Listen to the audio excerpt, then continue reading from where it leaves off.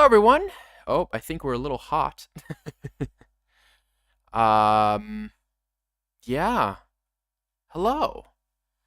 I don't know who is watching at the moment. I don't know what is going on, but hello to everyone that is watching. I'm Cameron. As you can see in the back behind me is Leo. Why don't we get that two camera set up right now so that we can see. Nope, not that. There you go. So we can see what's going on. Leo, how are you doing today? Well, Your mic isn't on. Love, love. Wait, let me see. Ah, this is why the mic isn't on. Okay, give me a moment.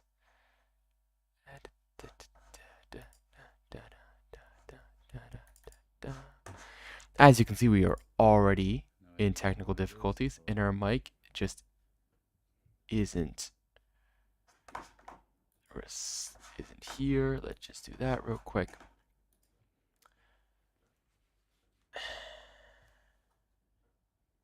Why isn't the mic here?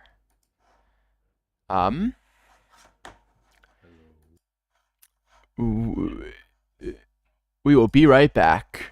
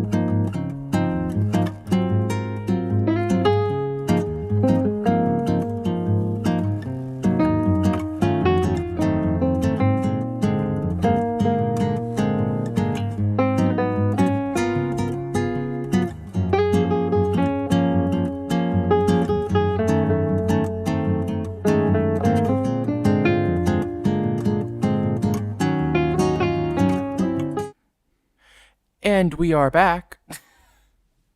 And it's still. No, you're on. You're Oh on. yeah.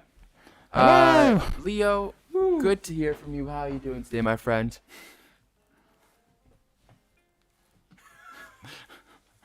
What are you looking What at? is? You're not live yet, Yes, we are. We are. but it isn't showing on YouTube. It is. It is. We clicked on the stream and it shows the countdown. Yep. Huh. Because we were just right back, and now we are back. Well. Well, here we Happens. are.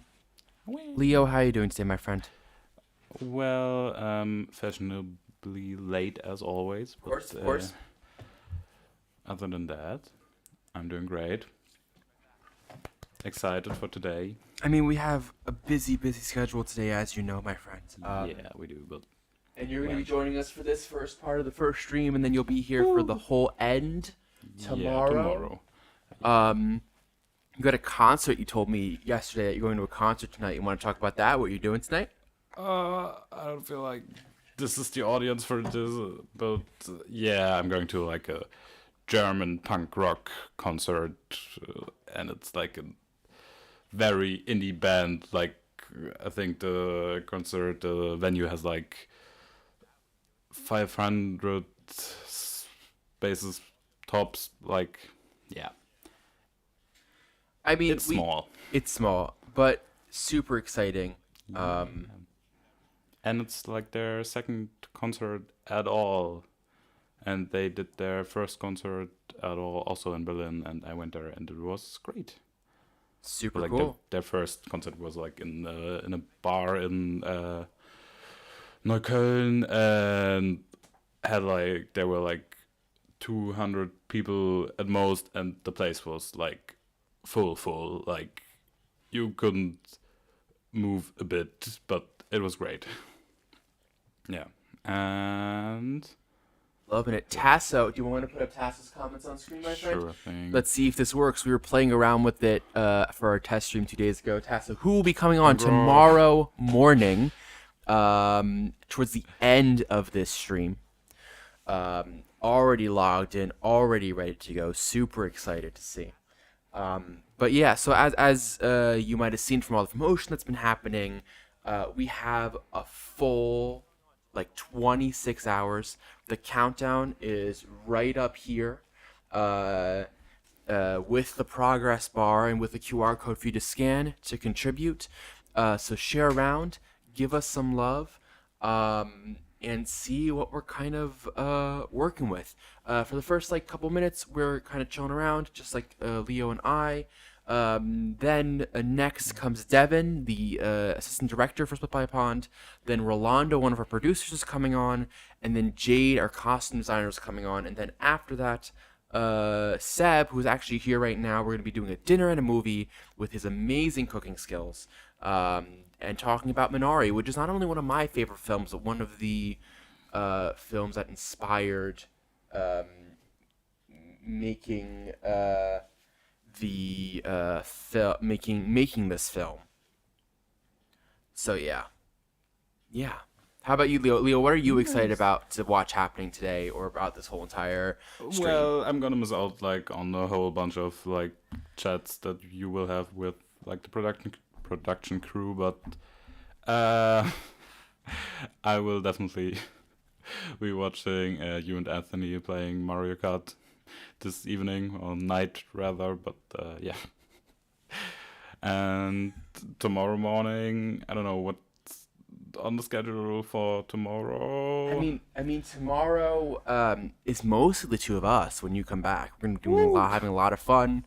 We're gonna be playing some games, and just chilling around. You know, what Leo was mentioning before, at midnight Eastern, 6 a.m. Here in beautiful Potsdam, Berlin, Germany. We will be hanging out with Anthony for a couple of hours overnight. So only his exhaustion matches mine. You know, so that's what we're doing today. That's kind of what we're up to. But yeah, I don't know. I just want to get little things kicked off, get a little started. Devin is gonna be absolutely amazing. But yeah, I mean, Leo, you've been a part of this process too. You've been kind of with us from the beginning of this film. What have you been feeling as far as like the campaign, everything that's been going, especially having me around all the time? I'd love to know what like your feelings have been of how I've been kind of dealing with it emotionally, Well, mentally. well, it's always like up and down with you, but it's always fun. Like a little bit of an emotional roller coaster with this film, like the first film that I actually like witness you making, and like from beginning to start, like I think I did like a little bit of helping with like a short movie that you did for university, I think, and like Yeah, countdown, which actually we did. We released it back in I believe it was November, and we had a great little talk back with our two main leads on Instagram. It was very cool. Very fun movie, very cold movie. yeah, I think we well, couldn't feel our yeah. feet after that for a while. Definitely not. I remember when we hung out again, and you went to me, was like, Cameron, I love you to bits, but like, and I will help you again, but I'm not doing it at night in the winter on a and, hill with that much wind. Never and again. while And I- it's raining, it was True, it was something raining. to witness. It was like an experience, not a good one, but one to have. Yeah, Love it it, was. love it. I love the inexperience, but not a good one. I feel like that very much helps us kind of go in. Yeah. I mean, but let's hope that this one will be much more like enjoyable. I mean, To film. shooting wise, it for sure will be, right? Yeah. Shooting much more indoors. We only have two scenes that are happening outside. That's the first thing. The second thing is I'm shooting it over 4 days in July, so a lot warmer. And just in general, a little bit bigger of a crew. I know Countdown, I think there was 5 of us behind the camera. This time we're looking at more like 15 to 20 behind the camera. Like it's crazy. it's a really cool crew. As I said, most of our department heads are coming on this whole over the course of the stream. Devin is one of them. He'll be there every single moment, every single day, kind of making sure that we are keeping in time, keeping on schedule, and just kind of making sure that we're all ready to go. But yeah, in just 15 minutes, as I said, we will be having Devin on. And we'll see kind of what happens. I mean, I don't know.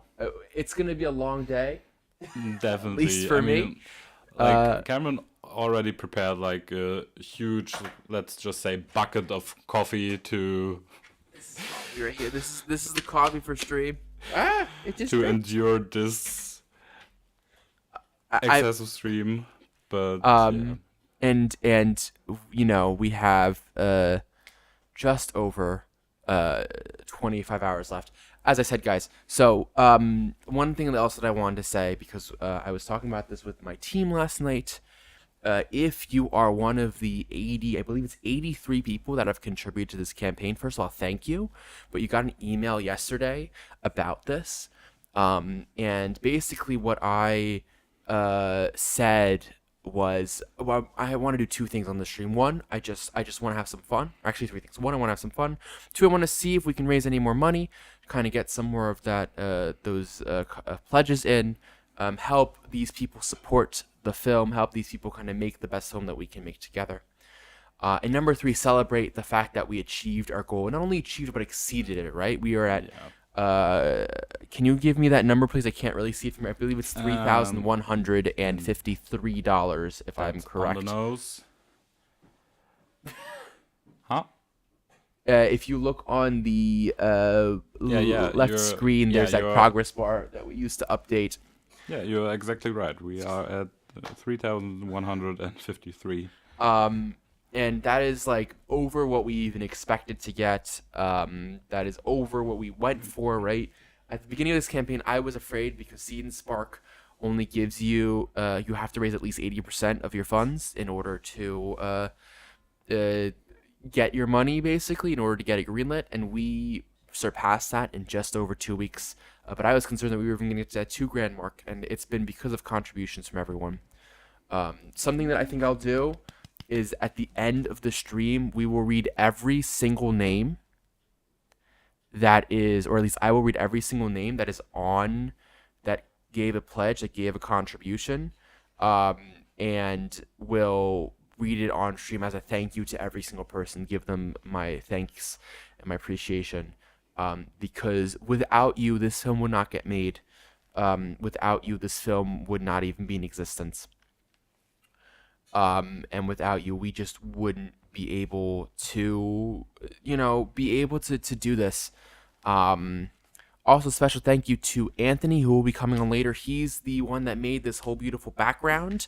It's very similar to the background that we have for our Capcom podcast, which Leo also has a hand in as well.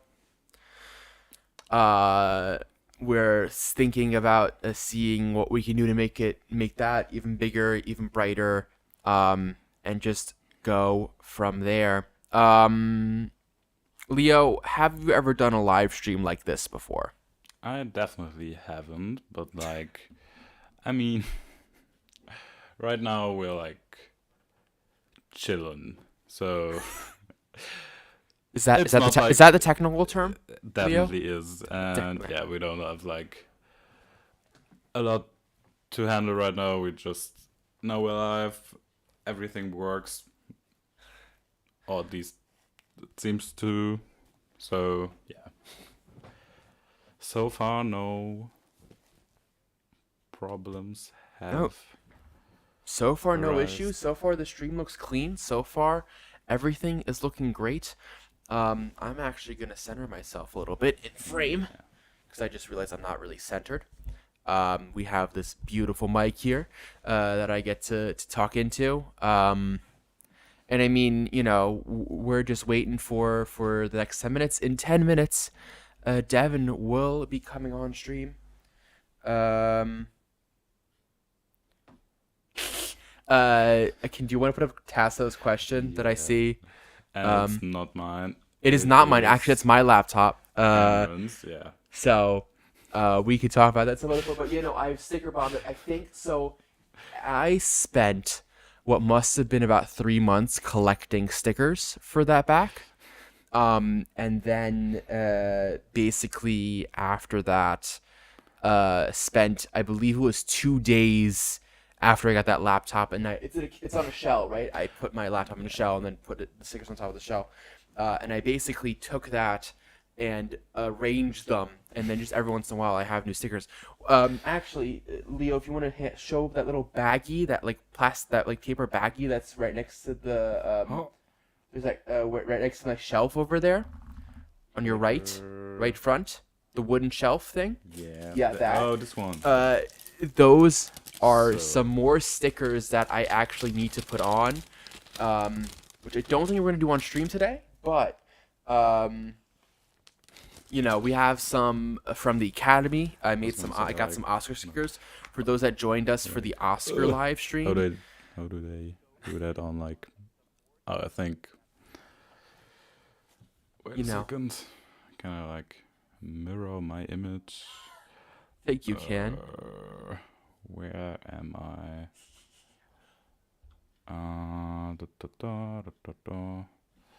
Let me We are still. I mean, at least I've never actually done an OBS. Oh, that's not true. Oh no, we have not. I've actually not done an OBS stream before. This is my first OBS stream.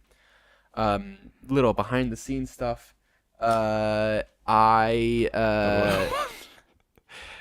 never mind. Oh, that's the wrong. Yeah. Just give me a second, just so I can show off your stickers. Yeah. That's right. There. Now we will So- cut. No, yeah. Yeah. That's better. And now you can read. I'd like to thank the Academy. Love it. I have Nice some one. Good. I have a statuette sticker in there that's gonna go up, and a nice little.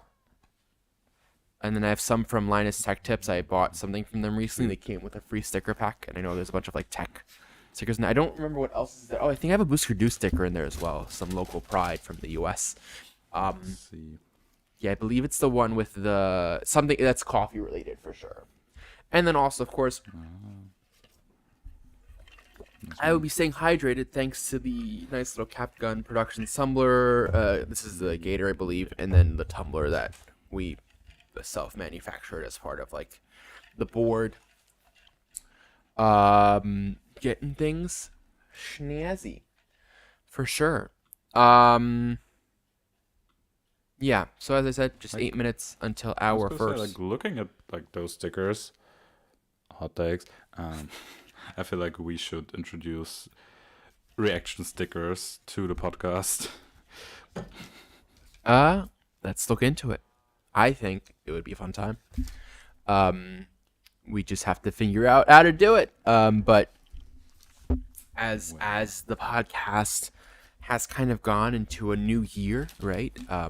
We have now been over a year since the podcast has kind of restarted with Seb and Anthony and Justin and now Jack, who is now our newest member of the podcast. We're just all kind of chilling, trying to figure out how to get things to work. And as we kind of move on to this new chapter of making podcasts and talking about movies, we'll be enjoying all of that so much. But yeah, I mean, love the support, love the appreciation, hope that we can kind of push just a little bit more. I know for you American folks, it is early in the morning. But we are kind of getting underway. It is slowly but surely getting ready to go. I don't know, man. I'm just thinking, Leo, what else we can truly talk about over these next few minutes. I mean,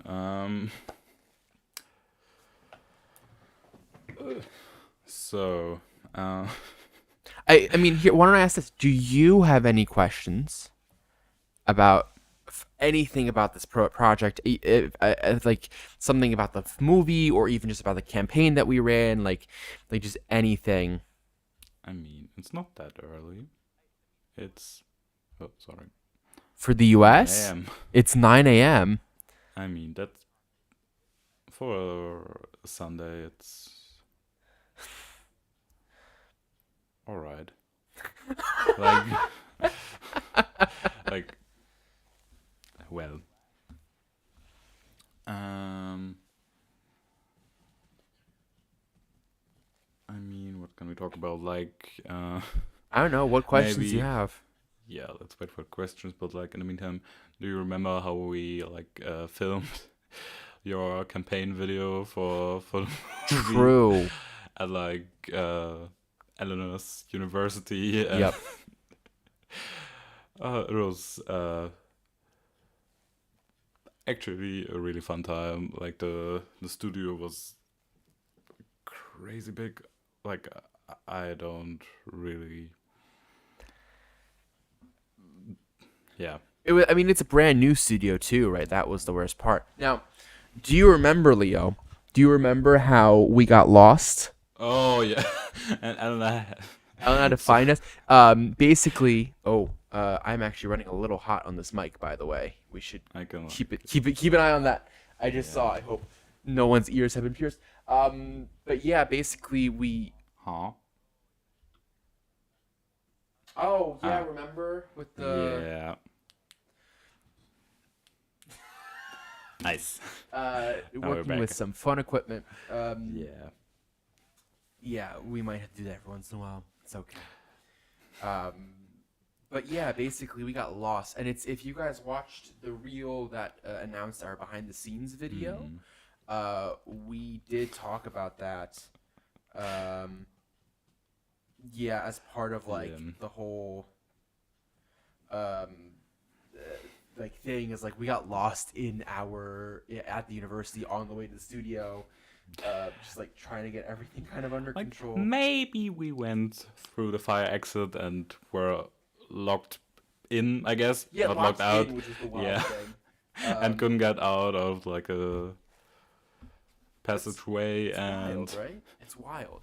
yeah, I don't know, like if no one had come to save us, quote unquote, maybe we like would have had to trigger the fire alarm to get out.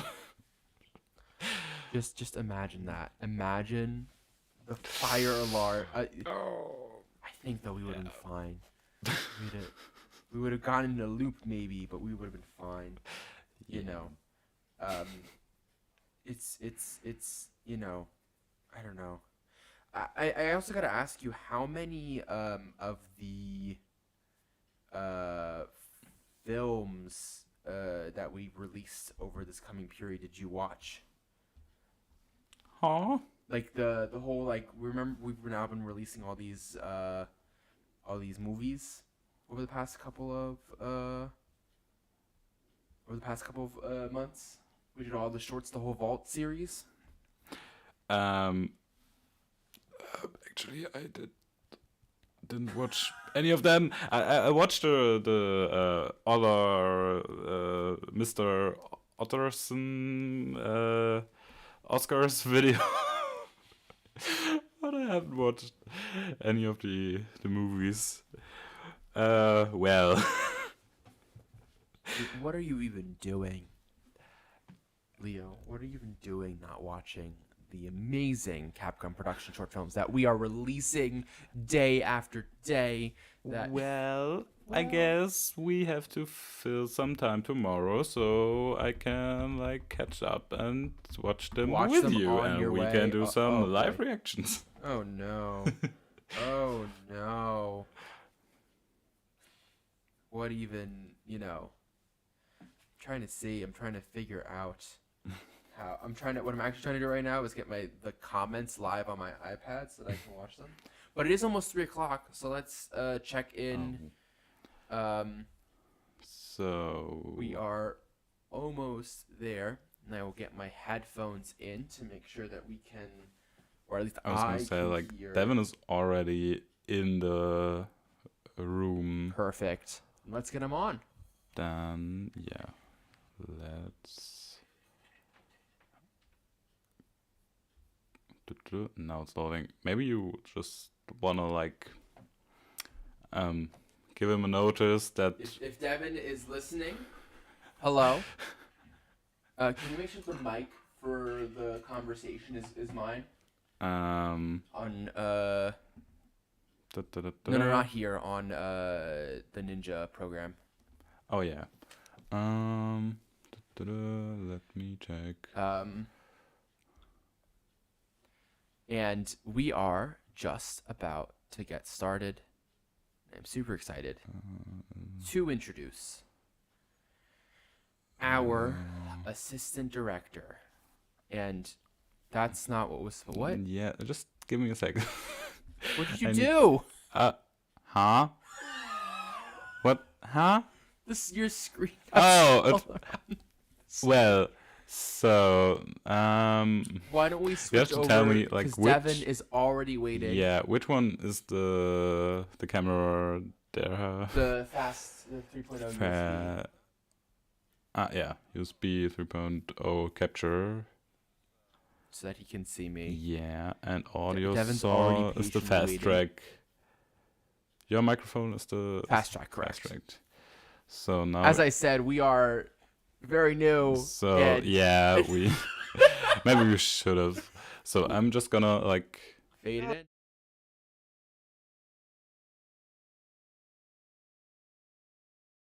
I hear you now. I was panicking for a little bit.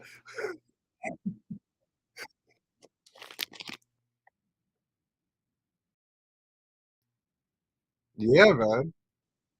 Listen, that was the scariest part, honestly, when I signed up, because I was sitting by myself for a couple of minutes because I was like, all right, like I thought I was gonna at least like see you before I logged in or something. But I was like, all right, we're gonna wing it. We're gonna find out. All right, are you ready for this 24 hours of staying awake? Are you allowed to like get up and move or like shower or stuff like that?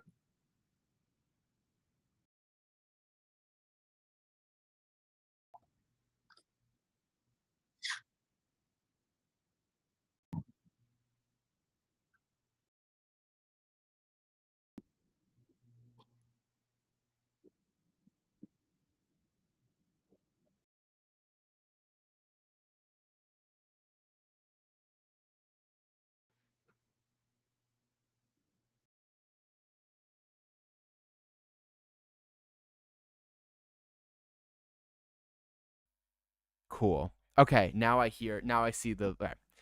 Uh, am I ready? The answer is yes. I got food. I got You were born ready. That's the fruit cocktails and all sorts of snacks hidden around the apartment. Uh, I don't know if you saw my coffee pitcher. I don't think I saw the coffee pitcher. Solid coffee pitcher. It's filled with cold brew coffee, the only coffee that has all the caffeine.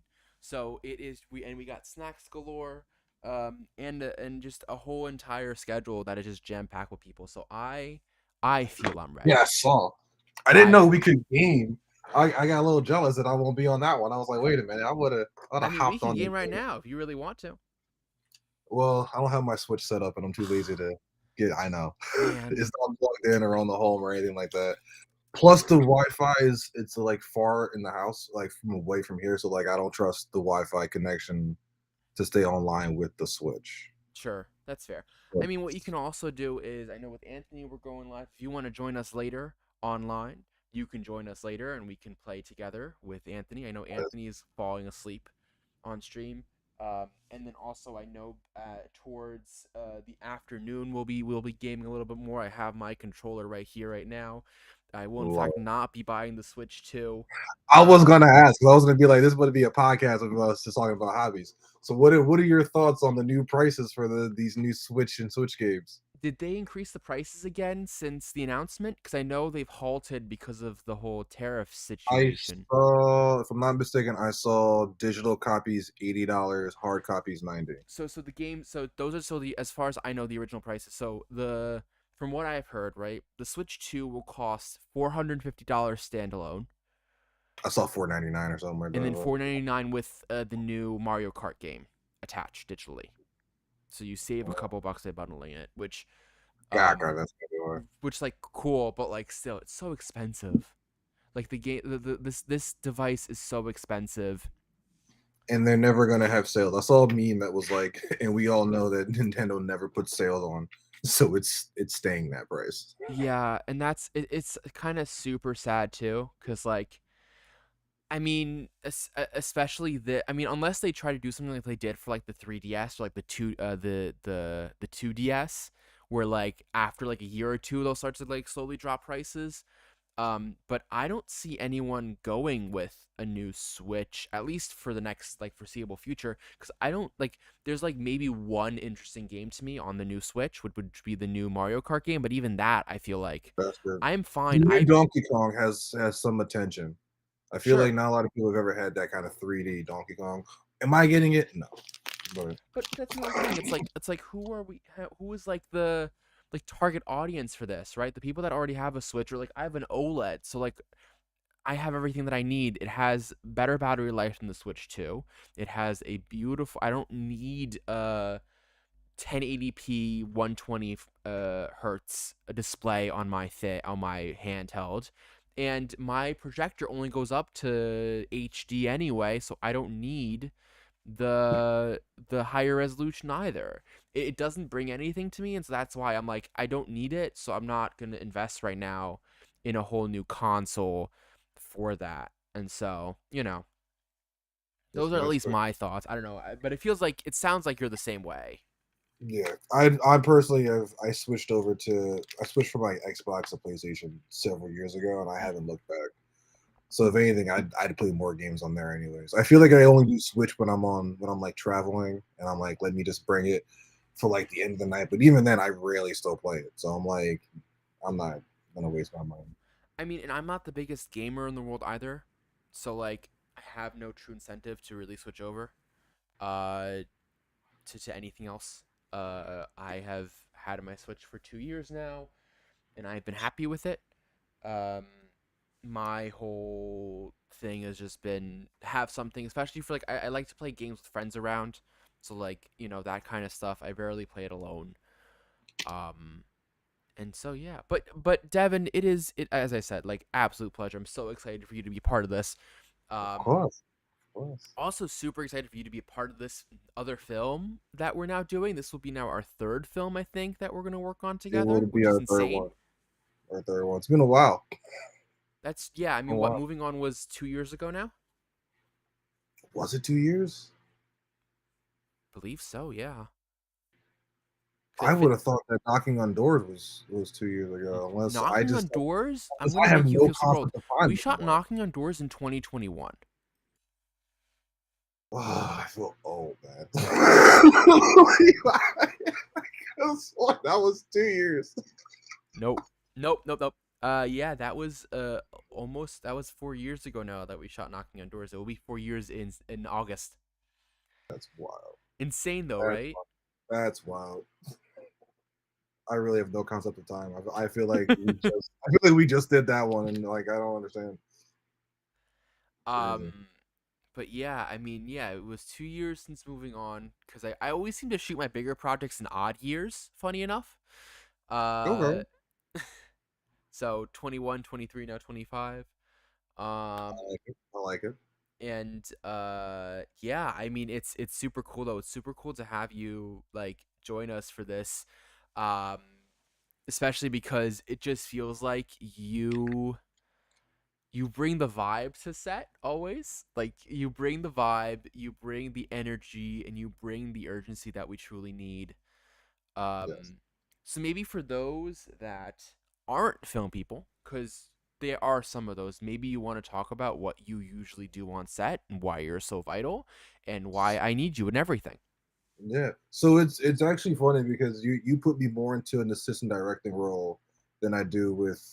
I think we went through Eric, right? Yeah. Mackler. So when I've AD'd with him, we do like small crews, kind of like a guerrilla style. So when I'm with him, I'll AD, I'll scripty, I'll help with lighting, I'll help with gaffing, I'll help with like a camera if he needs. Like I'm helping with everything while doing AD. And like when I think our first time, you're like, no, you have your own crew to tell what to do, and I'm like, I could actually just be an AD and nothing else. I was like, that's it. I was like, this is easy. But no, it's pretty much. I feel like it's more so just scheduling and just being that ear for everybody and just helping around. I don't know. I like to help people, so it just feels really easy to just be an AD and be like, hey, you kind of need to get going here because we're wasting time, and I want to go to bed. Like that's. But like I don't know. Like I understand like working 12, 13 hours in a row is part of the life, but nobody wants to do it. Nope, nope. we just we just do it. You know, it's got to get done. Which is one of the reasons why this is, I think, the first shoot that we're doing at least together, where we're going from. I think both other films we did 3 days of shooting, if I remember correctly. We did 3 days, uh, Sounds right. each.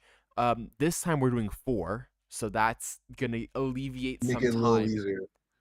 You know, It makes it a little easier. I trust me. I would rather personally I would rather shorter days spread out for sure. to not go insane.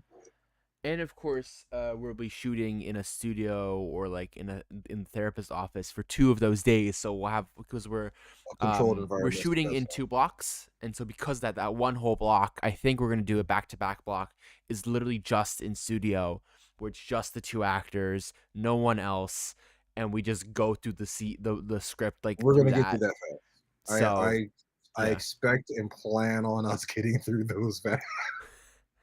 um, I trust the actors to have their lines set. The same way with moving on, where like they just knew their lines. yep. I expect the same thing with this, where they're just on the move, and we ain't gotta worry about it. I And accept bloopers, but I mean, we're gonna have. I mean, Satomi has been set for a while now. She's a pro. yeah, I'm excited. I'm excited. Broadway actress. Currently on tour. Thank you, Leo, for putting up the lower third. Um, Broadway actress. Doing her thing. Currently touring the country with her one of her old co-stars from Phantom, doing a Broadway musical concert tour, which has been super exciting to see. And she just knows what she's doing. It just feels like she's always bringing her A game, always bringing in the knowledge.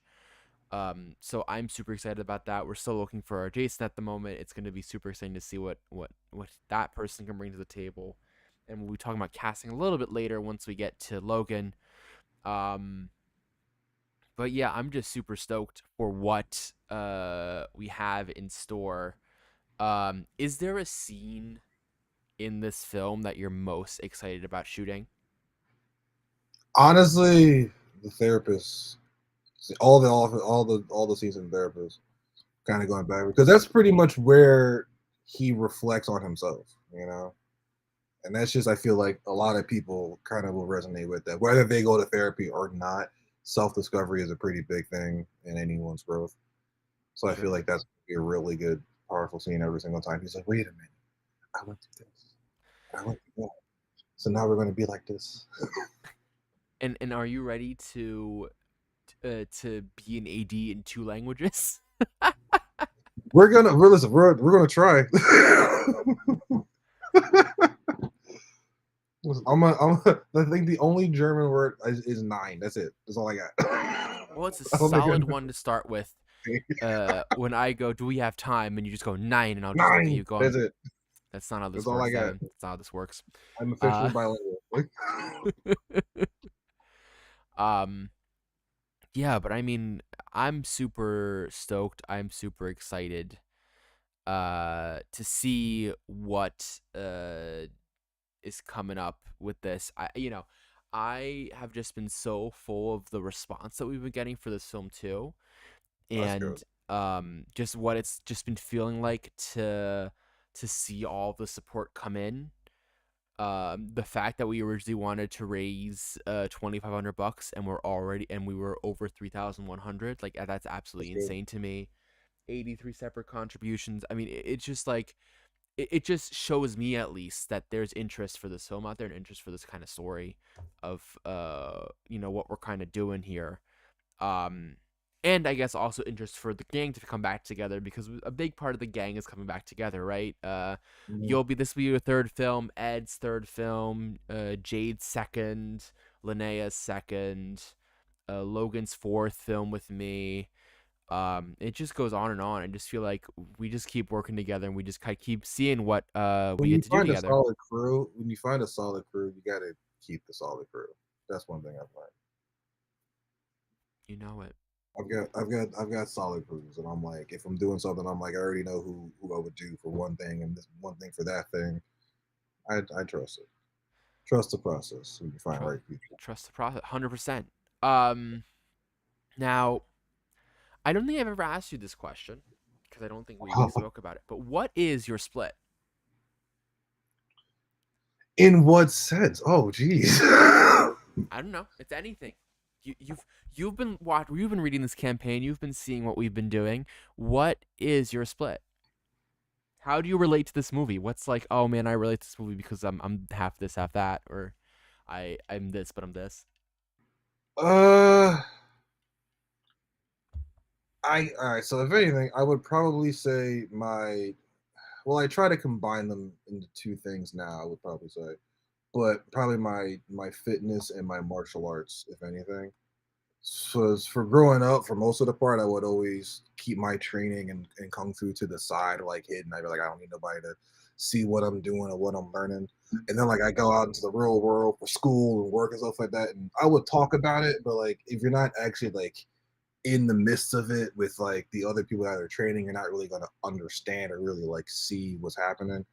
But now it's at a point where it's like I'll just do it wherever now, and I don't even care. I'm like, I like this stuff too much. I'm not gonna have you guys stopping me. If you want to join, go right ahead. You want to ask questions, go right ahead. But like, kung fu is life, and Sure. it aspires and leaks into pretty much every other aspect of how we live. So You did actual kung fu, yes. right? Yeah. What belt are you in that? Under my dad's school, I'm a black belt. But I'm also going to this kung fu school in Brooklyn, which I'm leaving for in a couple of hours after this. For them, I've only been with them. We don't really do belts per se. This one, but I've only been with him for about a year and a half now, and hopefully should be going to China next year to train with his teachers. Wait, did you just say that you're going to China next year? Should be. He goes there once in a while, and he invited a bunch of students to go next year. So me and some other students are already like, we will gladly join That's to go train in China wild. for a That is couple weeks. absolutely wild. That's a dream, man. That's honestly been a dream of mine since I was a kid, to actually go and train in China with like actual Chinese teachers and monks and stuff at the temples. I mean, I bet. I bet. Like that sounds I mean, yeah, I bet because we how do I say? I'm a child of Shotokan karate, Love it. of course, first degree black belt. That was a 3 hour long test that I will never forget. Uh, and I have never achieved that level of endurance ever in my life ever again. Yes, it keeps you humble. Um, I feel like with I think, but it's like it's all kinds of like that kind of stuff. It's like you build and build and build up until that point, and then once you're done with that, you just like drop to like 3/4 of where you were because like you can't sustain that level of like You got to keep training endurance. and practicing. Yeah, it's like once you stop for a while, it's hard to get back. But it's like riding a bike and trying to just Yeah. build it all the way back up. Um, but yeah, no, I have mad respect for that to keep going and to keep fighting and to keep getting the ever living crap beaten out of you because I know what that's like, right? It's It's fun. it is painful. Well, I also combine it with film and do fight choreography. So it's kind of in the same way as like Split, where it's like I got these two worlds of like kung fu and film, but it's like there's a happy medium that Love I can that. actually join the two together. Love that. And then of course you have amazing hands, and but what I mean by that is I'm that nervous. What you're are we talking about? I was like, it's like, how do I lead the question and lead the comment to make it as weird as possible? This is a question that I ask myself every single day. love Um, it. basically, you are an amazing masseuse, and you It's save like, my back so many and shoulders so many it's like, oh, times during filming. since we're on a live stream, I have to say this: it's massage therapist, not masseuse. Interesting. You are a Technically, massage therapist. there we go. Uh, Yeah, they ingrained that to us in massage school in the same way as like how the term like stewardess on airplanes got changed to flight attendants for more professional. interesting. So I they did not started know changing that. to massage You might have told therapists. me, and I might have forgotten. Maybe, who knows? But they ingrained it. Like people still say, make sure we teach them. So it's just like anytime I hear the word, I'm like, all right, let's go into a learning lesson, folks. Love learning the lesson. So you are an amazing massage therapist. There are multiple times on set where you will incentivize me for shooting quickly for massage, and it Listen, is I need you to be able to live and survive the rest of the day and to get the stress out of trying to get it done on time. I will do listen, I am a versatile assistant director. I will make sure my director is good. but in the end, that's the core job of an AD, right? Is to make sure to be that happy medium between what the director needs and what the rest of the set needs, Mm-hmm. right? Like that's super important.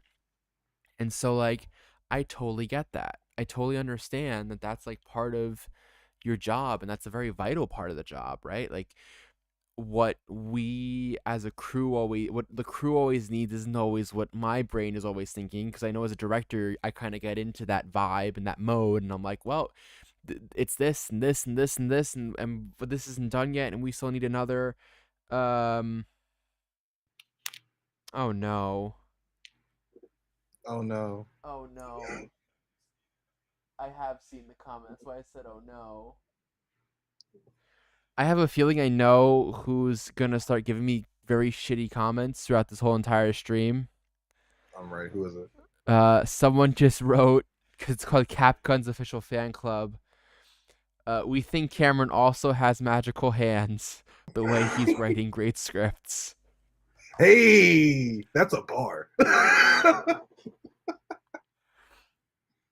Um, Listen, that's a great comment. I don't it's know a what you're great talking about. comment. Here's the issue, Devin. This must have been what, 2 months ago, a month and a half ago, when we had that whole stream of comments.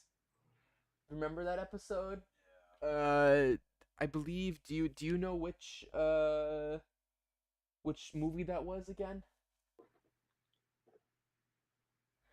Anyway, we had someone hijack the comments with like really random uh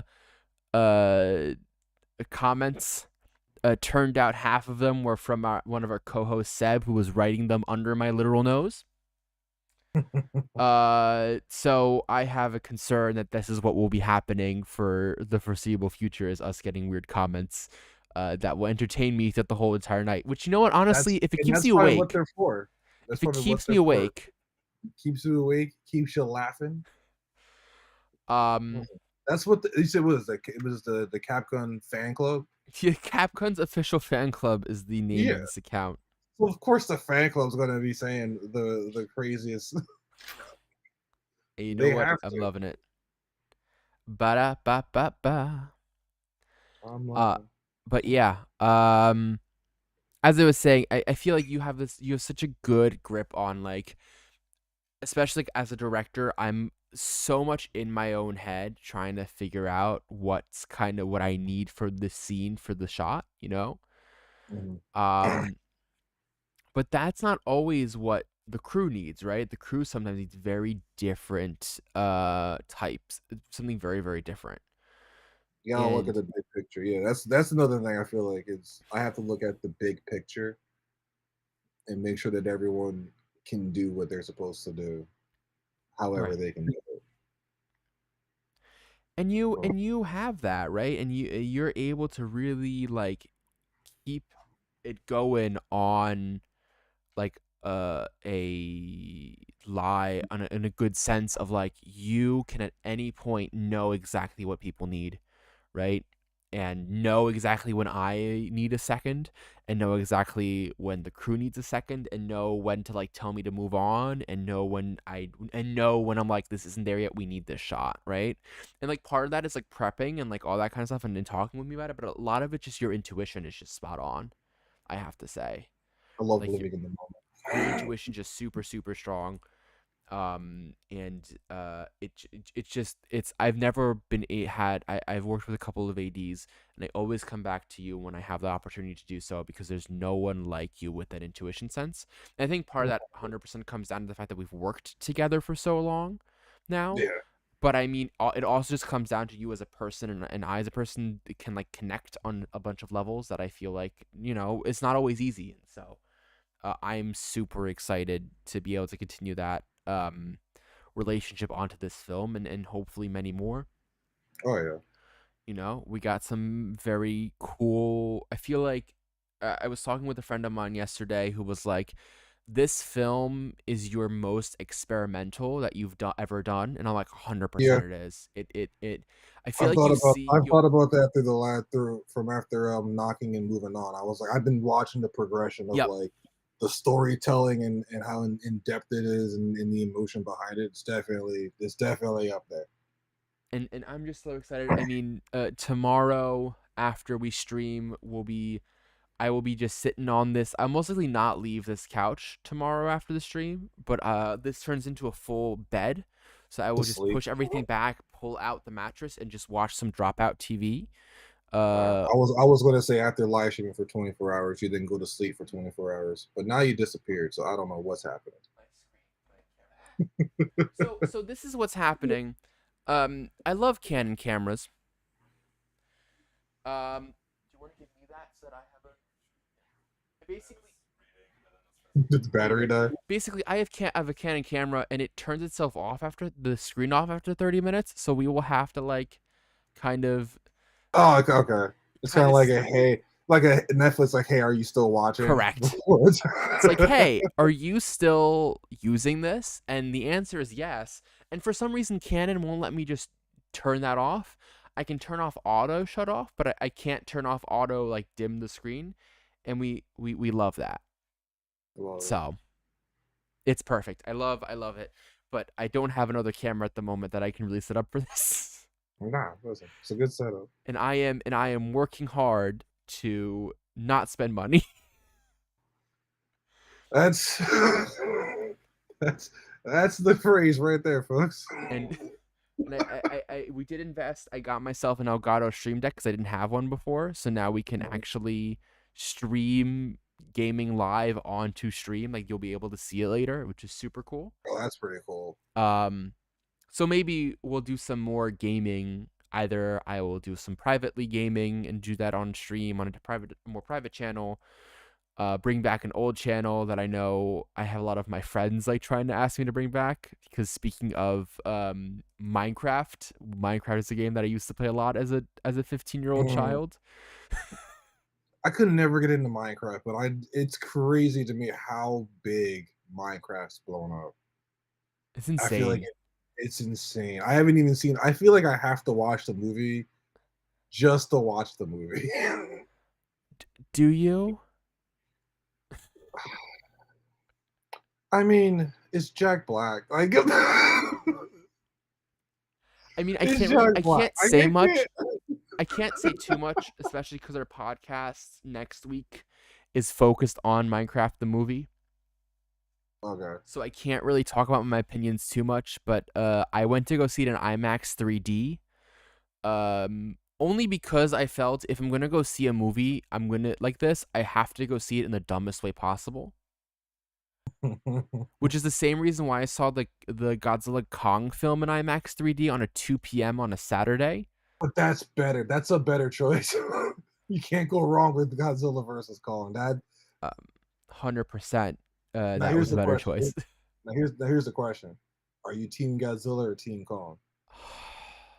Before you watch the movie, who did you want to win? Before I watched the movie, There is a right answer. is there a right answer? So here's the I have thing. this debate with so many I friends, think I they're prefer Godzilla over Kong, as you should. That is the correct. only just because of the history and uh the love that Godzilla's gotten over the years and the meaning behind Godzilla. I was very lucky to see when it was in Berlin last year, they had the original Godzilla film was remastered into 4K. Really? So I got to Oh, see wow. it, which was super cool. That'd have been good to see. That it was so worth it. It was such a great watch. But it was like, especially when you see a movie like that, you're just like, you gotta love Godzilla. It's so well made. The animation's so well made. And is this also hard for King Kong to beat a giant nuclear laser beam? Like I don't. People were like, Kong can win. It's like there's a nuclear laser beam that the man shot from the center of the earth to the surface. Like you can't beat that. Like what are we talking about? There is no way that you There's no can way. beat Godzilla. I don't even. Basically, the only way that the humans ever defeat Godzilla is just like, we just leave it alone. Yeah, same thing for Godzilla though too. They're just like let them do their thing. We'll Let them clean do their up thing. the Let them kind of we'll chill. clean up the debris afterwards. Let's just like, I remember the Godzilla Kong, the new one, where I believe it and like I know it in the middle. Godzilla just decides to choose the Roman Colosseum as its like bed. And it just like decidedly just lays in it, just like, yep, no, I'm just gonna like be like a cat and just like chill. And I I'm don't like, think I saw the new. and I'm like, I don't think I saw the how? new. How? But that's the only way for you to deal with Godzilla. Just let it take over the This is Colosseum, and we're all coming. happy. This is Godzilla's world, and we're just living in it. Correct. Just like it is the world of the cats, and we're just living with it in it, honestly. feel like cats have complete control over us, and they just like tolerate us. I have 2 cats now. Like I think we got them in like October or November. And I'm now a cat dad, and I love it. I don't understand how. I don't understand. I never thought I'd be like this obsessed with cats. Love it. They're fun. Cats are fun, but only when they like you.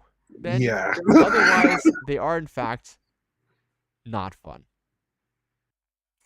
They'll run up and meow and get mad that we're not paying attention to them. But then like as you bend down to like pet them, they run away. And I'll just sit there like, you called me. You're getting mad at me. Why are we playing this game here? They decided, because it's just like with humans, where they're like, actually, no, I didn't want to do something. I just wanted you to know that I exist. Yes. Did you forget about me? Did you forget? And if the answer isn't no, then too bad, you're gonna be yelled at anyway because of either way you lose. Exactly. Absolute insanity, absolute insanity. What? And to the question of if we're getting an episode, I answered that. We are next Sunday at our regular time, 12 p.m. Eastern, 6 p.m. Berlin, Central European time. Another amazing episode of the Capcom podcast talking about Minecraft movie and talking about. I forget what our topic is. Leo, do you know what our topic is? Um. But yeah. So that's what we're doing. And I mean, Devin, you were there at the scouting meeting that we had for Split by Pond. Yes. Getting to meet everyone again. I mean I mean, I was super fulfilled with that. How did you feel? What was the vibe for you? It was good. And there was a few people I met for the first time. The AC. Yes, true. I don't I remember their think name. I she was apologize. new. Yeah. I think I knew everybody else, unless there was one person I didn't meet. I mean, I believe everyone is. I believe most of the crew is returning to some capacity. I Yeah, know. everyone was essentially familiar. I don't know why I think there's one other person, but I think that's probably it that I can think of. Well, I know But no, it's good. Ed and Quentin were on moving I'm glad, on. I'm glad everybody had ideas for how to get the scene done. That's Yeah. good. And I mean, the only other real new person on our team is Gabby, our production designer, who was your pick, actually, who you recommended to me. Yeah, I'm glad that worked out. So I'm super excited to be working with her. She's coming in with some great ideas. It's gonna be super cool. It's gonna be super cool. I am super excited about all of this. Yeah, Um, man. I mean, yeah, what man, I don't know, man. I'm thinking about what else to kind of bring into the conversation. Do you have any questions for me that you are like, this needs to be immortalized as a question to Cameron? Let's see here. Just to get some good topics for the stream. What movie over the last couple of years made you go, I gotta be better? In the sense of like a filmmaking aspect. Because like I feel like every once in a while I'll watch a new movie and I'd be like, man, that technique and that acting that person did, like the way that the story told, like I have to be better at my script writing to kind of because like the levels and skills of how the filmmaking industry is going is just increasing over the years. You know? Like I got favorite movies from back in the day that are still up there because of how they're just told, and then like some newer ones that are coming out. I'm like, this is just even better, and it's just crazy. I think The Brutalist from this past year would be my pick for that. I've never heard of this one. I'm You've going to need never to. seen The Brutalist, Oscar-winning movie with Adrian Brody. Oh, that sounds great now. Um, And I gotta look this up. I will tell you, it is a 3.5 hour long film. That's fine because one of my favorite movies is The Batman with Robert Pattinson. That, With an intermission in there. They put an intermission in the that's film fine. too. Brutalist.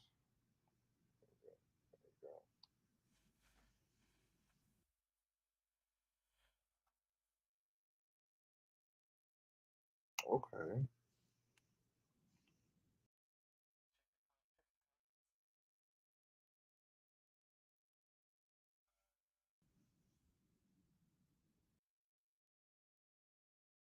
Okay.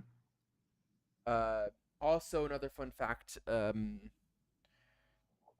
Brady Colbert, director, is good friends with Logan. Yeah. Logan was in Brady's second Look, feature film, Box Lux. he knows so many people. He does this.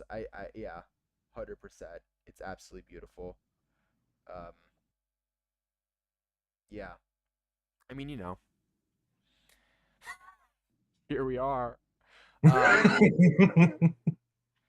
It's absolutely crazy. Yeah, but I think, especially after watching that film, for me personally at least, it was a movie where, like, I was just so enthralled in watching a 3.5 hour long movie and not ever getting bored in a single moment. Like, my eyes were glued to the screen every single moment. And the first time I saw it in 70 millimeter. So, Mhm. like, with the film and everything in there, the texture in there, and I just have to say, right, like, there is something about watching a movie on film and seeing it with the grain and with the imperfections in the print and just everything while you're watching this, and it just means so much. Where I'm just like, I mean, we gotta do better. Especially that movie was on a $10 million budget. Like, we just have to do better as filmmakers. If you can make something that amazing, that inexpensive, it does not matter. Then all of us can do everything. So Like, I have no for some concerns reason, about that. it didn't. Because now I'm thinking about this one movie Yeah, that I just. wanted to actually ask you, what's that movie for you that's like. So for one, like I said, the Batman, the Robert Pattinson, I just love that because it's a different perspective of Batman being the detective, and that's also like a 3 hour movie. So being able to like watch the ups and downs of the detective was great. But recently, note the Nosferatu movie. I don't know what their budget was, but the new Nosferatu, I thought Let's look it up. was phenomenal. That was a very great film. That was a Um, great. I feel like they really utilized the lighting so well in every single scene, and they had the little hints of like the crosses here and there. I was like, whoever this cinematographer is, and I'm like, they were on point for this movie. 50 million budget, which, like, That honestly that's does not look yeah, like a 50 mil budget. I wouldn't have guessed it to be worth $50 million. I thought it would have been more expensive. that's good. So, But yeah, I also, mean, but that's Robert yes. Eggers right there. Like, I feel he does some great filmmaking, some great I'm now visuals. just seeing that it was Bill Skarsgård as Count Orlok. That's some makeup work for you there. I had zero clue that was You him. didn't know that was Skarsgård? That Nope. was like one of the two I names saw that that and I were was thinking it. put in there for me. Like, that was one of There's the like two names. It was Skarsgård and Lily Rose Depp, and then that one guy that I know from other movies that I never remember his name for. so there's William Defoe, Nicholas Holt. Holt is his, Uh, yeah, Holt. yeah, yeah, And yeah. oh yeah, Willem Dafoe's also. I always forget that Willem Dafoe's in Aaron that. Taylor Johnson. He's good. I love watching him because I with Aaron Taylor Johnson. I first saw him with Kick Ass, and that was True. hilarious. But then like I still need to watch Craven. I know people are critiquing Craven, but like the couple of scenes that I've seen, I'm like I can probably get behind it. I can Valid. probably get I I can mean, probably but get like, I feel like we've become so overly critical of our films, especially of adaptations of films, like, hmm and like especially like Marvel and like DC and like all that. Like, I did not hate the new Captain America film. I wouldn't say it was an amazing story. It was an amazing movie that I'd love, but I Yeah. was like, this is like fine. Like, I don't know what people are expecting. It's okay to tell a good story because sometimes I feel like at least with Marvel, just because of how big the universe has gotten, some of them are good to kind of set up Sure. the next couple of films. And like I felt like Captain America brought in some interesting points about like what to do when you don't. I felt it was very topical of like the idea of like how do you like stand for your country and like are an emblem for your country if you don't agree with its leader. Oh You know, like that kind of stuff. yeah. And that's all Captain America is. The one Right. thing, I mean, I don't want to bring a whole political debate. We we got, have 24 hours left. I feel as though it will come up at some point. but something that me and a friend were talking about was back when it was Chris Evans being Captain America, and people were like, and they were like interviewing him, like, oh, like what does Captain America mean, et cetera, and he gave an answer, and then they asked the same thing now, and it's the exact same. It's the exact same answer, but people don't like his answer now because he's quote unquote black. They're like, "Oh, that's not what Captain America is." But it's like, if you look back, like that was the exact same response, like word for word, Yeah. given when everybody applauded it. So it's like, why are we mad? Find a better reason to be mad that you have a black Captain America that's also like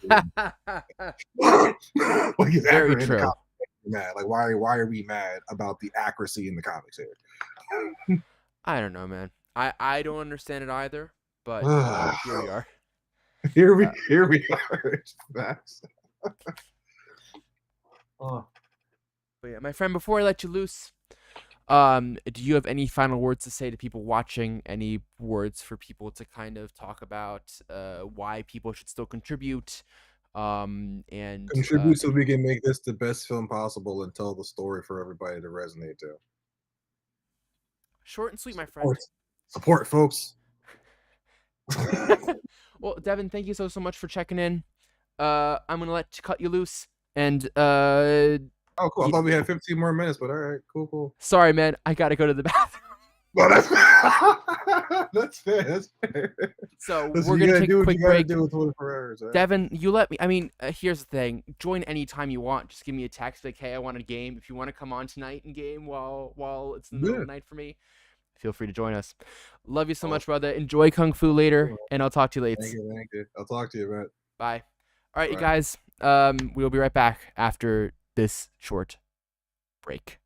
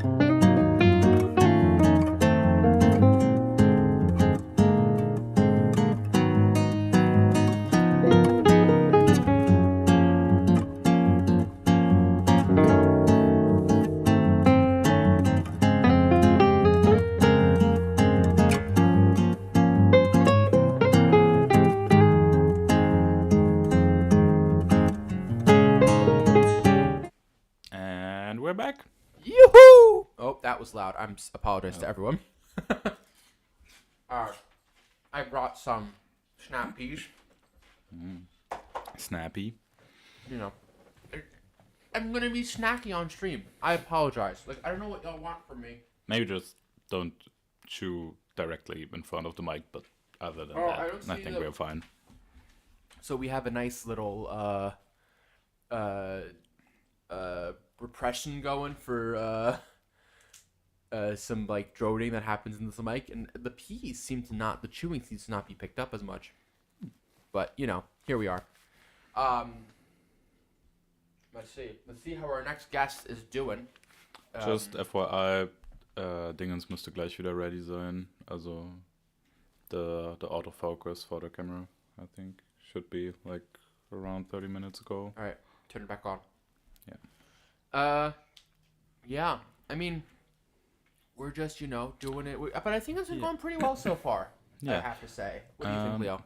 Yeah, I mean, like small issues here and there, but so far so good. Nothing we couldn't fix on stream. But I mean, honestly, what else do you want? You know what I mean? Huh? Like, I feel like we've been doing Yeah. pretty well, especially for that. This is the first major stream I Yeah, got. with this setup, like it's heavy. It's like I don't know.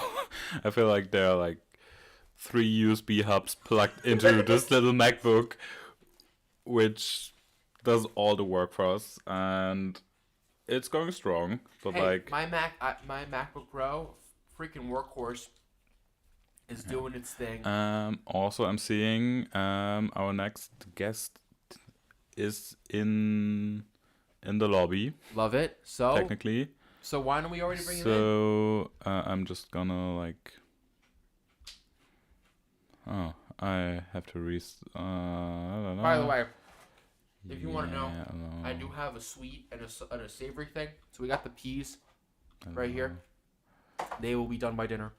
And then I got this little fruit like mix, cocktail fruit mix, or something sweet. So I'm just gonna. I still don't know why you can't hear the guests while they are not on stream. That's weird, but technically we should. Yeah, but we shall figure it out. So But our beautiful next guest is a Jersey boy through and through. I don't even know what I'm saying anymore. He's not actually. He's originally from New York, I believe. But I'm just.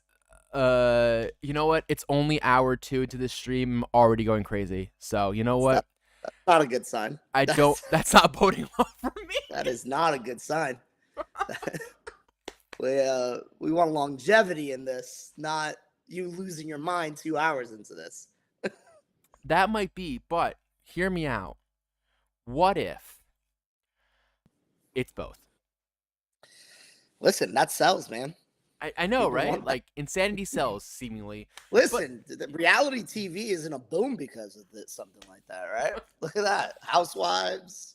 Are you You know? telling me that I could be a good contestant on a reality TV show? I think we all can, man. I think reality television is the truest human form of life. You say that, but that means to me that you have a specific show in mind that you think you would be great for. What show do you think? You know what? Funny enough, back in the day when Jersey Shore was a thing, Oh, no. a friend of mine was like, "Hey, like you should submit or something like that to this thing." And I remember I was working a bridal, I think it was bridal fashion week. I was working in a World Trade, and I get a call back, and it's a producer. And I'm like, yeah. And they're like, hey, listen, like, we're doing a newer version of Jersey Shore. It's going to be in the mountains in Colorado or some snowy place. They were like, we'll love for you to be a part of it. We saw your social medias. Like, we think you'll be a good person in it. And at the time I had a girlfriend, and they were like, do you have a girlfriend? I was like, I do. They were like, well, like, just like perked up. They were like, how would she feel about you being on a show? Probably, I was like, she probably won't like it. And they were like, can you come in like in 2 days? no. I was like, Jesus, but I never actually went into I never went to the room to do it. Yeah. But I would say maybe a Jersey Shore. I do like, back in my day, I like partying. So I still like partying at 37, but a little more tamer now. Bottle of wine where I live. Everyone that I like, so many people in the industry are like, oh yeah, I used to party, and I'm like, here I am with 25. I'm just like the nerd that's like writing scripts. I'm that guy. It's all right. Life, yeah. Listen, it doesn't matter. You can party at any age. Just the bounce back isn't as quick anymore. My definition of partying is karaoke. That's my Karaoke, okay. That's Yeah. that's my love. I remember That back in was- college, there was a karaoke bar that would do there was a bar that would do karaoke Thursday nights, and so I would go with my friends on Thursday nights to karaoke and then have a 9 a.m. class on Friday morning, and show up hungover and exhausted. But hey, that's college. Yeah. Hey, listen, I get it. Trust me, in my college day, we would party, because growing up in New York, right? Closing time's a little different. Uh, like, that's why when I moved to Jersey, I was very happy at the 2 a.m. closing time. But yeah, trust me, I get it, man. 7 a.m. work meetings. I was at a retail job at the time, but yeah, coming home at 5:30, maybe 5, going to the work meeting, sunglasses, smelling like Bud Light, probably Natty Light, because that's all we could afford back then. Oh no. But yeah, man, yeah, good old days. Now I have 2 glasses of wine. I'm ready for bed. How do you one of our commenters says we need a Real Housewives of Potsdam. What's your what's your thoughts of coming to Germany and producing I have such a hatred towards reality television. You just went on a rant of being like, I love it. No, I never said I loved it. I said that, reality television is its highest level of human form. But I have such a disdain for it. But my girlfriend just loves watching it, man. I get suckered in every time. Same girlfriend or different girlfriend? I gotta ask. Same girlfriend, different girlfriend from college, but girlfriend now. I've been with her 6 years. Her name is Brianna Yanochkin. And she is also an actor. Well, she's an actor and writer. She actually just finished shooting a pilot, which we shot together. Flipping awesome. I don't know if you curse on this thing, so we've been going back and forth. We've been going back and forth on that. Yeah, I'll save you the edit. Appreciate it. I'll beat myself. But yeah, but she loves reality. I think my I don't want to say disdain, but my understanding of reality television came from working reality television. So the curtain that's up bothers me. Understandable. Not real, so it bothers me. I mean, but talking about yourself, I mean, you've been in this business for a hot sec. You want to introduce yourself otherwise to everyone who's watching? Yeah, what, the intros saying that I'm not from Jersey, going to Brooklyn, and talking about my college days of drinking too much wasn't good enough. Yeah, absolutely. My name is Rolando. I am a producer on Split By. I've been in production, I want to say, for over 10 years. All the dates, all the years starting to blend in and merge in. What even is time? Let's be honest. Facts. But yeah, started in reality television. Got my first start in production as a PA on X Factor on season 1. That shot in the Prudential Center. So we did that. We did the auditions, and then we did the live shows. So I worked with all that.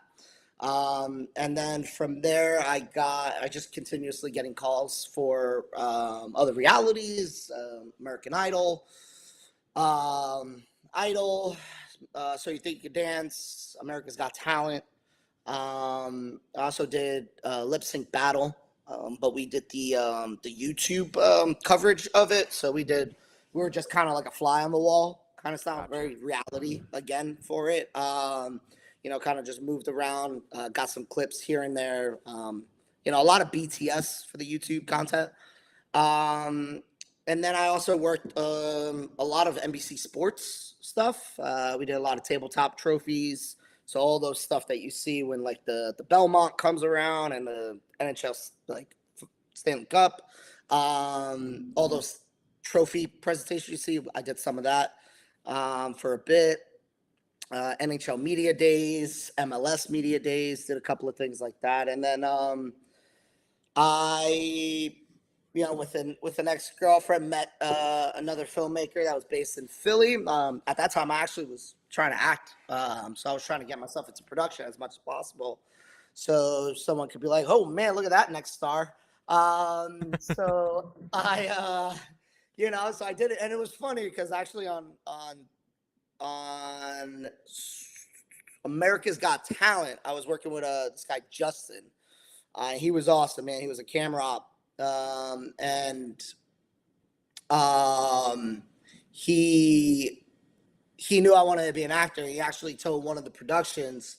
So on one episode, you could actually hear me calling one of the numbers for them to come. So I don't know if this cut out. I think this might have cut out. No, I hear you. But yeah, so got that there, and then I met this company. Like I met this fellow filmmaker from Philly, and I don't know if I got cut off or not. No, you're still here. I still hear Got you. it. I was like, I saw you gone missing. I was like, I don't know who I'm talking to right now. But yeah, so I met this filmmaker in Philly. He gave me my first opportunity to direct a short that was written by a friend of mine. They changed it a bit to the point of not my liking. So then we kind of reamped that script to be a little bit different than the script that I originally presented. I still got the directing break. And I worked with them for quite some time. I was a producer, kind of did a lot of like the producing and production for it, physical production. And from there, I always knew I kind of wanted to do my own thing, but at one point I just said, you know what, I think I'm just gonna go on my own. Went on my own, started the First Hour Productions, went a little bit hiatus for a bit, didn't really have anything on our belt, and then I met the lovely Samantha Schultz, who is my business partner, and we kind of picked things back up in probably roughly 2020 is when I think we added our first title. Maybe before that actually, because we did a short called Untitled, a love story. So I would say that was our first production. And from there, I think it was 2019 actually. And from there, we just kind of been going. Right now, we're currently, on Split by the Pond.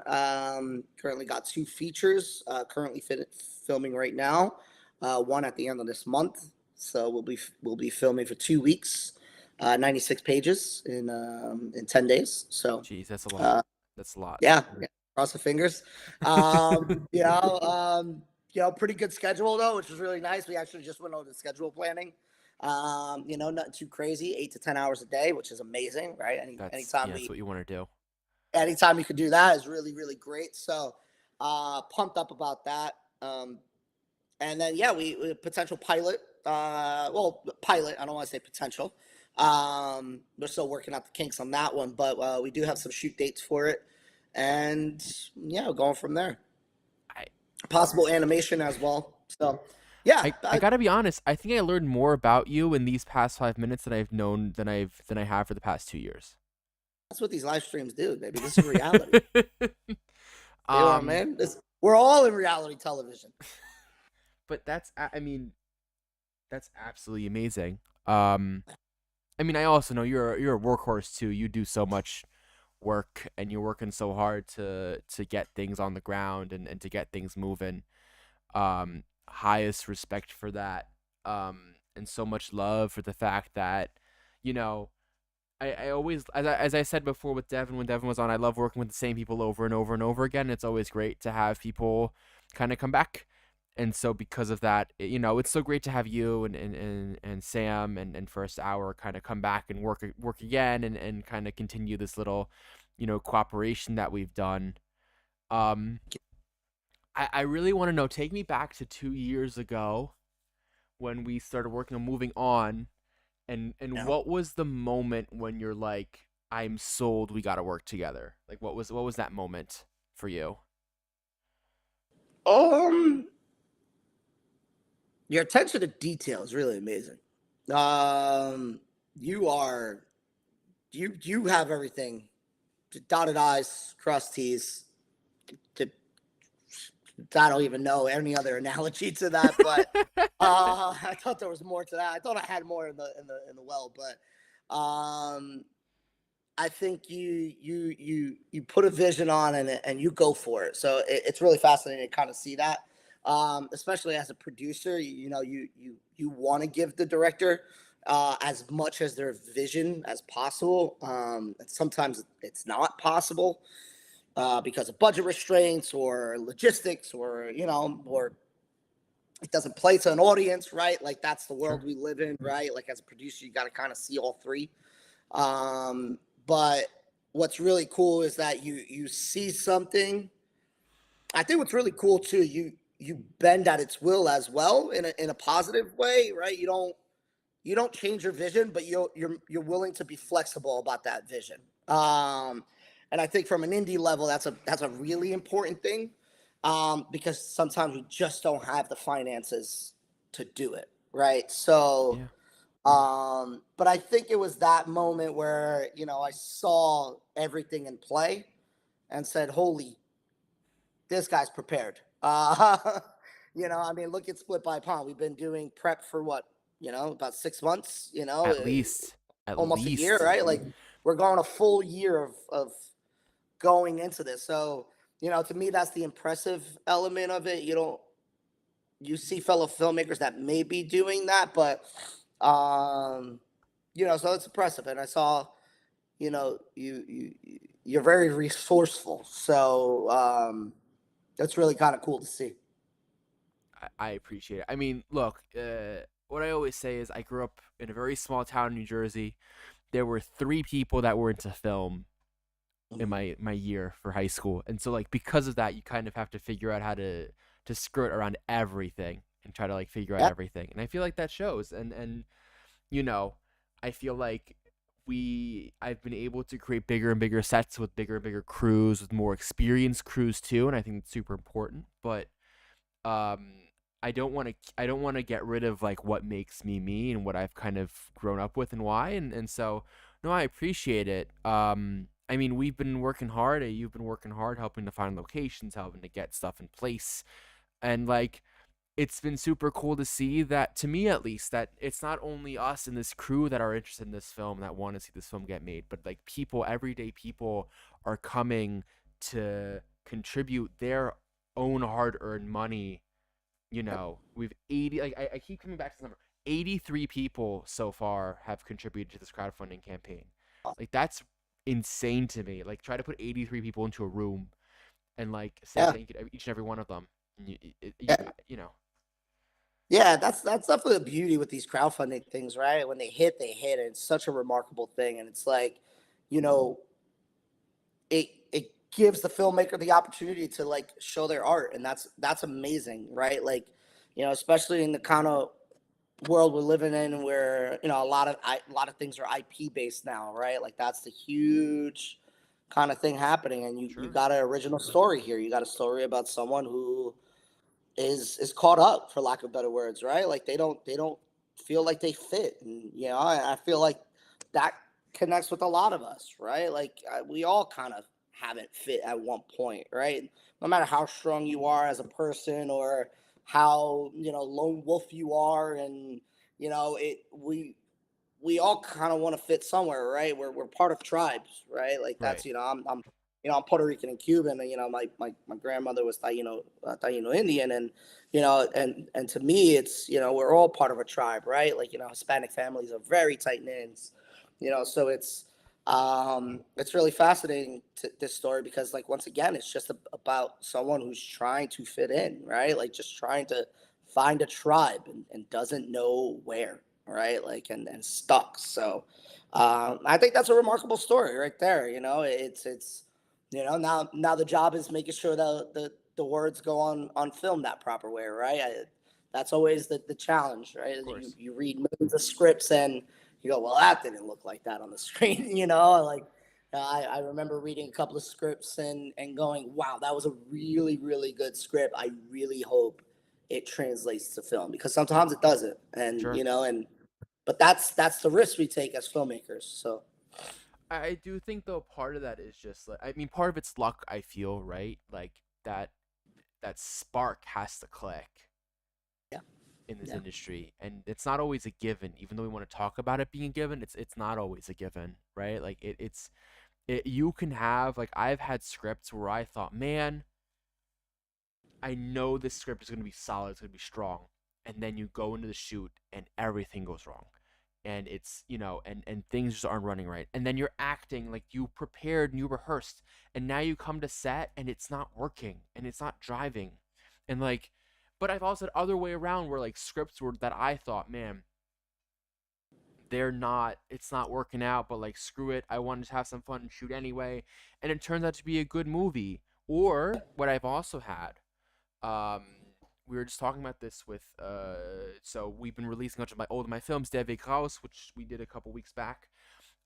Good script, shooting days were awful, like night shoots, had issues with actors, had issues with crew, like all sorts of stuff that are not stream friendly. Rolando, we'll talk about this when I'm back in the States. uh but and then I watched the movie again recently, like, man, actually this is a lot better than I remember it being. Yeah. And I feel like it's in all three stages, right? There are so many people involved in a production, it can be ruined at any moment. It can also be saved at any moment. And so like, that's why this whole crew is so important to me, and working with the same people over and over and over again, because like if it works the first time, then let's improve and let's grow together as a unit, because I think that's the best way that we as a team come together and we can make better and better things. Absolutely, and two, like I've been working. Personally, when I direct my own projects, I have the same crew, right? Like, the way I always see it, right? There's a reason why Nolan has the same DP, Right. right? There's a reason why, right? Scorsese uses the same editor, right? Like, there's reasons behind it, right? And I tried my hardest as a producer and from from a very, very indie level, is, well, why can't we implement that Hollywood style into our stuff, right? Like, why aren't we working with the people that we trust, that create it the way we do? I've used the same editor for Kicks and Losers directing, Father's Day directing, Left Behind that I directed. Same editor, same DP, right? Like there's a trust there. Like I know they have my back, and I think the one thing we tend to forget sometimes when you're behind the camera directing, right, is that your job is to direct, right? Your job is to work with the actors, right? You pick a DP to make sure everything looks good in the camera, right? And you trust that person like no one else, right? So there's a lot of times where I work with Rick Cook, that's the DP I've always worked with, but um, and I've also worked with the three titles that I said is Rick Cook, but I've worked on other titles with this guy Crawford Watson, which once again have a really good rapport and relationship with. But you have a nonverbal language with this person, and it's great. Like I get to just focus. I get to focus on what the actors are saying. I get to focus on what their emotional attachment. I get to see it, right? And I trust my DP to be like, hey, I need you to like scoot two inches to the left. That I need to get you, lit well, right? That's their job, right? Right. So, and it's really remarkable when you have that because to me they are They're called director of photography for a reason. They are a director, right? So their words are just as impactful as anybody else on that set, from a visual standpoint, right? And from a creative standpoint, right? Like they're trying to do the to get you the best image, right? So it's best you do that, right? So I think it's really important to work with the same people, and you build the trust, like some of them are going to tell you that looked terrible. Can we do it again? Yeah. And that's But great. You need to hear that. You need to But yeah, hear but that. even on Sometimes, a producer level, like when producers work together again, or like director producer yeah. combo, it's like what I just realized this time around is like you understand me more than you did last time, and so now things Mhm. are just quicker. Yeah. You know, like Yeah. Absolutely. it's just like there is no like going around. Oh, what do you mean by this, or what do you mean by that? It's like, oh no, this is very clear. Cameron needs this kind of room, and he's explaining like this to me. Okay, cool. So this is what we need, right? Yeah. These are the people that we need. Here are people that I know will work well with the character that I know Cameron is. Right? Yeah. Like it's that kind of stuff. It's or even we were talking when I was talking with Devin before. It's like the AD director duo is like also super vital. It's like because I feel like an AD it always lives between what the crew needs, what the time allows, and what the director needs. Sure. Right? And what I feel like Devin has done really well now that we've worked together a couple of times, is he now knows when I need something, and he can kind of see when I'm like when my priority is like, hey, I really need this shot, and he also knows when I'm telling him I really need this shot when I'm just like not honest or when I am, right? Yeah. And there's a reason why ADs, 9 times out of 10 become line producers. It's a balancing act, Yeah, right? It's a balancing act for a line producer. It's a balancing act for AD, right? Like you gotta know that line. You got to know what production needs. You need to know what the crew needs. You need to know what the director needs, right? So it is really important, right? DP, AD. I mean, everybody on set is really, really important, right? But that's why it's like I said, it's really important kind of working with the same crew because you've just built a language, right? I right. even come to the point now where when we are prepping or kind of talking. For example, on the pilot that we're working on, right? Like first thing was said, okay, well, let's get a director. Okay, cool, we got the director. All right, director, have you worked with a cinematographer that you would like to work with? Right? Like, do you need us to recommend cinematographers? Like, I rather the director pick that team, right? Sure. And then from that moment, cool, we hired the DP. Great. DP, do you have a team you've worked with already? Hey, this is the budget we have for them, though, right? Like, you got to stay within these means. Is there people that you would like to bring on to work on here, right? Because once again, that like you said, efficiency, right? Like they've worked together, right? They know where everything is. They know the lingo. That's why, like working with like I said, with Rick Cook and Christian Klein and Dawson, and Penn, a lot of people that worked on Father's Day, like we've worked with them on 3 other productions before, Sure. right? Like Sure. so Yeah. everything was so top tier, right? And even when you bring other elements in, right? I remember the first year we brought Olivia Dahl in. I think I butchered her last name. Her name's Olivia. She's awesome. But I remember one year we brought her in to work with to Rick, and they just clicked. That she fell right into the team, and now, hey, she's on the list to go. Okay, cool. This is the team that we need.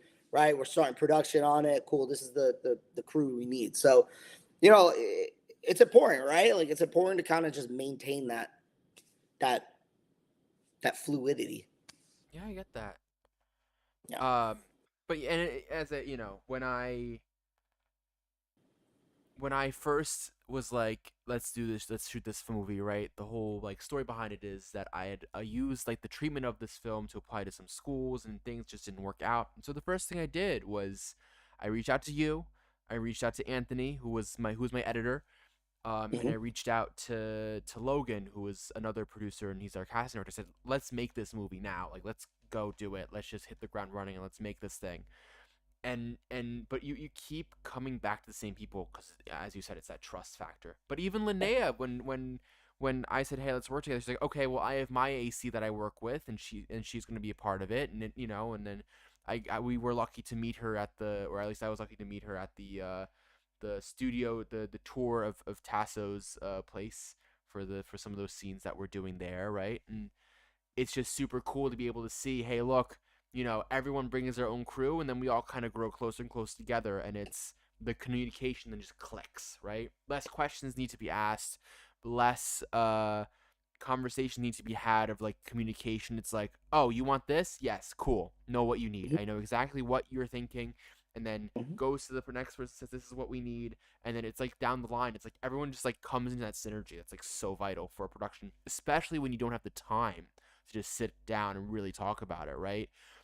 Cool. We're shooting 13 pages in 4 days. That doesn't sound like much, but that is a good amount, especially for what we're shooting.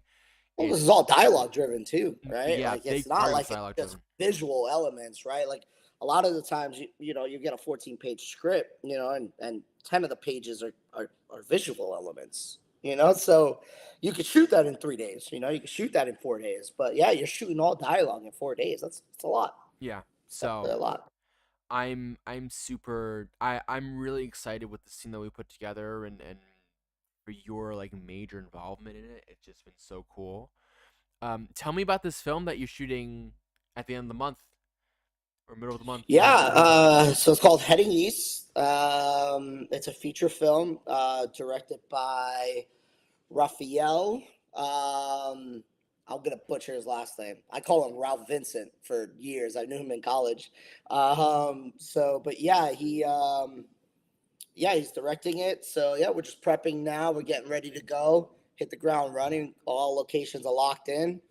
But yeah, it's a horror film, I believe. Horror, suspense kind of feel to a thriller, some would say. Um, but yeah, so we're excited about it.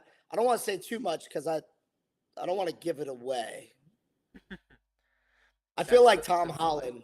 I feel like we all do that. We're like trying to figure out how much is like giving away too much Yeah. versus how much is just, Yeah, you how know. much is like, yeah, I'm like, I don't know.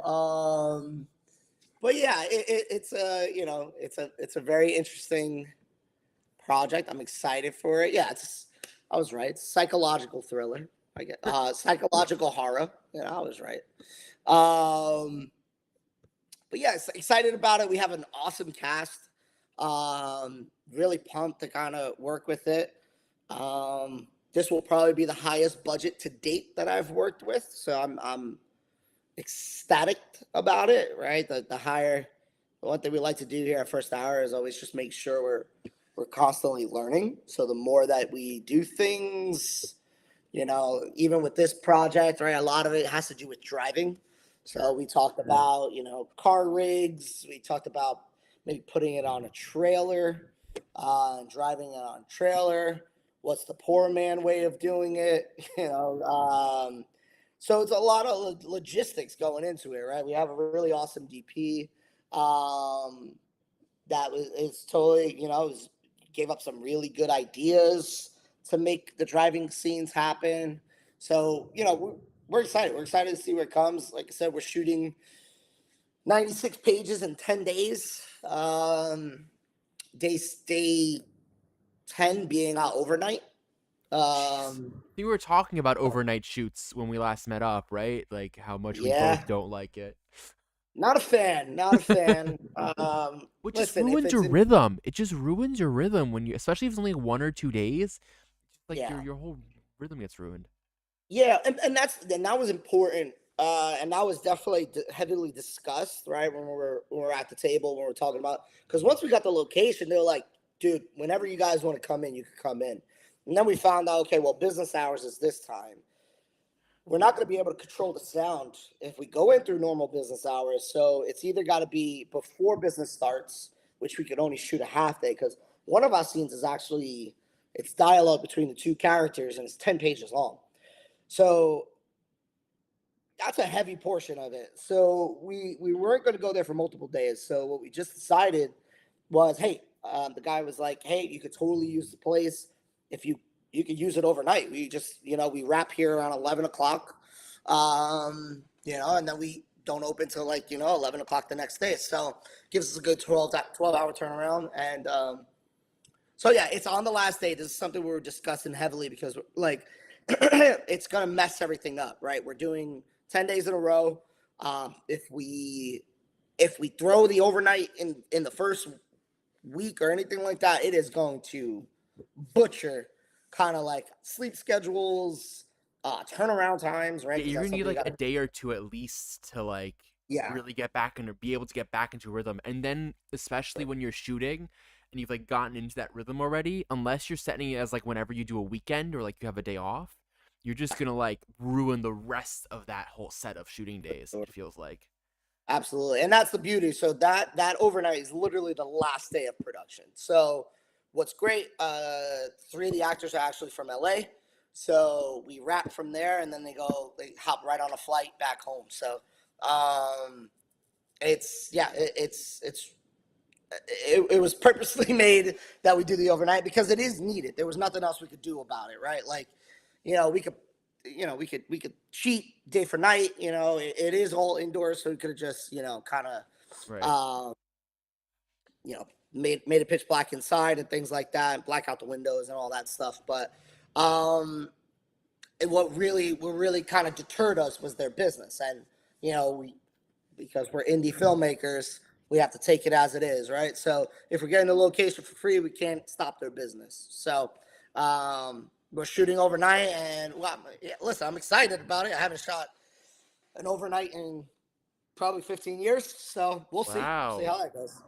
Yeah, Okay. I That's refuse. If it's not necessary, there's no reason for us to do it. very bad. By the way, Yeah. my mother, Leo, can you put up that comment again, please? My mother wished you a lot of luck on your next film. So hope that Oh, you're successful with it. Jacqueline, thank Um, you so much. I appreciate it. so, um, yeah. Tell your So mom there. I'm very excited to work with her son. Well, I'm sure you're hearing it, Jacqueline. So I'm very excited to work with your son. So he's Twice now. awesome. If it doesn't, I think the biggest honor that I ever get is when I'm like, "Hey, you want to work together again?" and people say yes. Yeah. Because that means Means that you don't, the first time I did it, I did something right. I was gonna say you did something right. You didn't, for lack of better words, you didn't piss anybody off enough. That's a good sign. That's So, definitely a good sign. You because like know. it's also like I feel like in this industry you need like two things in order to continue to work with someone. One is the potential for that growth, and two is the like having that positive attitude. I feel like those are the two things that people in the industry are always looking for. And so it just shows me at least that like people believe in what I'm doing is telling my stories, and people like me as a person and want to you know get Yeah. stuff done and make a good movie. So that's the you know that it feels good to be able to be like, hey, this is very cool, and I'm really excited to work with people again, and they are excited to work with me again. So I appreciate it. Absolutely. Yeah. Listen, I'm a huge advocate of Um, I'm a firm believer. If I can't have a beer with you, I don't want to work with you. All right, and doesn't mean we have to be alcoholics, but it's that saying, right? Like if I can't sit down and just converse with you, or just vibe, then I don't want to be stuck in a room with you for 10 hours. You know what I No, mean? yeah, Like, yeah, 100%. that's what this business is, right? We're working 8 to 12 hours in a high stress sometimes environment, right? You got a director that's processing everything. You got a DP who's trying to figure it out as well. And like, you can't take, a lot of the times, you can't take it to the chest or to the chin. But yeah, you feel like it's you doing it, right? It's just, it is a high stress kind of thing. It's a lot to do. It's a lot going on, right? And like, Right. I love that now there is a little bit of a change happening in the film culture, right? Like, thanks to Brie as well. When we did her project, I think we hit 8 hours every time. Like, I think maybe one day we went 10 hours, but that's remarkable, right? Like, why does film have to be 12 to 16 hours a day? It doesn't have to be. And Yeah. we can make a real work schedule. With production, people could go home for dinner. And Yeah, it's also just not sustainable. It's just like for the human psyche. Yeah. Like even if you only do a project every couple months like that, it still drains you after the fact. Sure, absolutely. And then you got to, speaking to, like, the overnight's a little different, right? Like, but if it's a one, listen, it's about consistency, right? Your body needs consistency, right? So like, if you're gonna do overnights, then do 2 weeks of overnights, right? Right. Like, you might as well just do it all into, like it's just repetitive. So like, it's the schedule. We try really hard to just maintain the same schedule, right? Like, okay, if we're gonna start call at 7, all right, let's start call at 7. Well, let's try to get 7 as best as we can. So, but yeah, but yeah, you're dealing with people who sometimes don't wake up that early. Yeah, Right. there's so many different personalities. So you know, it's, it's, it's best to just try your best. And like I said, if I can't have a beer with you, I don't really want to work with you, or a matcha or a chai, whichever one you want to go with. But yeah, it's an interesting world that we're doing. Well, it's just again, it's so personality based, Mhm. you know, and I it's so much with like working with egos and working with people that work differently, and it's but it is some of the most rewarding things I do every moment of my life. Like it is just like, and we're Oh yeah, talking about like the long days. Like even when it is a long day, I still feel like I wake up the next day after a shoot and go, all right, I'm ready to go again. Let's go. Let's have this next shooting day. It's sure. like it's so addicting, you know, Yeah. to be Had in a that 2 hour environment. had a 2 hour turnaround. Let's go. I'm Yeah, ready for let's do another it. 12 hours. Yeah.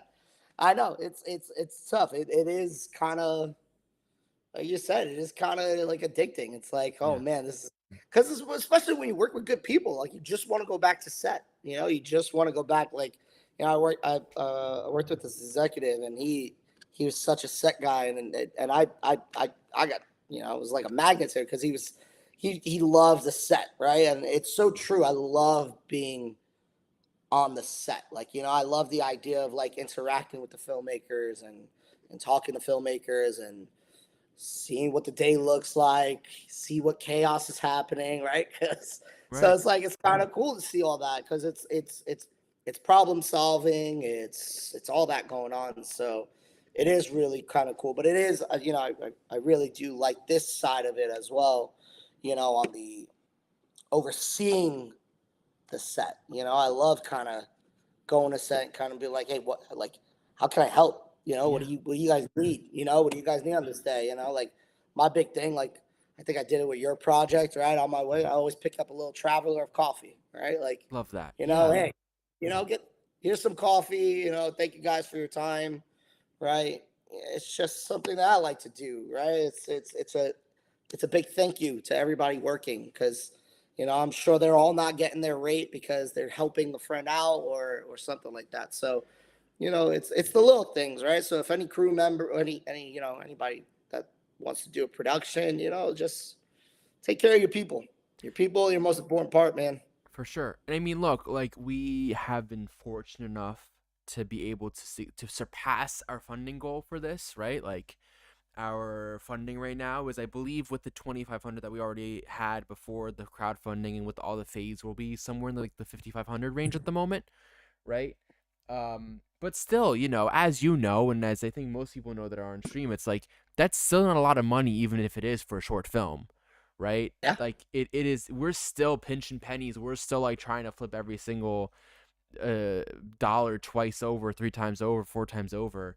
Um, yeah, but it's just always super cool to be able to see what it means to people to be able to love a project like this, and for people for the artists to come together and be like in support of it as well, right? And I mean, talk to me, right, as a producer. I mean, I know a lot of this already, but uh I feel like right now I'm very much like, I don't know if you watched any of the filibuster that happened last week with Senator Booker when he was on the Senate floor.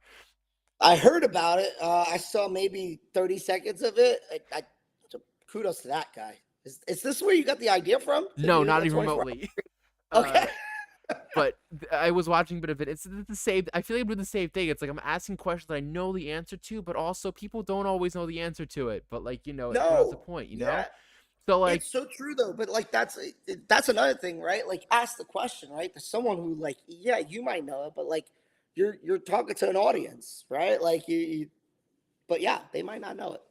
so tell me, Rolando, as a producer and as a good one and an amazing one at that, like, what does every dollar mean for this project, right? Knowing the finances, like how important is it to, like, even if it's only like $10 or $20 people are coming in, like what does that money mean in the end for this product, especially since we're so low budget on our spectrum? Listen, there's a lot of stuff, right? Like the budget always means everything, right? So you know, besides paying what you have to pay, but like that therapist scene, you have a very specific vision for it, and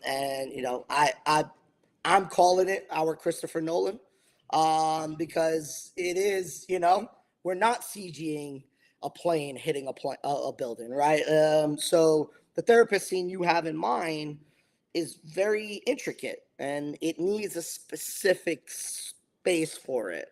Now, sometimes you don't have that opportunity to, when your budget is so low, to get those spaces. So, what's really important, especially, I think you have everything, good for everything else, but to me, it's the therapist scene, right? To me, that is our, rosebud, right? That's Yeah. we have to get it. Um, I think it's imperative to the story. I think I don't want to, it's the connection to the story as well. So to me, the budget's very important because the harder we go, the more likely we could get that location that we're looking for. I love it. I love it. I That- mean, you just have the right words. You always have the right words. right. So people, if you don't want us shooting on the street for this scene, which would not look like a therapist's office if we shoot in the middle of Times Square, please help.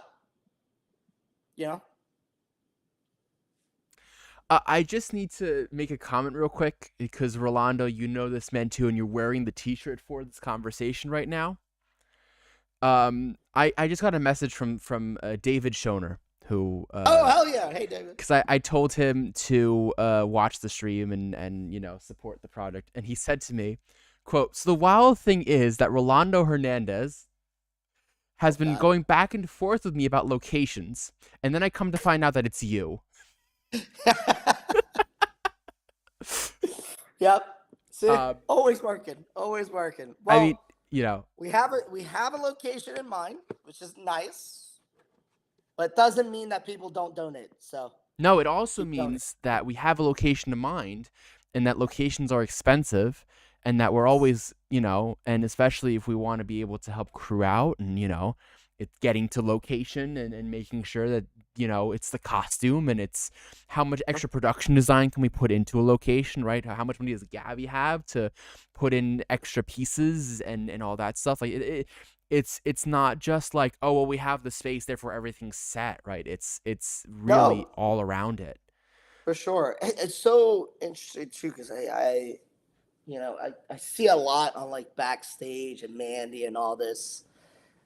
All these filmmakers asking for 45 positions and no pay, and we'll pay you in the end, and this and that. And I think that's why it's important to have a budget, right? Like, the people working on your sets are, they're giving up their time, and their time is valuable, right? So, the more we get the budget, the more we get money in, like, we get to give more money out, right? The more that comes in, the more it goes out, right? This isn't like a Hollywood studio that we're just taking the money in, right? The money's going out, and yeah, locations is a portion of it, and there's a really important element to that location. We need it, but the more that comes in, the more it gets distributed, right? It Yeah. goes, it we're managing, right? Like we have something, right? We're managing. We wouldn't be getting ready to film when we film if we weren't there. But the great element is that the more that comes in, the more we give out.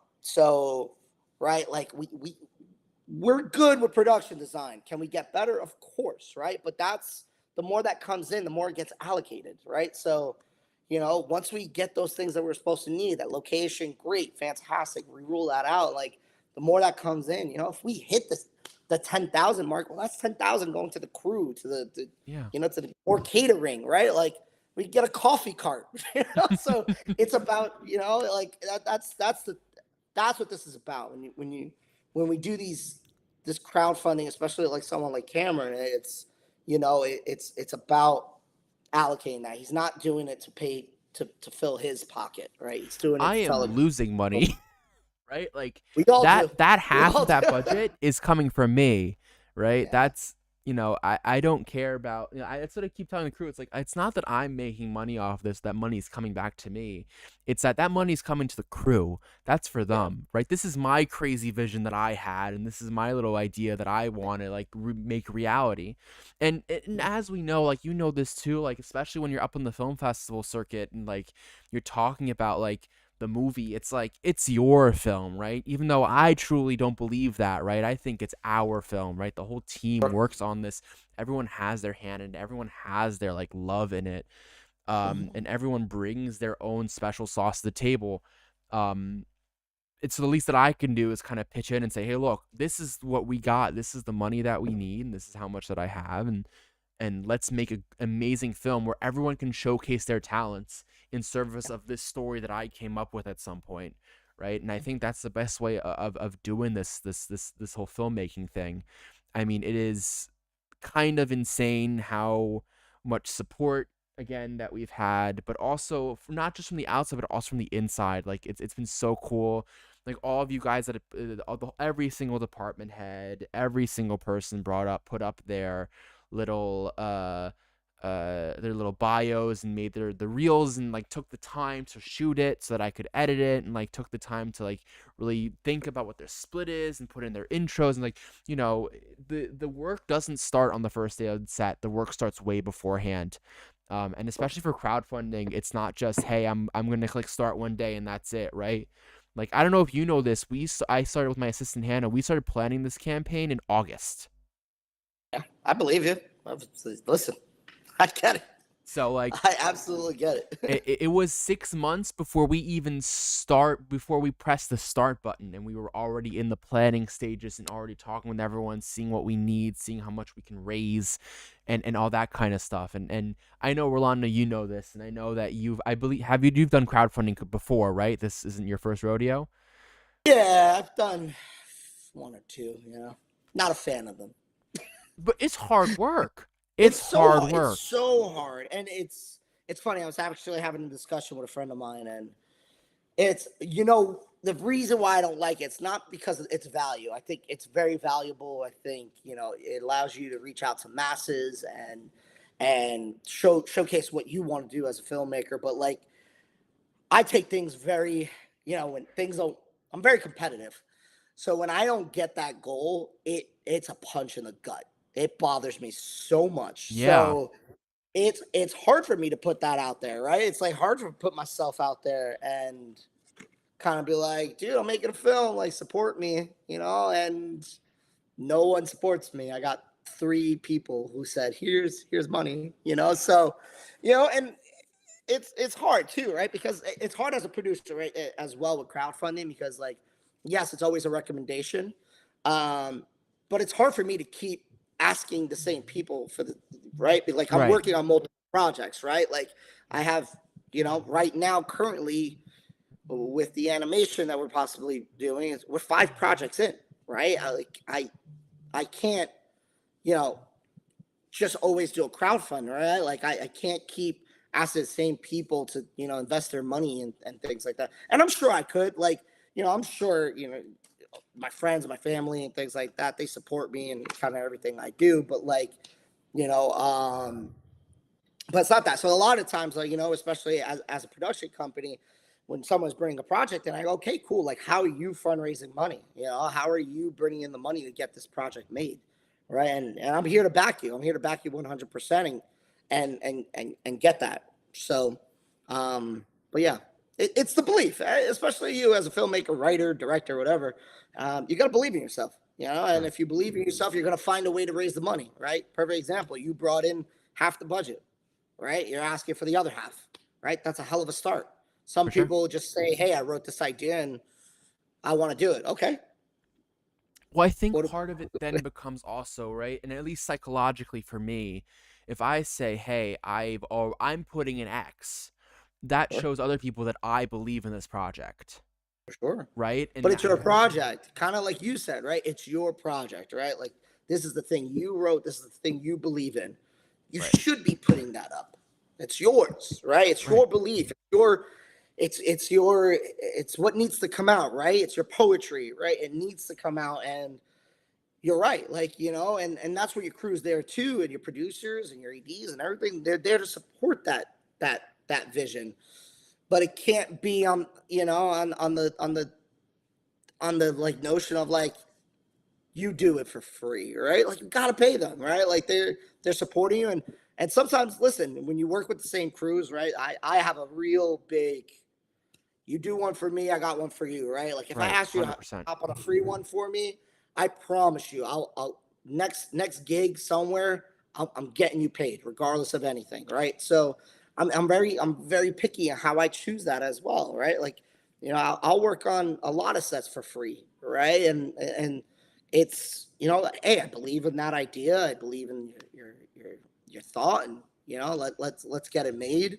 But if I call and say, "Hey, I got a gig. Are you available?" You know, I hope they can reciprocate. But that's what all relationships like. I feel this relationship's that same way, right? I'm like, "Hey, Rolando, I'm making the next film. Jump on." And then if I've always told you, if there's ever anything you need, especially if you want to work out in Europe, I know my way around the system out here, right? I know what I need to do. I know how we can get the money out. Like, sorry, that we kind of work together, and that's a relationship where we are partners, right? Absolutely, It's like we're friends on a basis, and then on top of that, we love working with each other because we have that friendship. And so let's work absolutely. together on projects together, right? And but that's all this industry is, especially when you're at this level. It's like there isn't enough money to go around as it is. So how can we? But time is a form of currency, right? Time is a form of payment. Time is a form of commitment.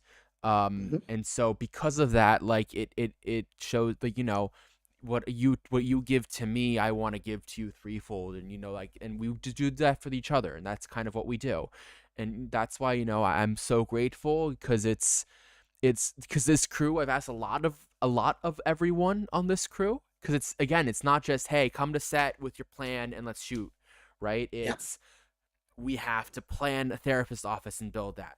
We have a crowdfunding campaign. I need everyone to come with a photo with their split, figure out what their split is, come in with their bio, come in with their reel, come on the stream, right? It's yeah, we're doing meetings about A, B, and C because I had a random thought about color theory at 2 a.m. in the morning. True story, by the way.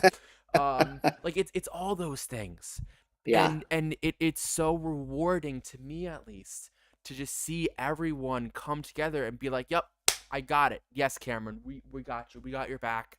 We want yeah. to support you, and we want to support this project, and we want to see this as the best film possible." It is just so heartwarming to me, and it means so much as like this still, because I always feel like this little kid that like is still trying to grab for all the support, because it's hard to be in this industry, and it's hard to kind of believe in yourself in this industry. At least imposter syndrome is something that I've always dealt with, and Hell and yeah.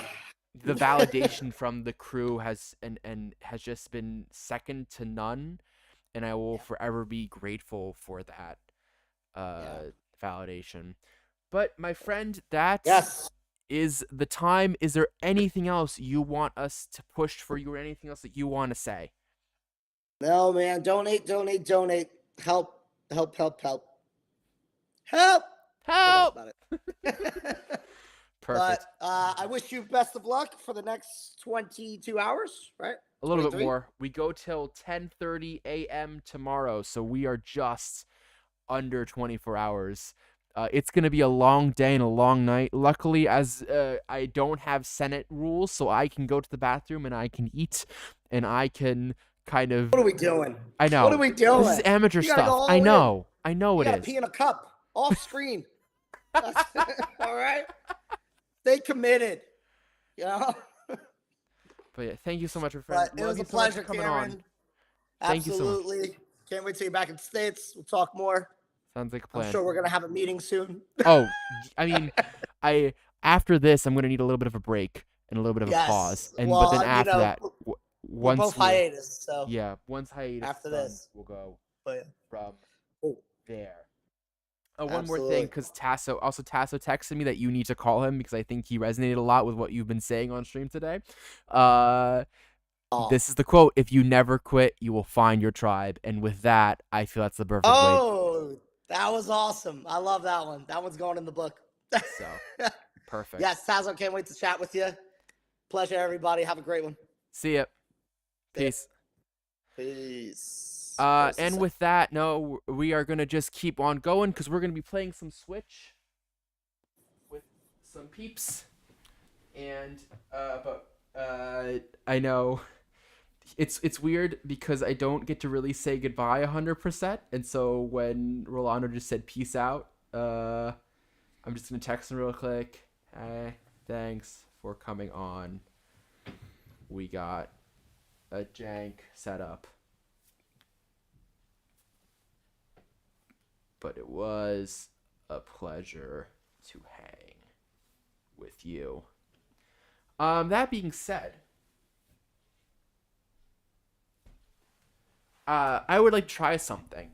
Leo, how would you like to try something? Actually, I don't know if yeah, your mic is up. Well, how would you like to try something? What do you want to try? Huh? Well, I got a Switch. Oh, yeah. This setup. I mean, let's see. Do you want to like? Yeah, let's go. Yeah, maybe like not publicly, like. Give me a second. I need Do to. your- I need yeah. to. Yeah. Accept an invite from a friend. Perfect. I'm down for Mario Kart. Are you down for Mario Kart? Sure thing. Perfect. There's a controller back there with your name on it. I'm gonna move this mic up a bit. But yeah. So, as you can see, we are. For those that Works. followed along and were wondering, well, why are you doing a live stream for the Oscars? You've never done this before. This was the reason why we were trying to test out everything. Yeah. So like, I feel like this works great. I mean, so far. This is going really well, yeah.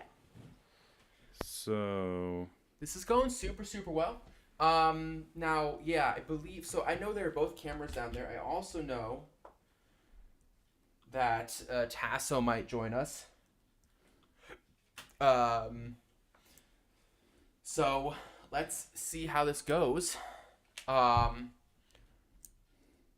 Yeah, you can for sure move the camera. I was just thinking like that. Like we still like, but never mind. No, you can move the. You can put the other here. I'll take control for a second. Yeah.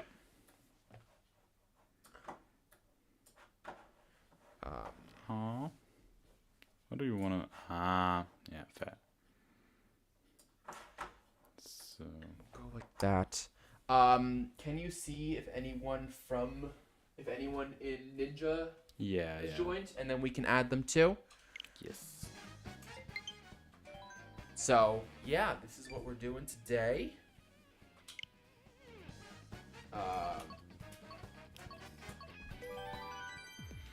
I'm just super excited. I've been testing this all week. And basically, yeah, we're gonna play some games. Jade is coming on in an hour. And we're just gonna chill until then. Just play some games. But yeah, let's see. I will be right back. Leo, entertain them. How do I do that? I have no idea. Well, I guess while Cameron is having a toilet break, I'm gonna let you all know that I am terrible at Mario Kart, but I don't know what to say. But did you know that those stats that you... I hate you look you like that. Well, Seb is... I'm Seb. I'm You're just also- looking for games. Because we're gonna maybe join you in Mario Kart. That's nice. Yeah. It has to be somewhere. Come and set in a case. I feel like not that case. Yeah. Wait. In that case. Well...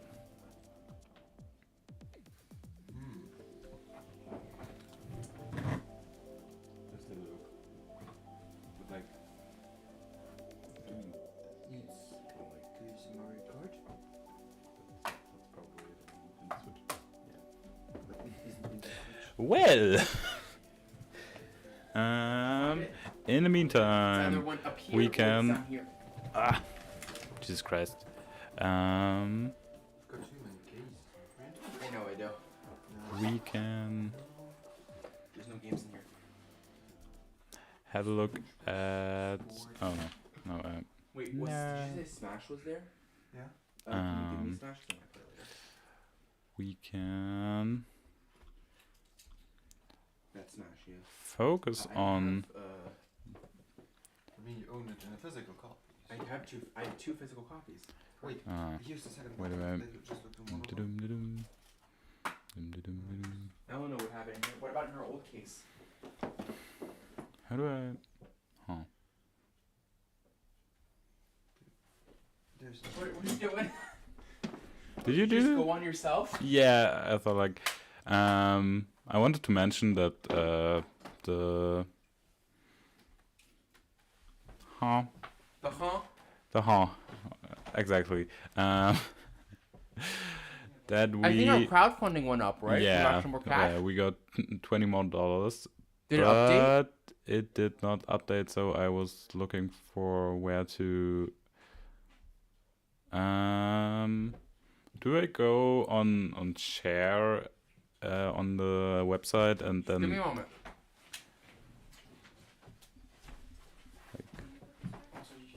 So I updated it here, Hello. but like... I already did that, but like... I think maybe we have to like... Yeah. Did you... I don't know. You share public link. I don't... Careful. Did you... Why did you put water in here? Huh? Because I was thirsty. So why didn't you get a regular glass or tumbler? Because this thing was already dirty from my tea. Got you. Now it works. Now Nice. I'm just gonna test that this works properly. If I go down 2 values. No. Yep, it does. Yeah. Nice. Cool. So... How's our ninja? Because Tasso was like... Alright, No Tasso's one's not there. joined yet? Alright. So, yeah. Now, as you can see, $20 more, 1% more. We're getting close. I mean, here's the thing, right? We are, this is all, like, excess, right? Like, we are lucky enough to be able to say, yeah, video game. Yeah. 17. Like, we have been lucky enough to say, hey. Also, shout out to Scribbles, who is, I believe, Capcom Productions' #1 fan. Who's now going to be joining us for Mario Kart. Love it. As I said, we are just getting started. Should I? You know, we are just getting started on this game of long rides. I was gonna say, like, maybe we wanna, like, disable studio mode while playing, so we can, like... What'd you say? Maybe we wanna, like, disable studio mode while playing, so we can Yeah, let's do that. I see think that should be a fine. bit more. Yeah. Yes. Yeah, that's better. Nice. So, let's go. You know, anyone that's joining, don't know what you can do to join. I'm sorry, I have no idea. As I said, I'm just gonna snack on my peas.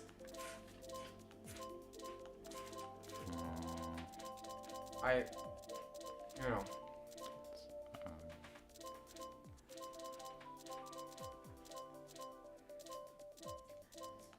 We're just gonna play some Global Mario Kart.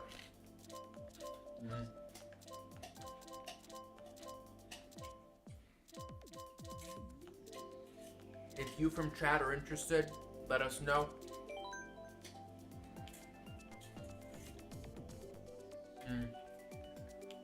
We can join. What do you want, Leo? I'm kind of down for Mushroom Gorge, to be honest. Sure thing.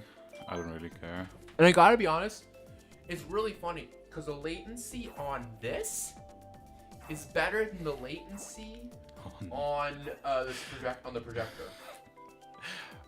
Well. Which is really entertaining to me that we have such a low latency for that. You know? Yeah, but I mean, like, the projector is, like, not really meant for gaming, so No. it's alright. It's fun. We have fun on the projector, you know? And we Nice. get it. That's very, very nice. King, king, king. As I said, we have 22 hours left? Yeah, 22 hours and 42 minutes. True. Very true. Get ready.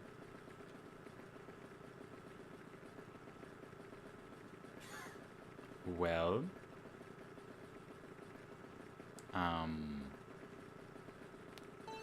Now. There you go. It was someone else in the game that was ruining us.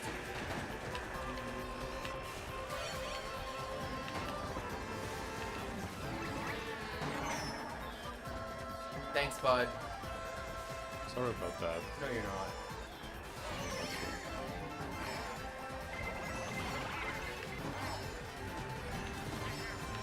Oh man. I mean, we're playing global right now.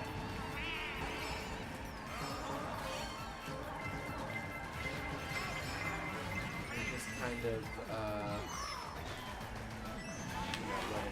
and I mean, if you guys want to play other games, I got some other games on here. I just have to switch them out in the Switch themselves. As I said, I am not at the moment looking at a Switch 2.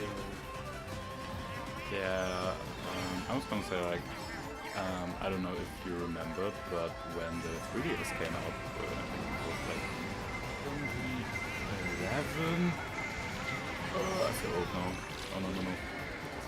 Anyways, I was gonna say, like, Nintendo really, like,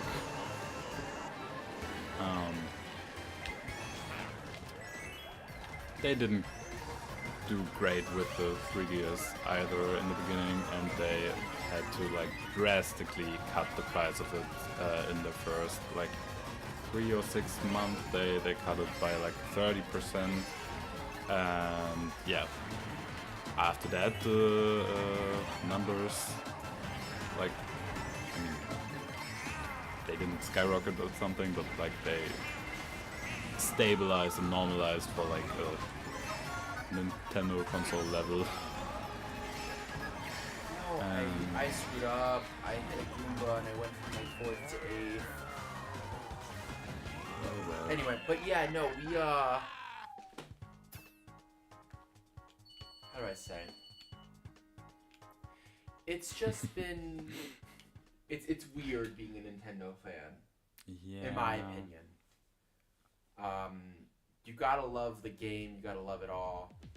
And also, did you see that that in Japan they got like 2 versions of it? The one which is Japanese language only for like the UI and stuff, and one like multilingual model, which is like roughly, I think, like $120 more expensive than, Insane, right? Absolutely insane. like, at this point, just, well, That didn't I work. wasn't prepared for that. Thanks. I surprised. I got some pickups here. I was gonna say, like, at this point, just learn Japanese and buy the Japanese only Switch 2 just to Kind of save valid though. over $100 because what the fuck, this is insane. Yeah. And also, I feel like this console like is just an upgrade over the original Switch, and it doesn't really like But it's not even bring that much so of an much upgrade. innovation than the original Switch did. Here's my thing, right? Like, it has worse battery life than the original. It has? Switch does. Yeah. What? Because it has so much better graphics. Yeah, I saw that. Like, on a technical level, I think the new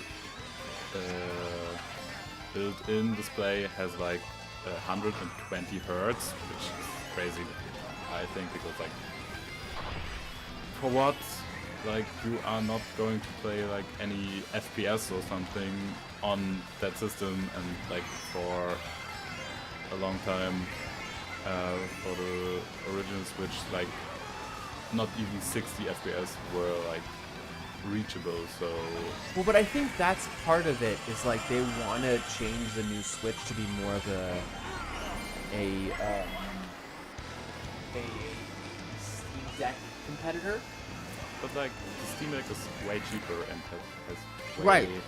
more possibilities, and yeah, I guess. But that's part of the alright. issue. Is like you're trying to compete with a different product here, right? And I don't mind the Switch being less like powerful in that sense, right? I don't care about the graphics. You know what I care about? I care about a console that plays my games well. You know? Yeah. Like games like this. I enjoy games like this. Is why I have a Nintendo Switch, right? Otherwise, I'd buy a Steam Deck if I wanted other games, right? But if I'm part of the Nintendo family, then I want what's Have I ever shown you my Game Boy console thingy? you did not. Pick a Oh, I thing for me. Which one do you want? the New York one. It's been a minute.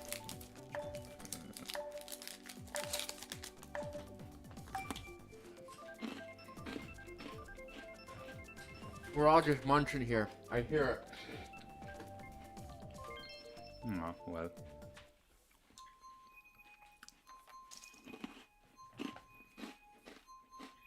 Elena just came in. I think we're looking for Seb to join from virtually. These prices are insane, Scribbles. I agree. Games too. $90 for a physical game? What is this? The PlayStation.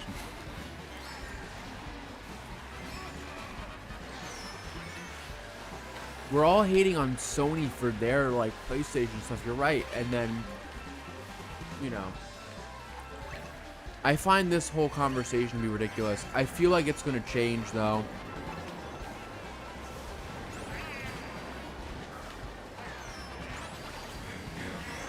I don't know. I would be concerned if I was Nintendo, to be honest.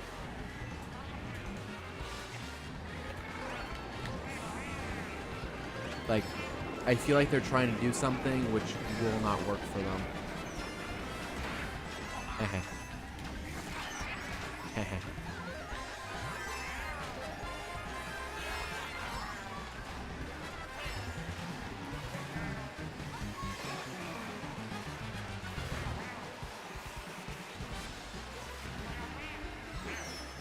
Okay, how? A Goomba just literally popped up right in front of me. Did you see that? I did not. Yeah. It like it wasn't there and then it just appeared and I ran into it. Sometimes with like the online connectivity, it's very weird. Also, like the hitboxes for like shells and stuff are sometimes way off because like the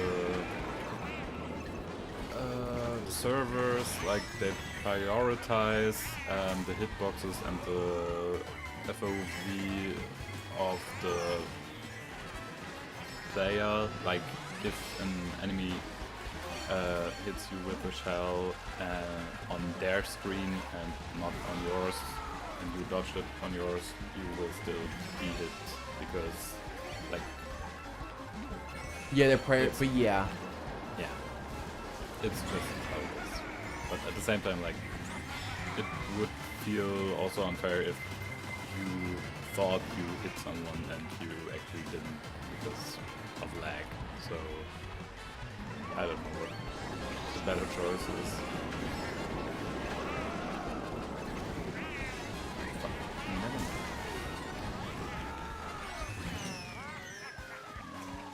Man, Leo, you really Yeah. Don't mind me. I don't know. So, Scribbles just mentioned in chat. Sorry about that. You're fine. Like, it's not like that bad compared to other devices, but like I don't care. Yeah, I feel like. Also, we're just gonna do this. Huh? Oh, yeah. Like it's fully charged, so if we can just like save battery. Okay. Yeah, we still. I'm just gonna leave that up there because, well, but like the Switch doesn't compare to other consoles that well because, like, even though they upped the graphical like limitations for it and the stuff, there's still like a huge difference between PlayStation and Xbox and the Switch. Here's I mean- the other thing. If you're gonna compare yourself to the other consoles, then you need to step up your game and really be like the other consoles. My hot take. Yeah, I would say like I'm lukewarm sorry. hot Yeah. take, but yeah. But like, I love my Switch, 100%. I bought a controller for it it's a luxury controller, right? Because I love my Switch. Here's the thing, though. If you're gonna compare yourself to a PlayStation or an Xbox, then you also need to deliver like a PlayStation or an Xbox. You cannot like just say that you are and therefore it is that way. You need to prove to me that you're worth that extra cash. And I feel, hi Seb, we're talking Not about doing this great, price, but the new that's beside Switch. the point. Yeah. Do you have a hot take on it? I think if you want to compare the Switch to other consoles, you have to offer the same services. Well, that's what I was just saying. And the thing is, I mean, with their... Also, like, Nintendo is the one cracking down the most on emulating. So, if you want to be, like, a competitor... I mean, they're also the one getting emulated the most. But, like, the only real thing that they offer as a service that you get, like, for online stuff is the weird collection of old school games. Retro games from older consoles. And I mean, yes, they're bringing back GameCube titles now, but then again, there are still many people playing on actual GameCubes. Oh. And because it's a pretty modern system. I mean, you could play GameCube discs in a Wii, so technically, as long as you own a Wii or Wii U, you can still play GameCube titles. in those as well. Wii U, I think not. No, Wii U got rid of GameCube compatibility? Oh, okay, yeah, but still, like, a Wii console mean- is so cheap to get, and I mean, you can use Yeah. other controllers and be fine. So that's even like an easier way to do. And then again, if the Switch could be as expensive as it is, the Switch could be same price as a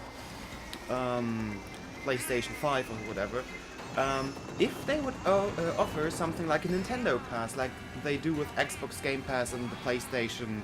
Seb, I love you, but you have to take over because I have to catch a train in 10 minutes. Oh my god. Why did I come here then? That was a bad idea. No, unfortunately it is. Yeah. That being said, hello Seb, yay! Hi. Oh, why now? I'm not even last. Why am I not even last? Because somehow someone is worse than you. Oh, no.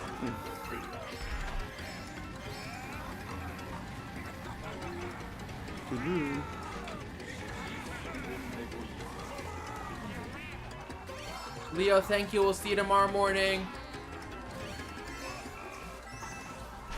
But yeah, I mean, I totally agree. I think my other thing is just like, I'm sorry, but saying that you have Nintendo, like, Nintendo gives a certain quality of game, and you either need to be that certain quality of game, or That's the thing. Like most stuff that comes out for the Switch as well are like reboots, rebrands, or whatever. And I mean, there are indie games coming out for the Switch as well. But the comparison with the Steam Deck I recently saw online somewhere is that like it's 2/3 or half the price of a Switch 2, yeah. and you get the whole Steam library. I mean, the question is how good can you actually game for certain game, or like how well do certain games perform, like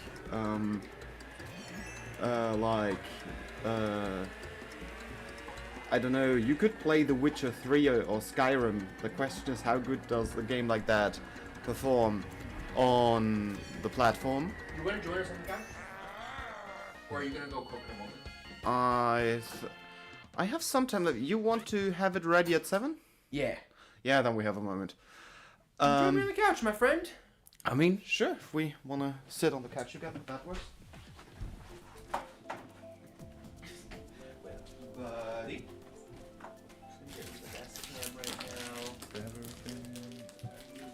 Over.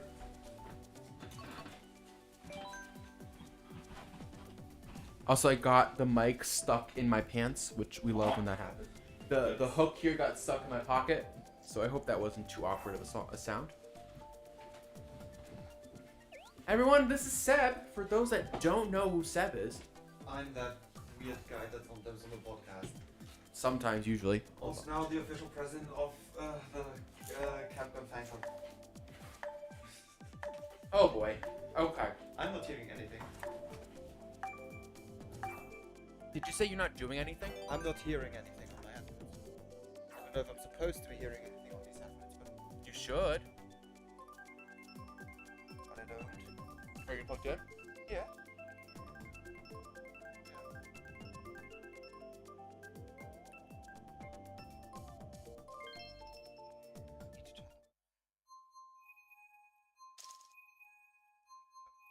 Leo, you heard through the headphones, right?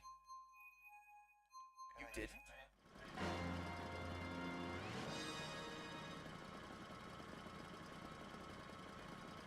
you hear it now?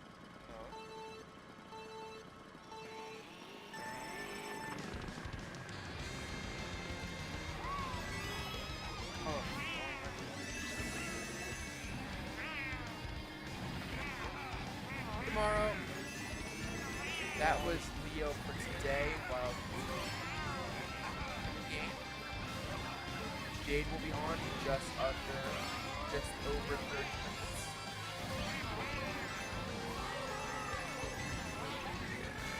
And right after that,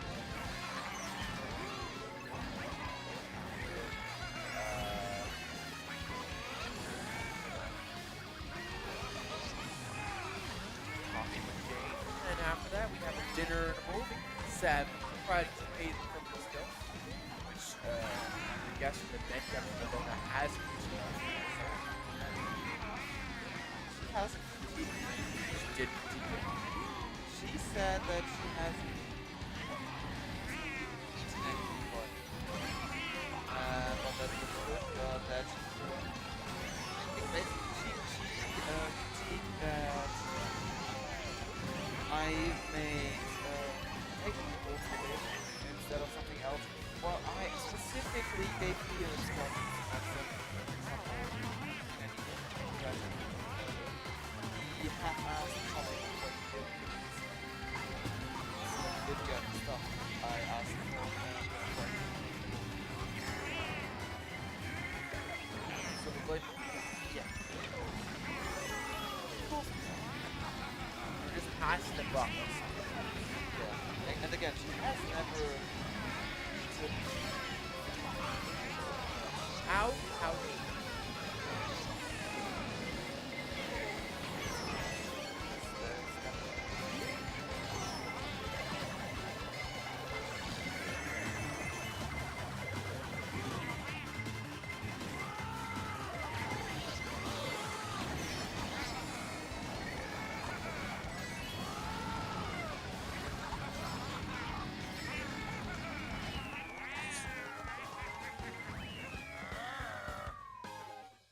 I did. Oh, okay. I don't know. Hello. I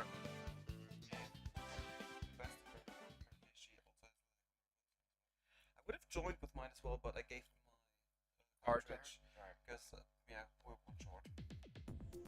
Berlin? Short. We did New. Oh no, we didn't do New York. We picked New York. So, all right, we're being told that we're almost past New York. Oh no. So I'm gonna kind of increase the volume a bit.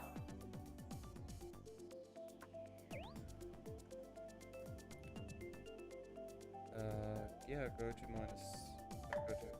Go to 2. Let's try that. How do I sound now?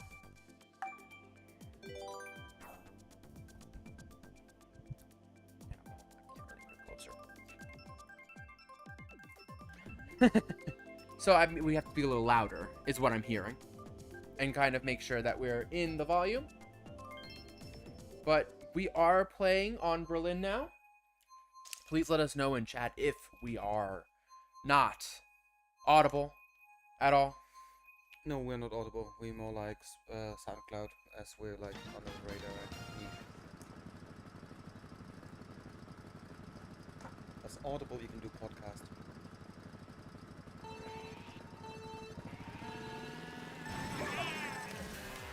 Oh, this was a mistake, wasn't it? All right, here we go. Do do do do do do do. Do do. Do do do do do do do. Do do. Do do. Do. No, because I have the sound of the music. Do do do do do do do do do do. I haven't played this track in a really long time. As you can see, but how terrible I'm playing it. I was just here yesterday. We did a cook. I was on the way here, like, saw a lot of people with signs entering around them. Okay, oh, nothing purchased today, no. Okay. You know, half Samaritans marathon. half marathon. And actually saw a lot of people with a sign with a magic mushroom in an area saying it's like level up or extra life or extra huh? But isn't a red mushroom? Oh no, this power up. Yeah, that's what it said. Oh come on!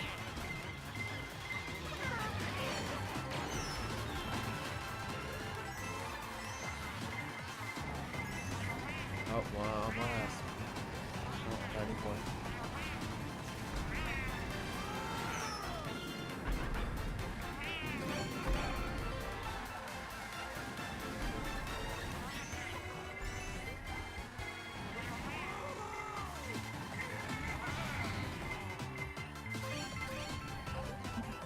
There's a stone in my way.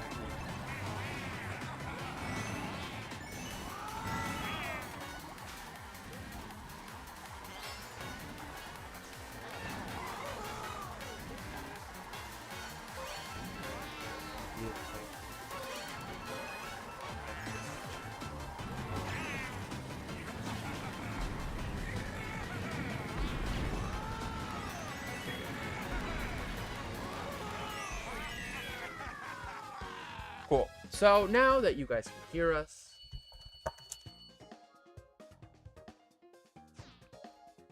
Yes, of course. Making me weird make more noise. for the microphone. Having my fruit.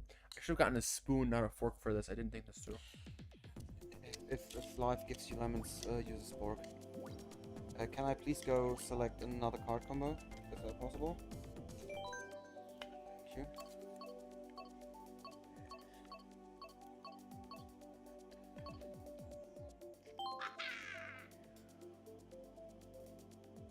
You also need to click if you're just fine with it.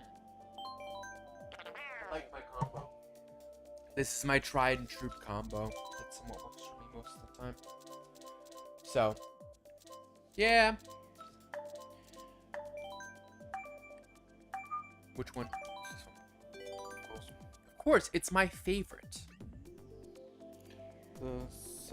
Well, I'll give you second best Rainbow Road. It just kind of stuck to my iPad. Why did they not make a magic keyboard for the iPad Mini? I don't actually know, but we can crap on Apple in a different moment.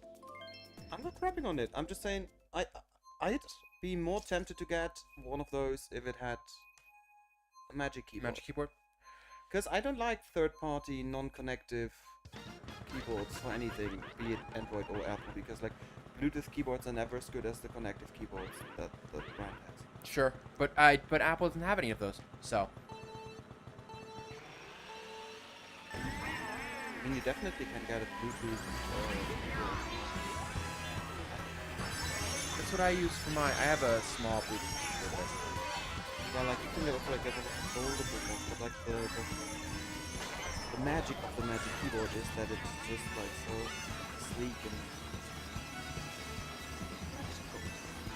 and I mean also the look is nice.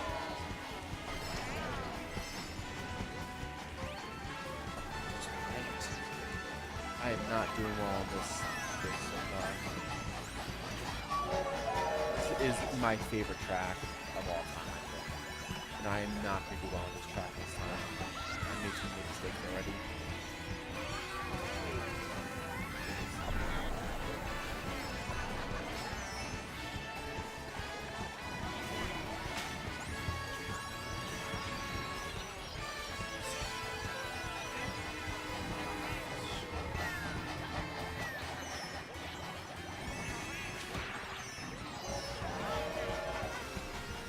Has the back vibration on it.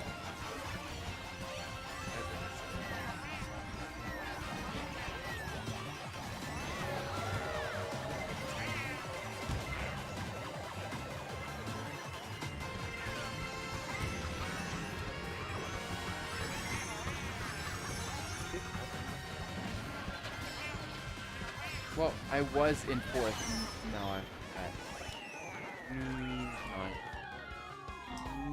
Yep. This is how the game works, sadly. I'm so annoyed.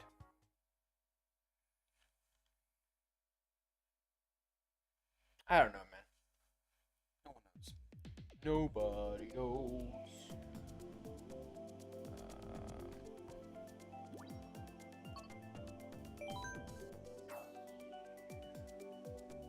Trouble I've seen. Nobody knows my sorrows.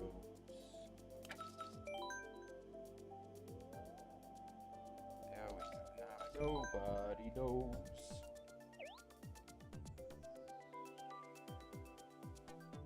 The trouble I've seen. Why don't we make a karaoke block into give it play all the time? Because you're not going to be here? I mean, we can make one after dinner. I'm going to play some more Switch, actually. But Disney music, Disney karaoke. Just don't put too much effort in, so we don't get a copyright claim.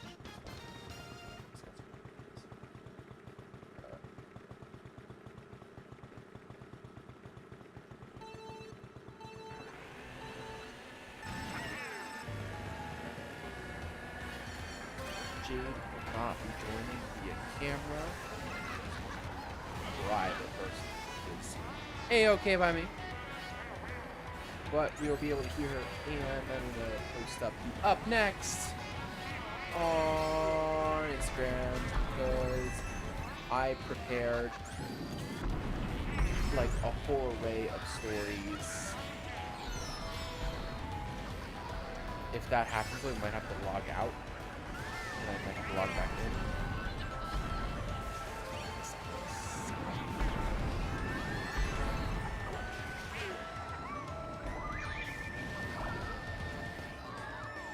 Otherwise, actually, Seth,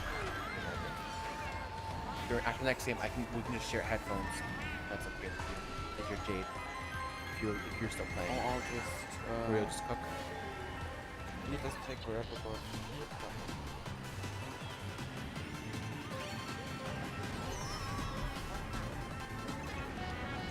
Oh.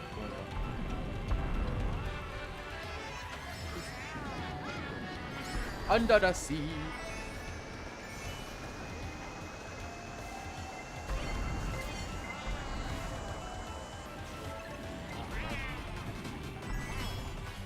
That was not. That's a sarcastic joke, right? Okay, isn't that also a difficult one? But were you sarcastic in that it was long? It took forever. Okay. I started it when I entered the water part where the wheels go in and basically lasted till just before the finish line. The water. That's not Canadian. That's New Jersey. Your Jersey boy right here. I don't know why I just went southern. Fair from the original and the Oh, water. no. Reflector. I was afraid you were gonna make that joke. I wasn't until you reminded me of it. Just a second ago. Give me a moment, I'll be right. That was your own damn fault. Yeah. Entertain the crowd. And now you see me juggling with 2 controllers. Ooh, how does he do that? I can't juggle.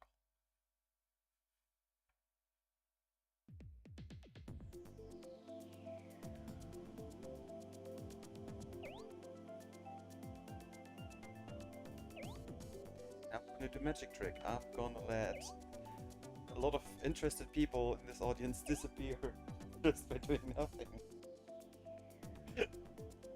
No. What actually are we doing? Thought Jade was coming and she's not ready yet, but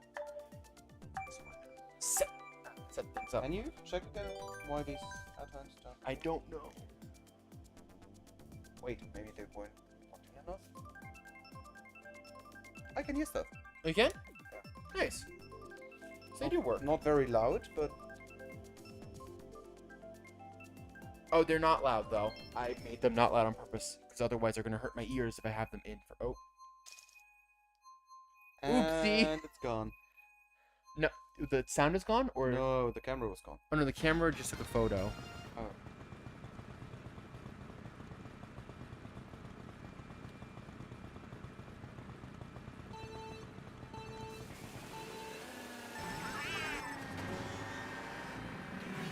Oh, I see what I made a mistake. See what you did there? No, it's you. What's wrong with this? Oh.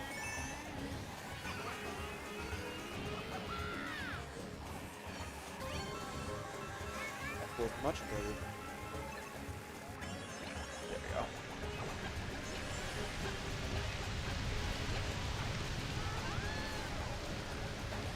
Do do do do do do do do do do do.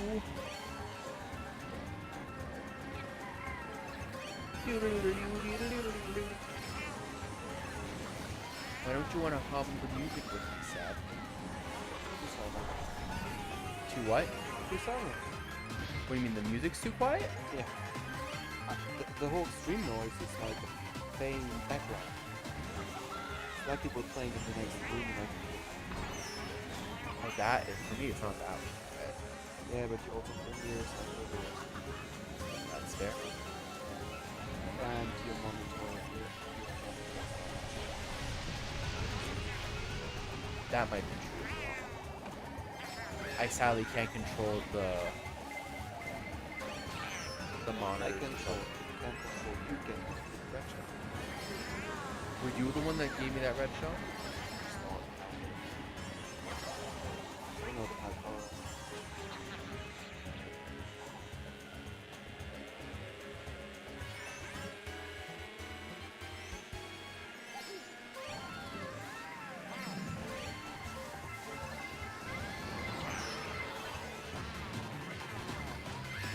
I might, though. Now might what? I might change the volume of the switch. especially if Jade's coming on and we want to hear conversation.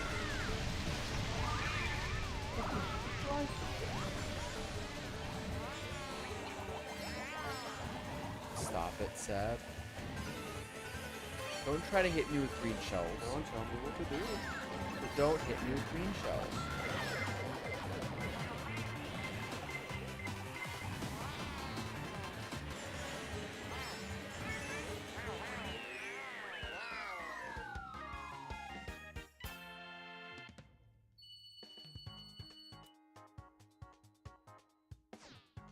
Okay. Never mind the air purifier. I accidentally turned the air purifier on because I wanted to turn on my charging block that's behind me. So now we have pure air. No. Can you go to the Y for a second? Are you gonna like change your thing every single round? Not every round, but I'm gonna change it again.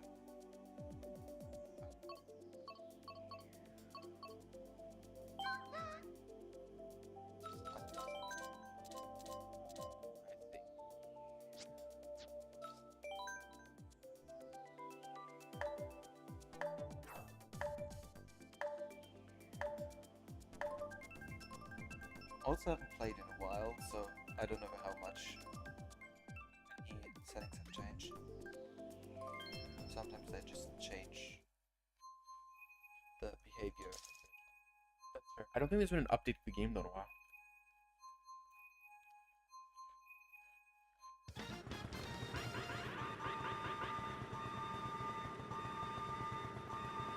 Man, that's annoying. That's really annoying. Please stop. Wow. Is it louder in your headphones? It Hey, sounds like a train whistle. sounds like faint alarm clock sounds like And that's somehow better? Alright, I'm not at the point yet where I'm about to fall asleep. That is what I said. What?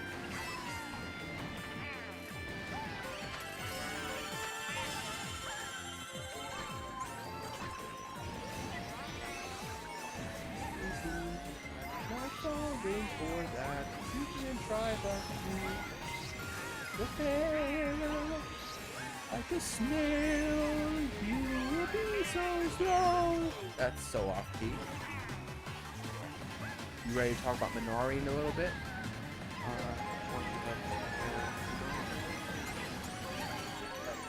Sure.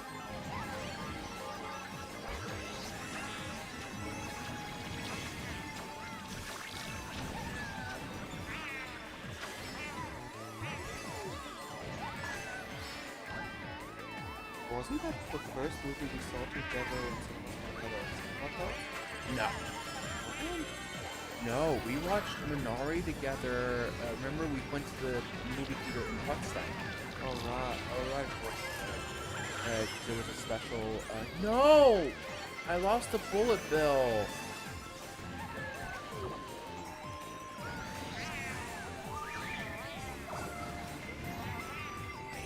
Yeah, we watched it in cinemas because they had a special talk back with Chucky. They didn't answer my question. I'm always looking for Yeah, but I asked them about like how, like why he made it so dramatic and stuff.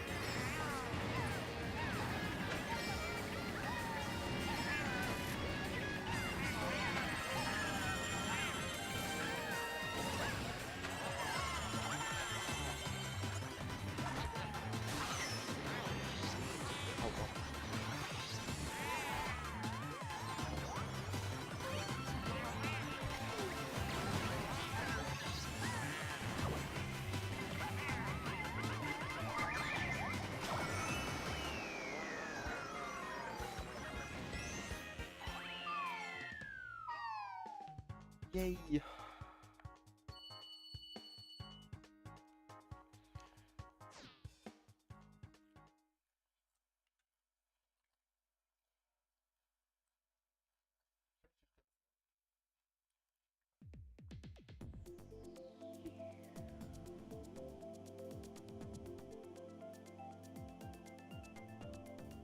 Yeah, it doesn't sound much different. I mean, do you want to put my headphones on and listen to it?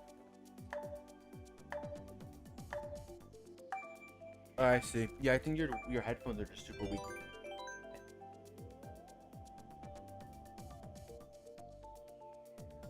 Like, I can't do anything about that. Again. Multi-driver IEMs again.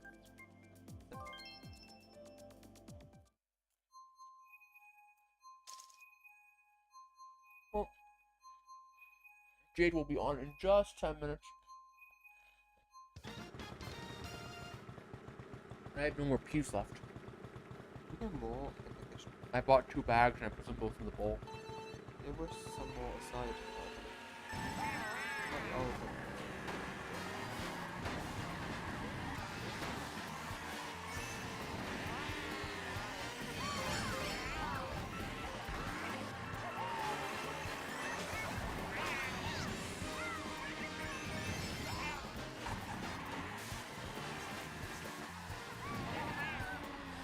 We're fighting for every single dollar here, just like we're fighting for every single stop. Someone going to oil.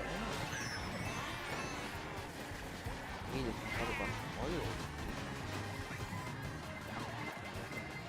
That is correct, Seb. Seb, you're also a part of this project, by the way. You're writing a song. It's true. Actually, I'm picking up a new guitar on Tuesday. It's the right one. Really? Yeah. From one of the music professors at home. And the I know the professor. You don't know. No, technically, like she isn't a professor for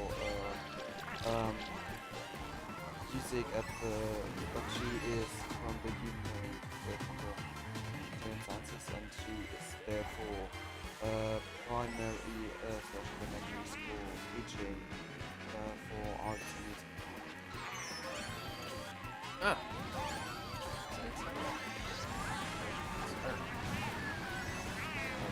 She does all the stuff.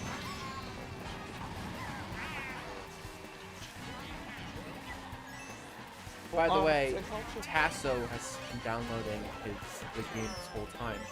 And this is why we support physical media. Honestly, Mario Kart is one of the few games I actually bought physical on the Switch. I mean, I own a Switch Lite, and when I bought that, it came with the Trials Rising game, Zelda Link's Awakening, the remake, and there was a third one. I don't know what the third one is.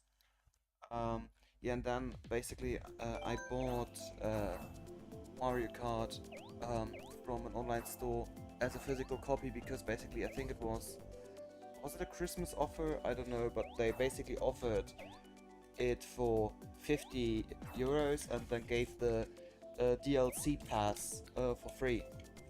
Because I feel like that just came out, and so basically I paid even less than it was as a digital version on the Nintendo store. And I got the physical copy and then the DLC thing as like paper. I like to most of my library is used. Yeah, I buy most of the stuff when it's on sale as a digital thing because I don't mind it being connected to my account because most of the games that I buy digitally I also like wouldn't resell per se. Like the thing is, if you buy Nintendo games used or like a Mario Party game because people don't want it anymore or any other games like that, they hold their value pretty nicely. Yeah. Because like if you sell them a bit cheaper than whatever they are in the store, people will take it because they don't really fall down in price. But if I don't know, I buy like broken sword or I don't know fantasy games or I don't know. I bought the Assassin's Creed games or the Sherlock Holmes games. Like for example, I think I own Assassin's Creed games for every platform at least once. I own every Assassin's Creed game for the PC, for PlayStation 3 and now for 4 and for the Switch, so it's like not necessary, but if you want to play, I don't know, the Ezio games on the go, you could just do that. I also own all the Sherlock Holmes games ever to come out as like collectibles. There are Sherlock Holmes games? Yeah, the early ones were I think the very first one's a very weird 16-bit graphics and uh, um, text adventure kind of thing. And then there were like point-and-click adventures, and I mean, in the end they were still somewhat point-and-click adventures, but it was more like 3D world where you could walk around in as well, and you could later versions change into a first-person view. But in general, they sometimes tell original. What? Did you see that? Yeah, they sometimes tell original cases, but otherwise mostly they tell new stories. There's also one there where it's a board game made of it, because there's the one Sherlock Holmes vs. Jack the Ripper, and Case That Funny, they also Not doing well in this game. they have a board game of it. Where am I even going? Oh, this way. Grabbing text balls. Also strategy. Yeah, they made a board game of that, and they're all actually made by a German company. And recently they basically revamped the series to make him like a younger guy, and the first one was like on a weird island.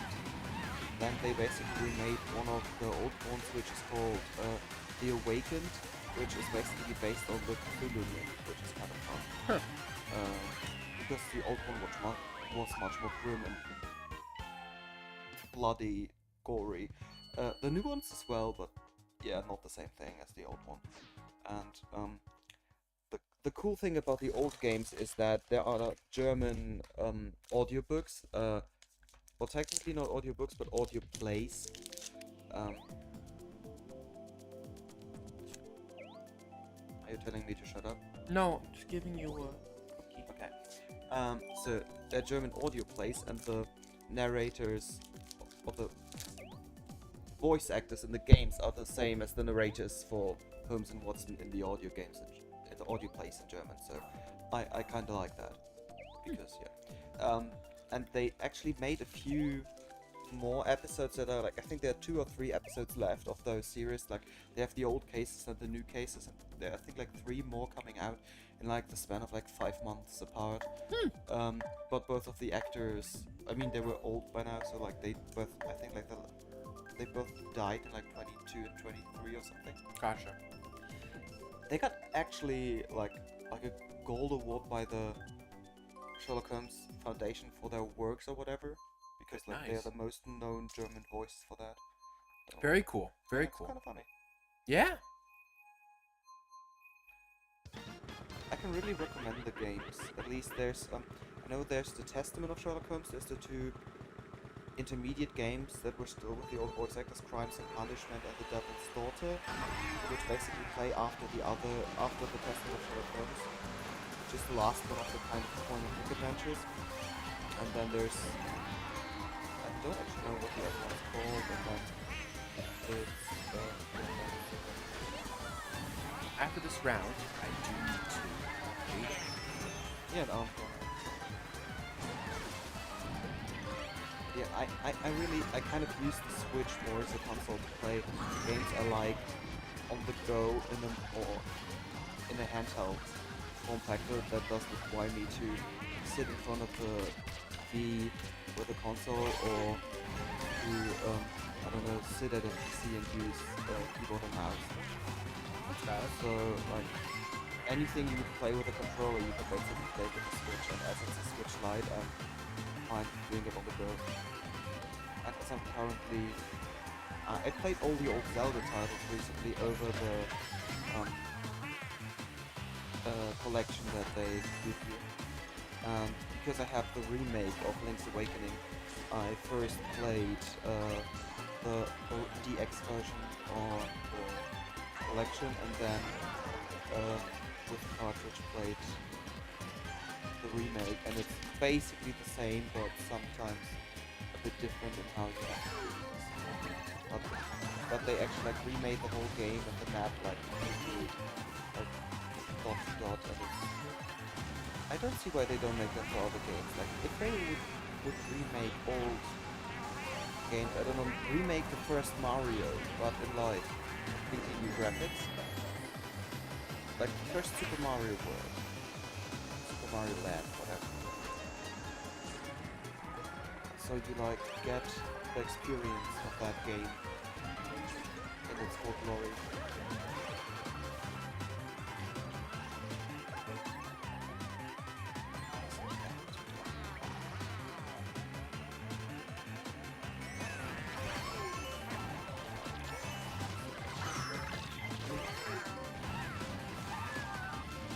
Come on. Please let me in front of camera. I have been absent-minded this game. Me too. But we will be taking a quick break as we get ready for Jade. And thank you so much, Seb, for joining us, and we'll see you at our dinner and a movie. We will be right back.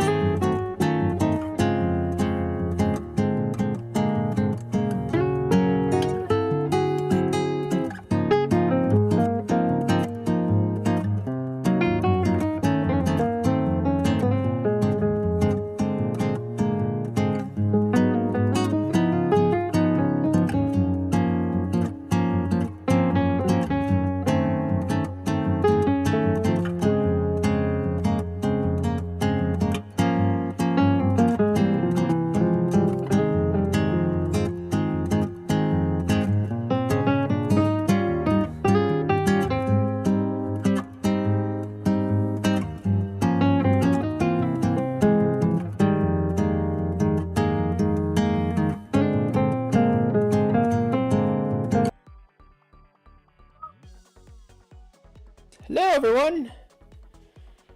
Uh, uh,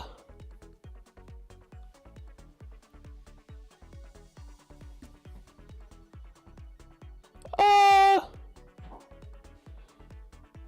so we are switching over to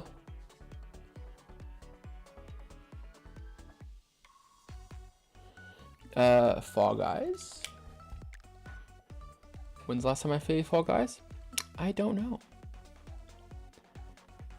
That is a serious question. I do not know. Jade. URL with height. Alright. Can I hear you? No. Otherwise, we will just do this. Browser and group chat should have you in there already. Hello? I don't. Give me a moment. I don't know what's going on here. I love when things don't work.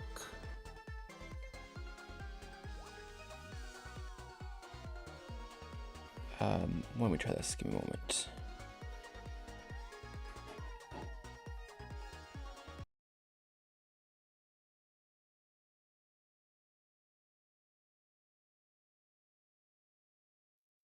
Jade, do you hear me? No. I'm loving this.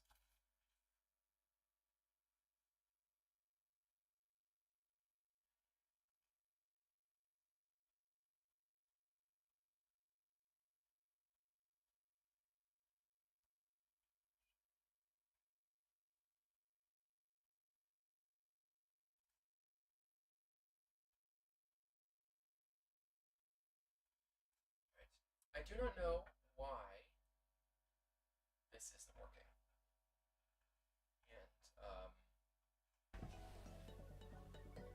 yeah. So far, we're having fun.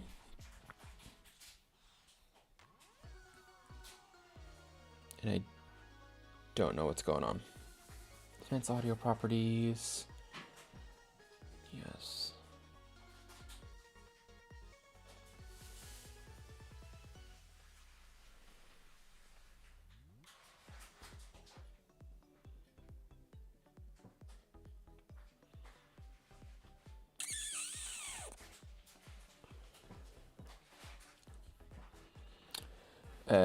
I'm going to mute myself real quick because we're having technical difficulties.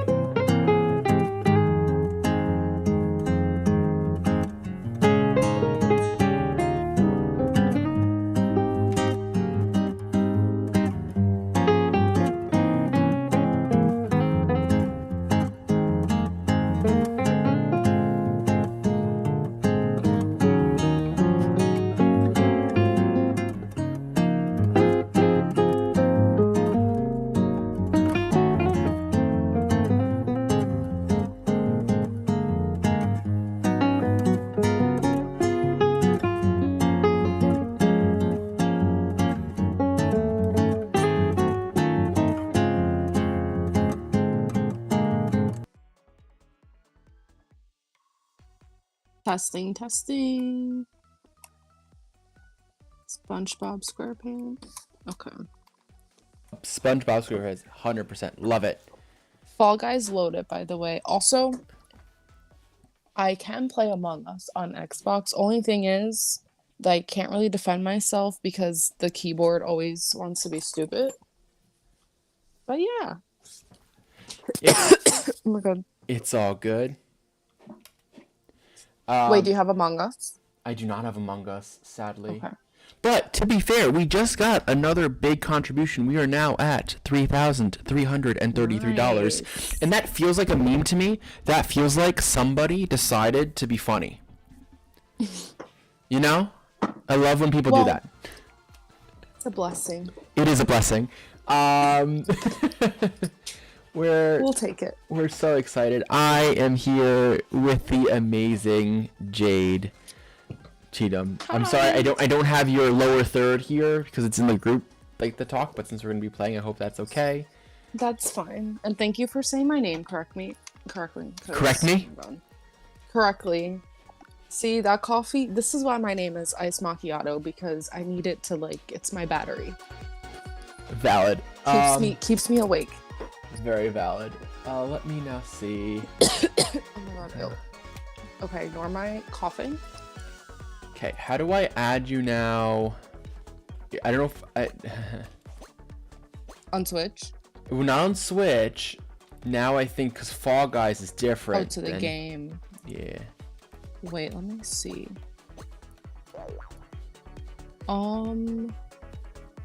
Let me just get rid of this real quick because I think it's in settings. I wonder, it works with some games, like if you're playing the game and then you exit, or not exit, like you just leave the app but don't like fully close it, and then click on my name and friends, I think you can invite me or something. So here's the only thing is that I know that this is not the stuff here is not done through how do I say done through Nintendo. It's done through I forget its name now.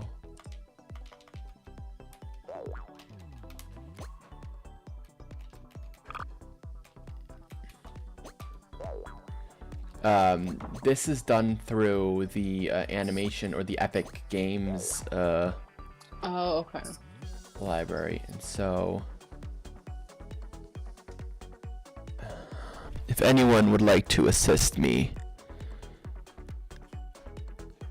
Well, I'm We're- going on now, so let me see. Who's Oh my no God, can this wait happen? okay wait someone's saying that someone's no audio. Who is your, or this might just be delayed.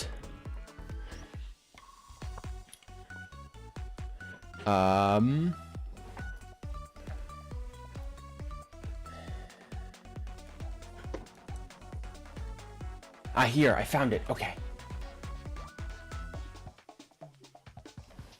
I found the search. What is your name here on It's loading. Let me see, because I honestly don't remember. if you press Okay, minus, yeah. you get it. Ice Matcha. That's also my Fortnite name. Of course it is. Ice. What the?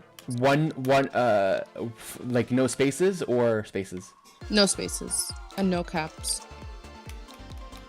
Why the Nice. heck is it asking me to turn on one? Okay, here we go. Okay, I'm online now, so I can connect with friends. Let me see. Ice matcha. Oat milk. Man, there's so Yeah, many. that sounds good right now. Wait, just iced or ice? Iced with Ah. a D. Well, see, if I put in You wrong, put ice. I put ice, so I get to get rid of everything. Oh, it doesn't let you move the cursor. No, that would be too Oh my God. easy. Also, I am drinking tea and about to eat my yogurt, so. Love that. What all the yogurt are you animal eating? voices. It's Chobani Vanilla Mixed Berry. But it's a part of the Hero Batch. Like, I think they give money to doctors or something. Love that. Oh, sorry, military families. Okay. So the outside is pretty looking. And it kind of tastes better than the normal mixed berry. I don't know what the difference is, though. But There, I believe I found you. Okay, I just sent yep. an invitation to you. I see it. Lovely. I'm just gonna check one more thing. What the? Okay. Huh? Let's see. There we go. Ew, my bean is so ugly. Oh my goodness. Let's see. Yeah, we're changing this outfit because why did I pick that? Alrighty. I heard myself on the stream. Tasso, please let me know if you still don't hear me. My dad let Someone us know. else sent me a friend request. Do you know someone named Ellie something? L-E-L-E.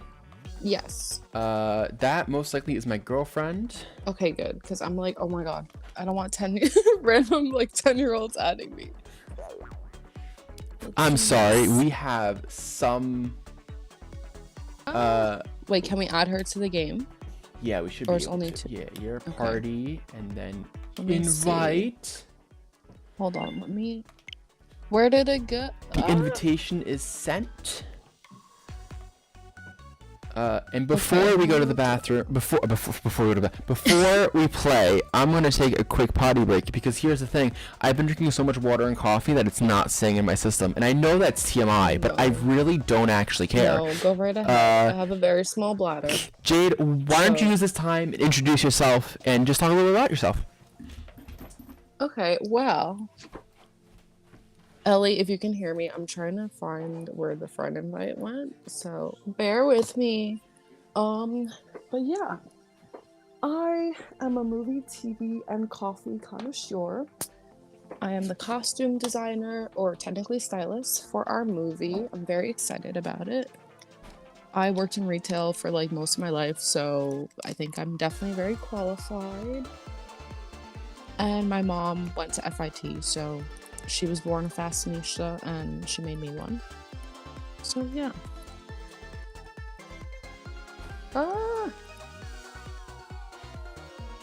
Alright. Yeah, I definitely need that coffee. Okay. There we go.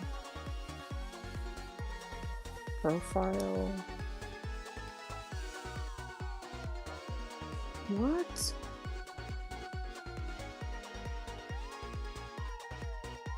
Alright, I feel like I'm bugging right now. Where the heck are the friend requests?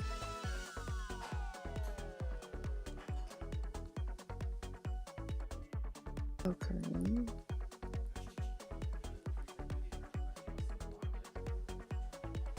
What the heck? Okay, if the friend Alrighty. request went bye-bye, where do I find it? We are back at it again. Why hasn't this number updated? Wait, how do I find friend requests again? Wait, is it? Hold on. Ooh. Oh, here we go. Is it? Let me scroll. What the heck?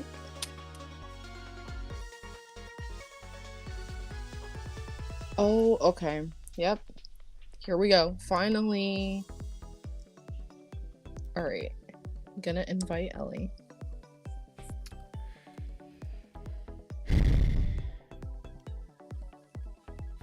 There we go. Okay, sometimes I guess it just needs a refresh.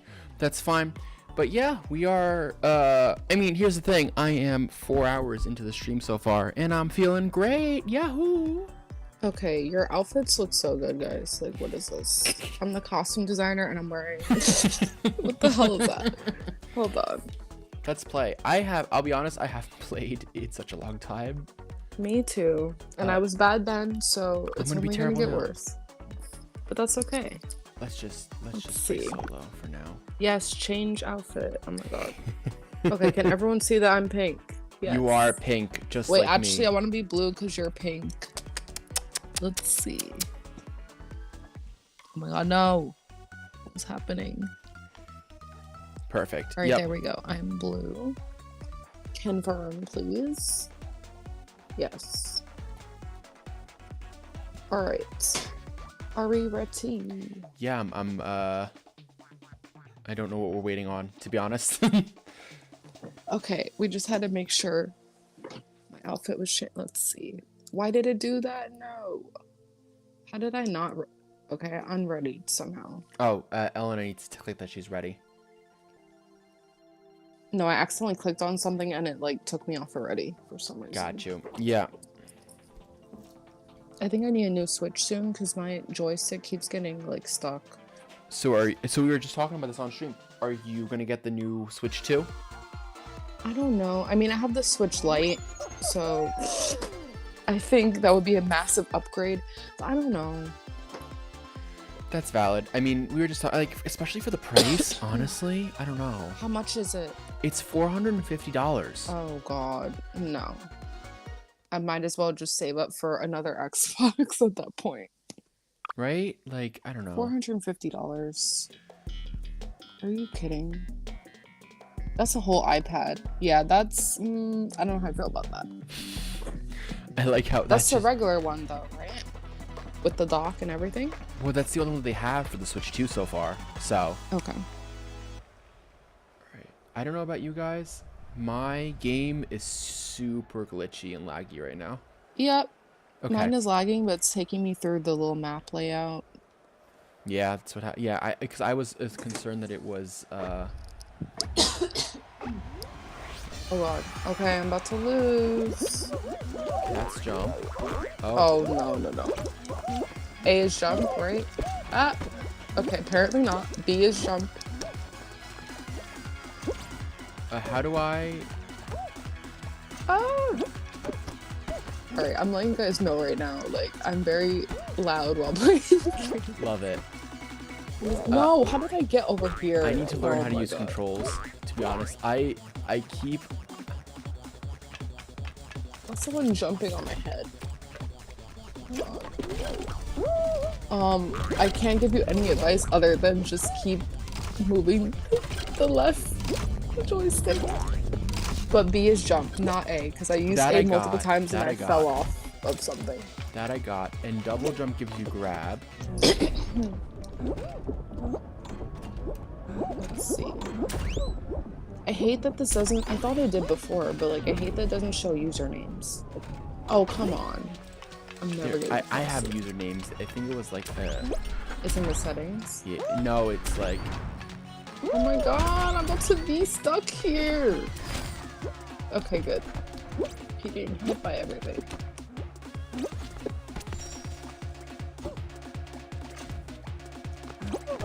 Why are they so slow though? My character is like waddling. Can we have some urgency, please? No!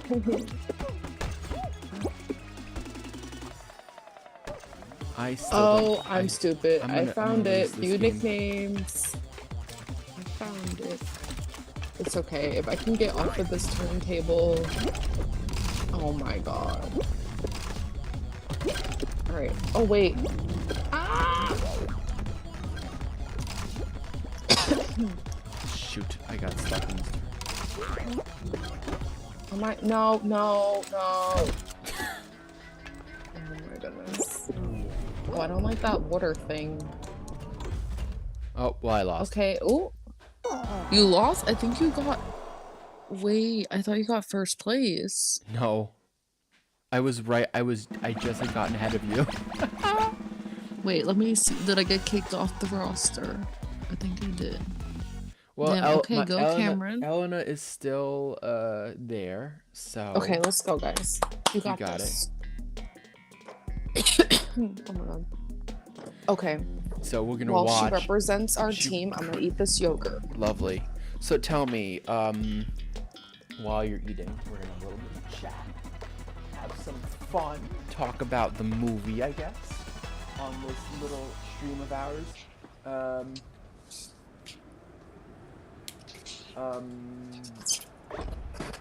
What, I mean, we've worked together before. This is our second film together.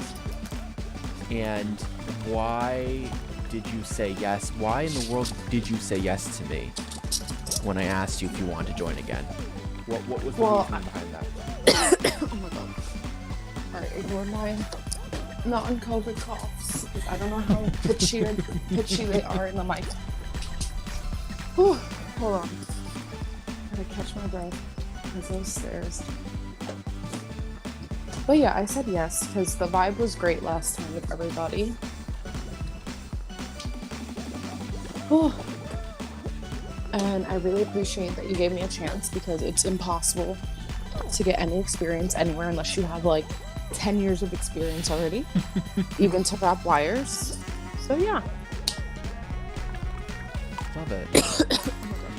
I mean, and part of what I try to do as a filmmaker is like, you know, and I feel like we're all, like a bunch of us are this way. It's like, it's so important because we all need that first chance, you know? Yeah, we do. So, Exactly, because how do you get the experience without someone giving you the experience? yeah, It's right? kind of like when you first get your first job. Like, I literally applied to a bunch of retail places, and they were all like, you don't have experience.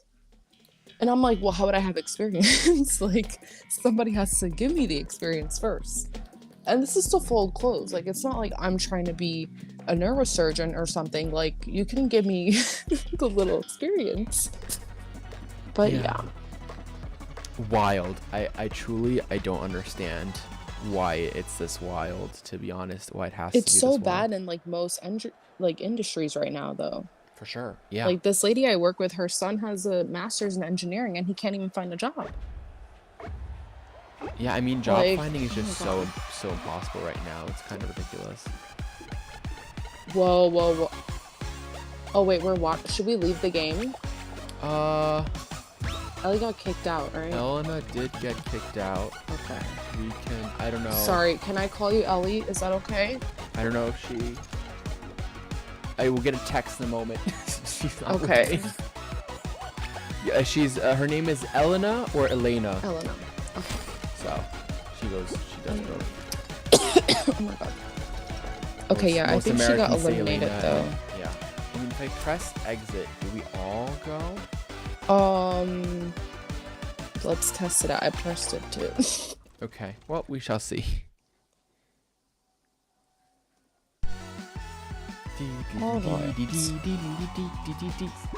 Alright, I don't want to see my game summary. I know that was pathetic. Thank you. If we All press right, let's play see. again, what happens? Okay, I pressed it. Now it's loading. Yep. I can't imagine it's gonna kick us out of the party though. Nope, it does not, in fact. Okay. Okay, yeah, I see you guys. Yay! Here we go. Do I not have sound on? Oh, I do. Okay. The music kills me. So, what's your favorite TV show? What? Jeez. I mean, that's so... If you had to pick. Pew pew to your head. Pew pew to my head. Oh, no, we're not gonna go... Okay. Like, no, here's the thing, right? And I got really annoyed about this because we were talking about the Minecraft movie before. Oh, God. And... Wait, you saw it, right? I did. I'm seeing it tomorrow with the kids. And they, school. with not even joking, they said unalive. Oh. No. Okay. Like, not even as like a haha, this is funny, it's a joke. Oh, I died. The irony. Oh, I just fell through. Are you kidding? I'm just like, guys, I understand that YouTube is like prevalent, but also... Do you think they're doing it because it's a kid's movie, so they're trying to be like, okay. I'm gonna tell you though right now, it didn't feel like a kid's movie. Really? It's so many... It felt like they tried to be Disney Pixar and like they were making jokes for adults mostly. Oh. But they didn't land... But I don't know. They didn't land. They didn't land because Oh my god. they weren't funny. It Oh, was no. I've never had a movie where I'm like, oh I fell again. I've never went to a movie where I was like, this movie isn't gonna land for me. I know it's not gonna land for me, but like I don't care anyway. It's gonna be funny, and then I still I liked it And it less. wasn't funny. It was even worse than I thought it was gonna be. Oh no. Yeah. Okay. So have fun tomorrow. Oh, I Yeah. died. I keep getting stuck on this one section, and I'm going to. I already told the students like it's gonna be bad. They're like, "Are you excited?" I'm like, "No, it's gonna be bad." And like, I don't want to be You can say you've that worked old person on- that's like, "It's bad," but yeah, it's bad. It's not quality. I can tell already. Well, you can. I tell like your- Jack Black too. And he, I feel, is underutilized.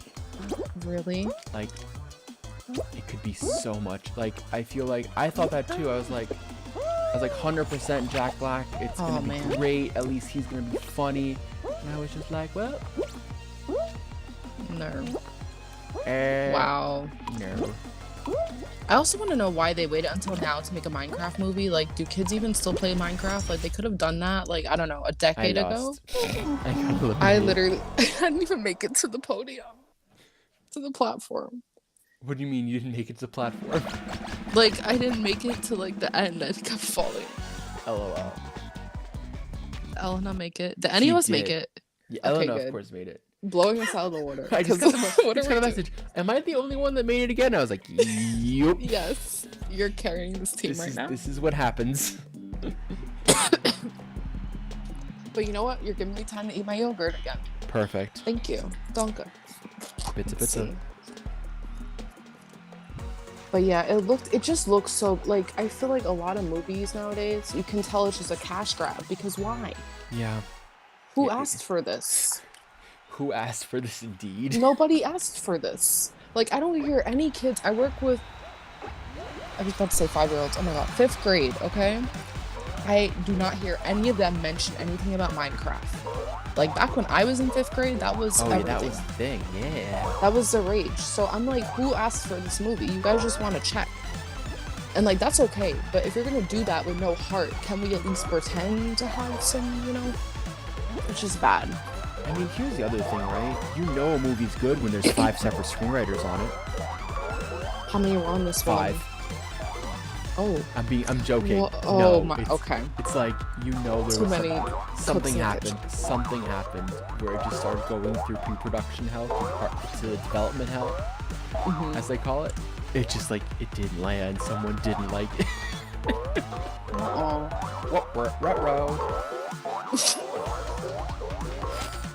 So Wait, do you have a letterbox profile?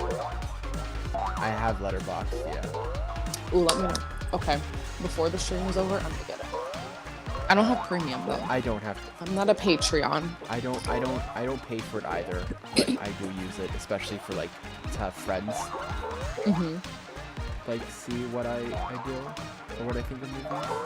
For that, it's entertaining.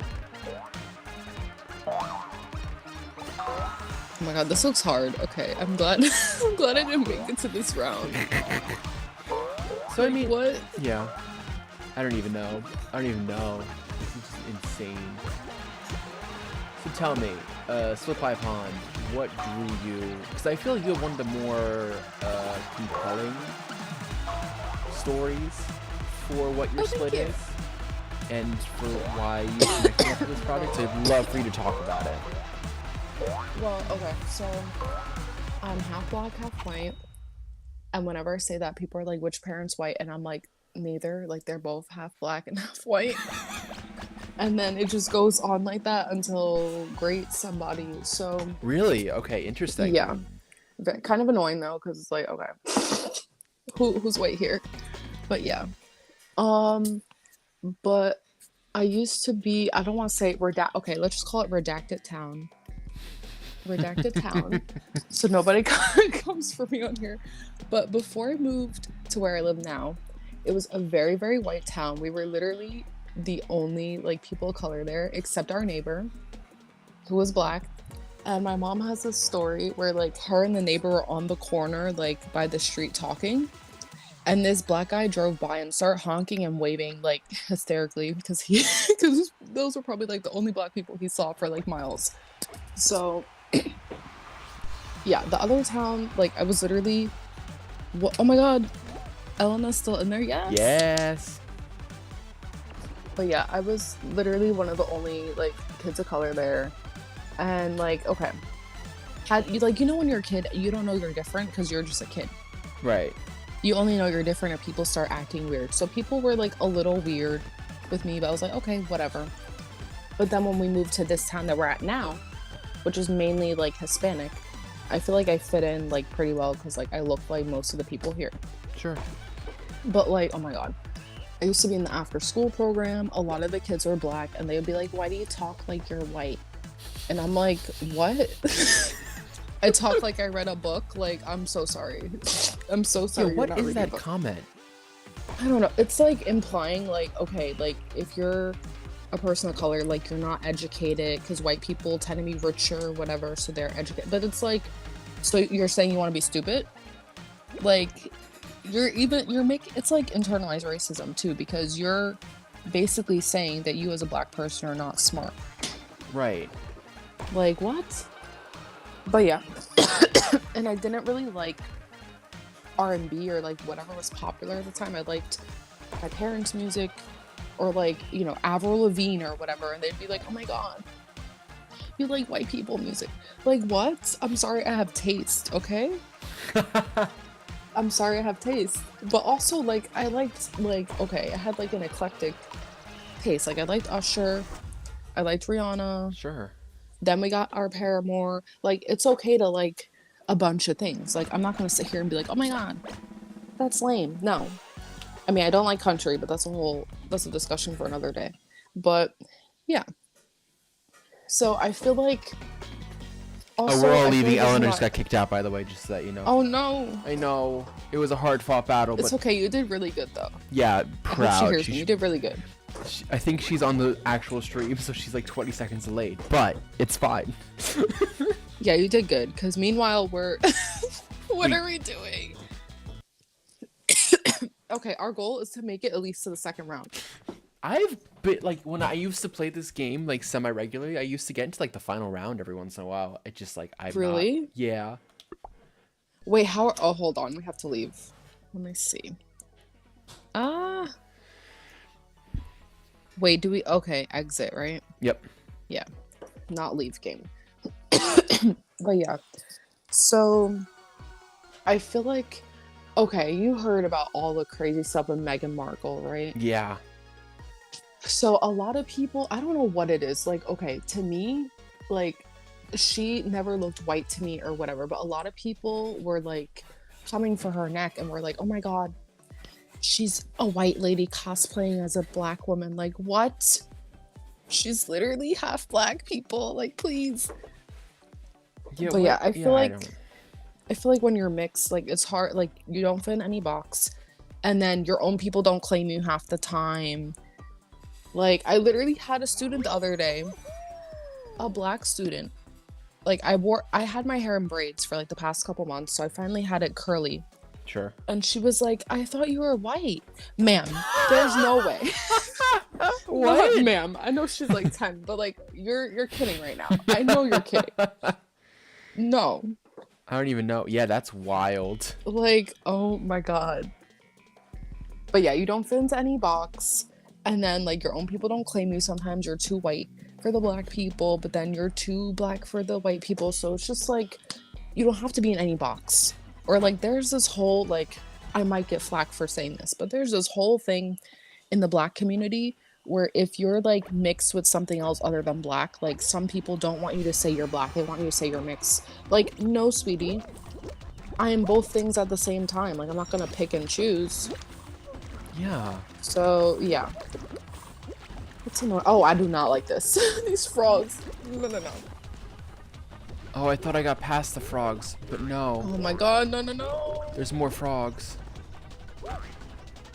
Alright, am I making it? Yes.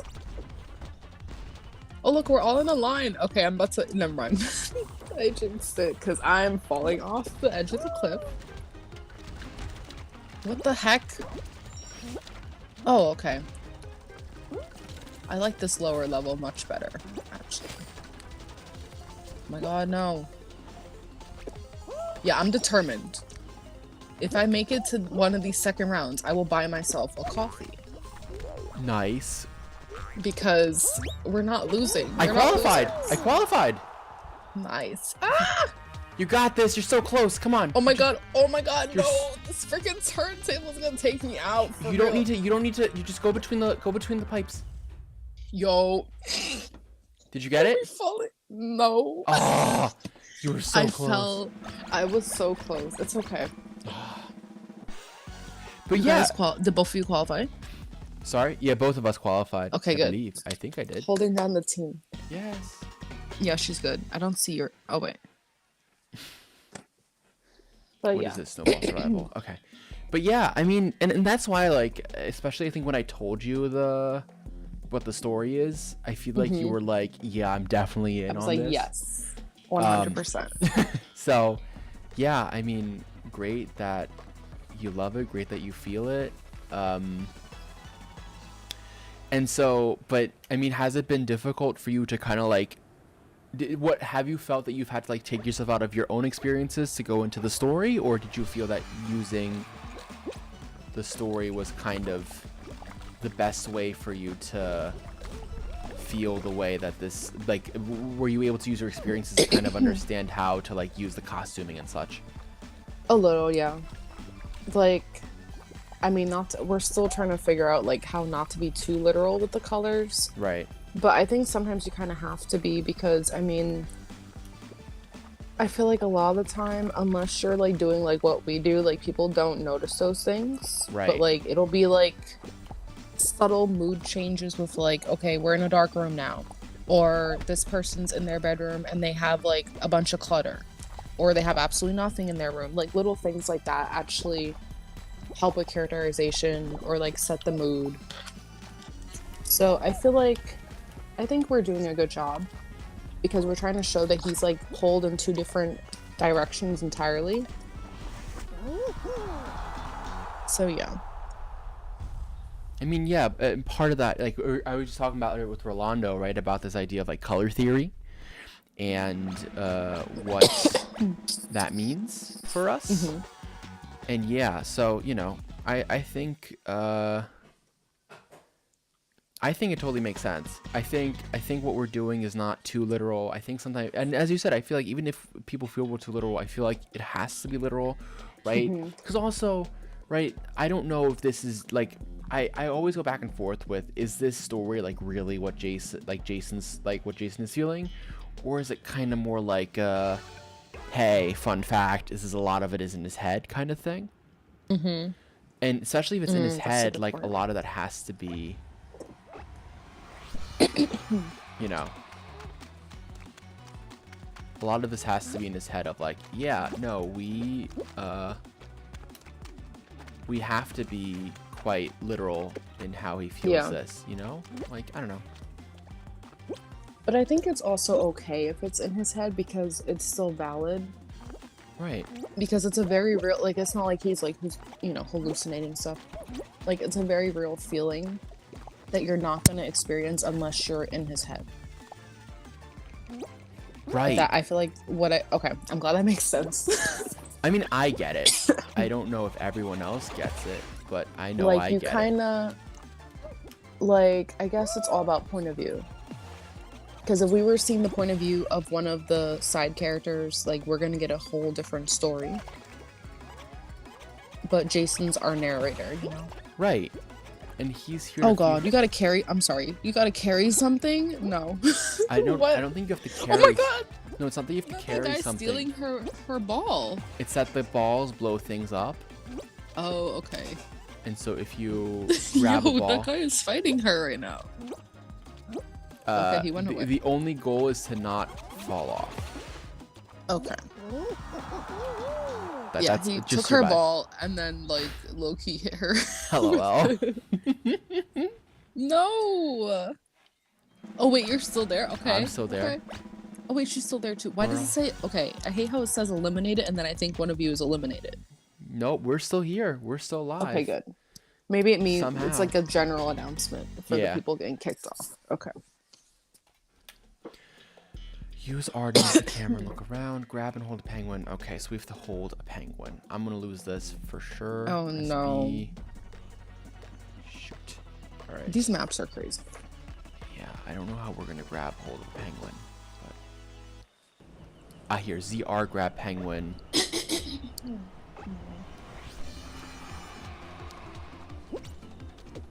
Let's see. Okay, I know I'm eliminated. You don't have to leave it on the screen.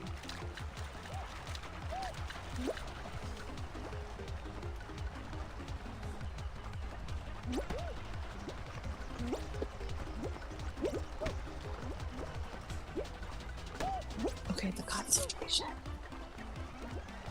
I am going to fail this so effing hard. I am kind of confused. Let's see. Wait, where are the penguins that you guys are supposed to grab? Oh, that guy has one. Shoot. I Yeah, don't I'm wanna gonna be watch this eliminated any person. moment.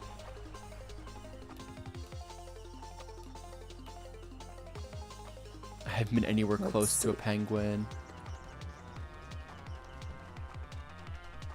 Okay, Elena is Yep, really I'm holding done. this team down. I I think lost. she made it.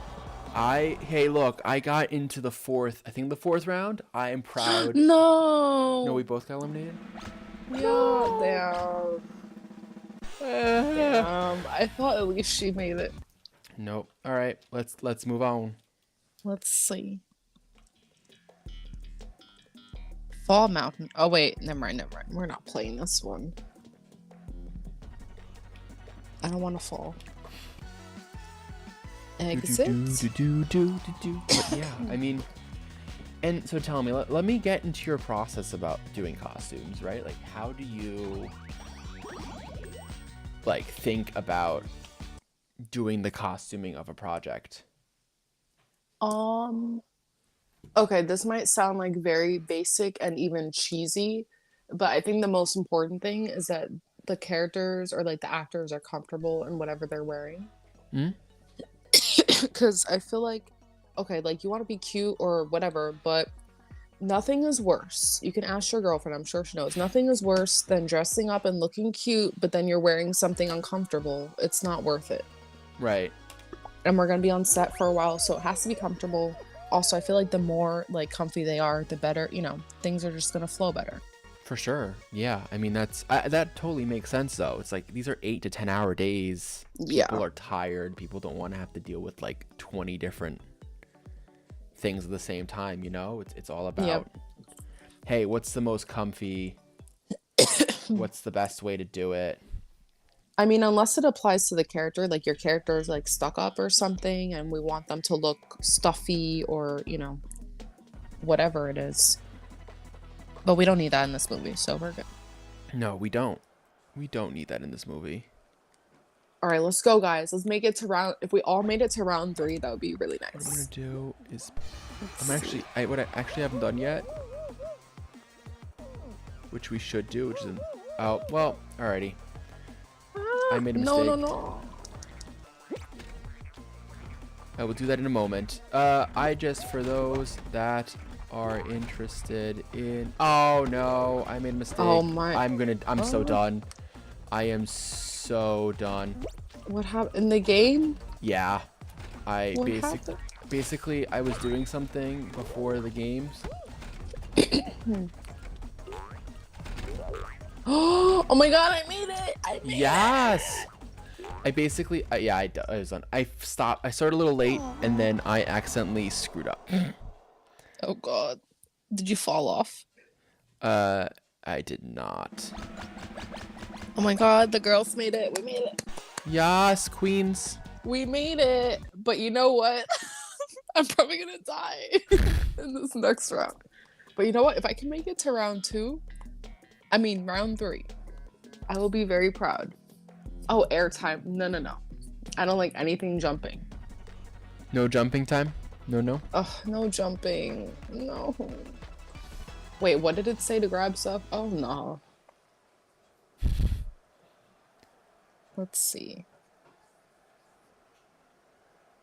Okay, at least there's like a platform at the bottom because I hate when you fall and nothing's there.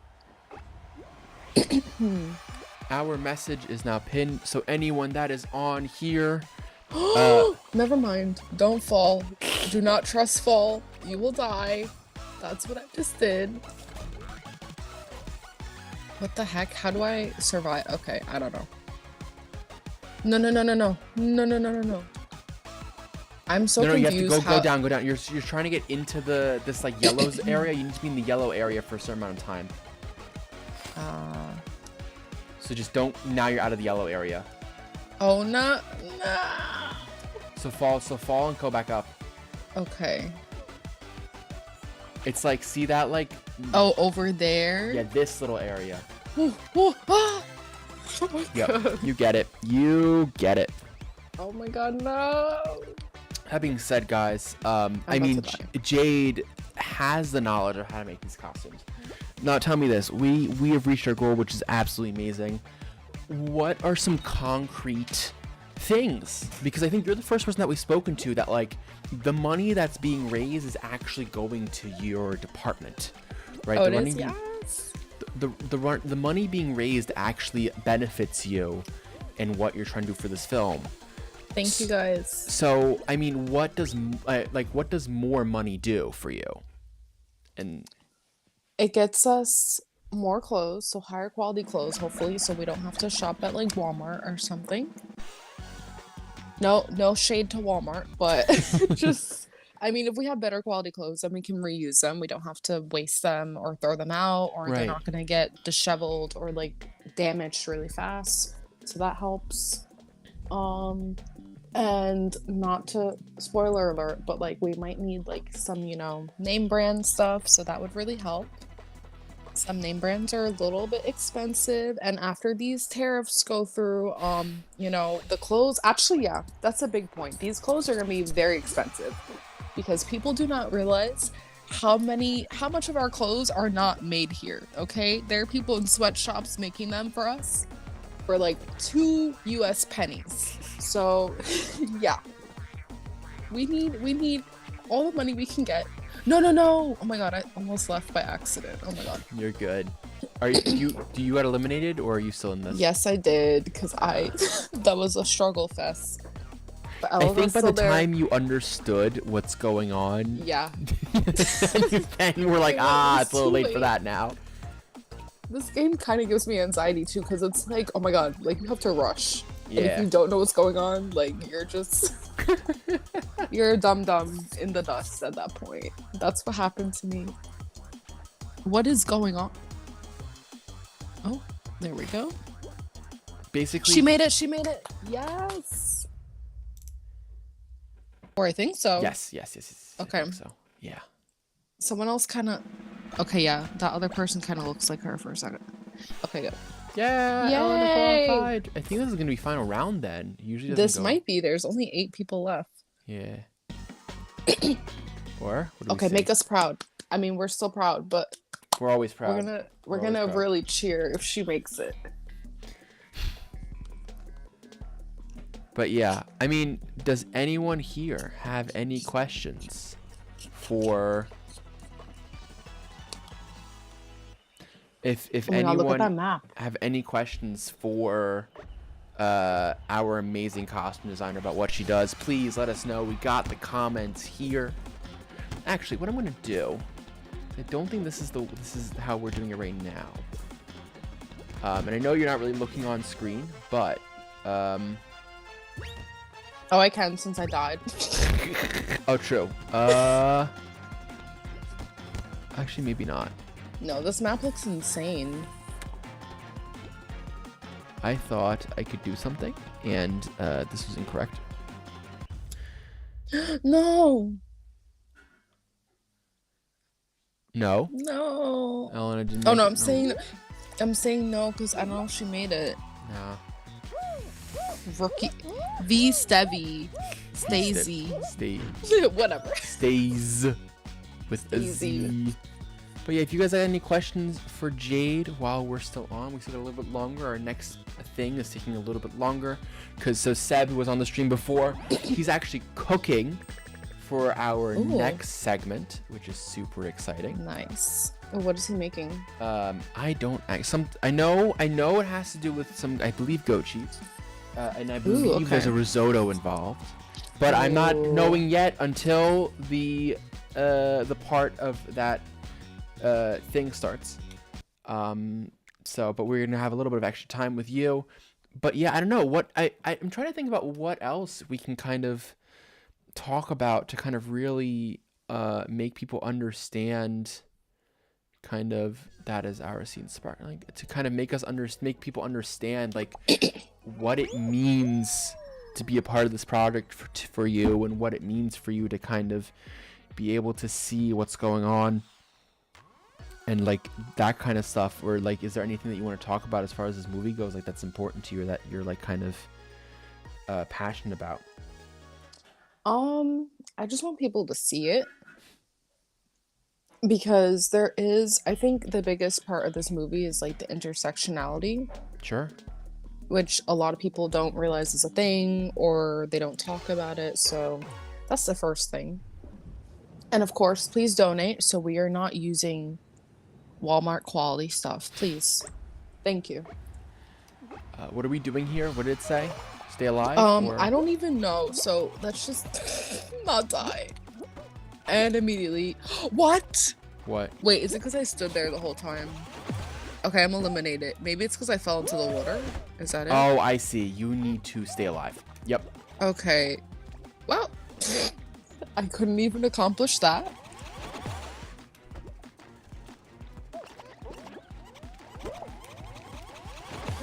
That was very sad. I mean, I couldn't even do that in the other games, but this time they were like, yeah, if you actually fall off, you will die. Where is this finish line? There is no finish line. Oh, okay, you just gotta stay till the time runs out. It's literally, yeah. It's no, it's until like X amount of people leave. Oh, okay. They die. I mean, and part of what we were talking one of our last conversations that we had with a couple of department heads is like talking about color and like how nationality kind of meets color. I mean, we have the color on the sides of the screen right here. What does that mean to you, kind of having that like whole piece in here as a part of like color being a big part of this film, and like how costume kind of needs to weave with production design as far as that? Like, what does that, is that interesting to you? Or well, I think kind of like what we were saying before, color sometimes can be overstated or like people don't care about it, but it does make a difference. And I think with working with production as well, with costumes, we're kind of going to become like puzzle pieces. Sure. And everything's going to fit together. And I think choosing to use the flag colors, like it might be a little literal, but also we kind of need that. And the colors are very bright too, like the yellow, the red, the blue, like I just realized they're primary colors, but they do contrast. Sure. Because of how bright they are on the flags. So yeah. But I think also, different colors represent different things or like produce different moods and stuff. So I think, especially like, I would say the blue on the American flag is pretty like a strong color. And then you have the red from Germany. So right. I feel like they're both we have two like reds in this movie. We do, which is like interesting, and I really can't wait to see what you kind of do with what everyone kind of does with that like fact.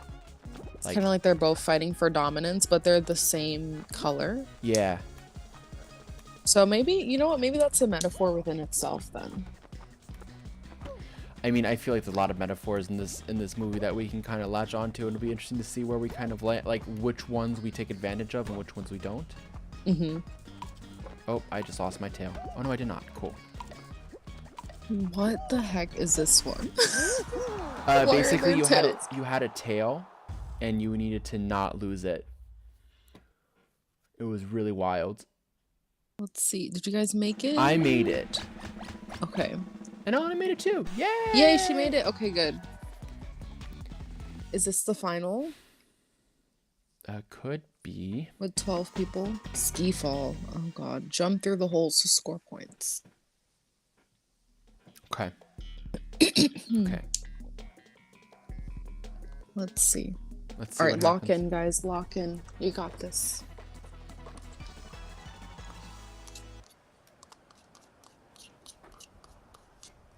I just love that I'm hearing the scratching of the I'm at the bottom of the the container. ASMR.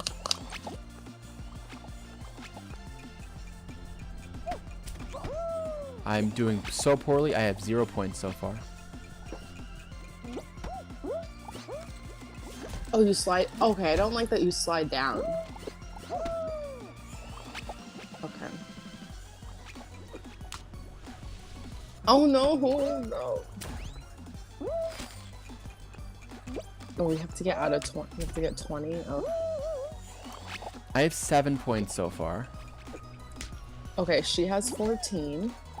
That feels like a Okay, better only- number than. Only 2 are qualified though, so you guys have time.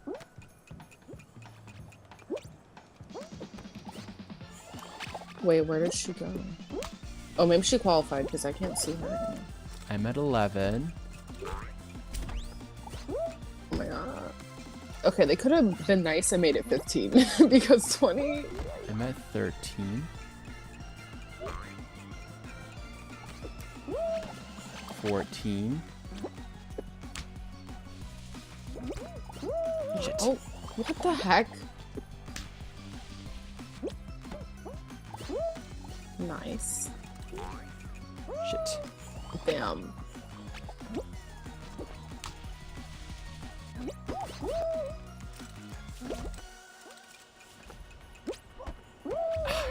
Nope, I'm out. Oh, close. I'm so close. Yeah, Close. here we are. That little crack in between, like right before the hole, though, does not help. It's super frustrating. Like, oh my god. When I first played this game, I immediately died. Like, I just kept dying, and I was like, I just rage quit. I was like, goodbye. I can't. It's an insane Let's time. see. Yeah. Hexaterrestrial. Final round. I think Elena got into the final though. So Yes, she did. Let's go. yes, queen. Let's see. Alright, I gotta leave in like 10 minutes. You're good. We should be ready to go by then. Oh, you have to walk in the... Okay. See, this I could maybe do. I could maybe do this. That person walking right behind her, go away.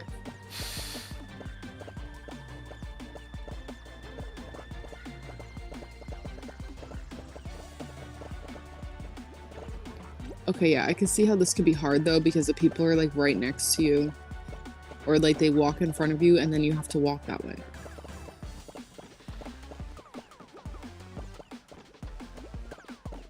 Oh, but they're regenerating. Oh, but yeah, I Okay. see that too. That's cool. I think though, because if it wouldn't, then after a while, it's just like nothing. Yeah, everyone you'd would all die. fall. You know? Okay, how do you qualify though? Oh, okay. One person left.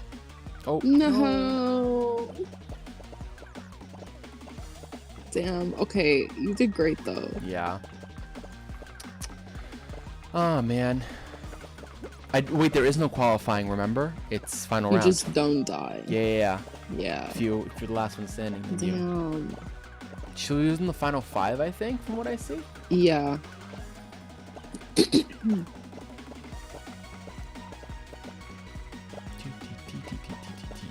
Yeah, this music.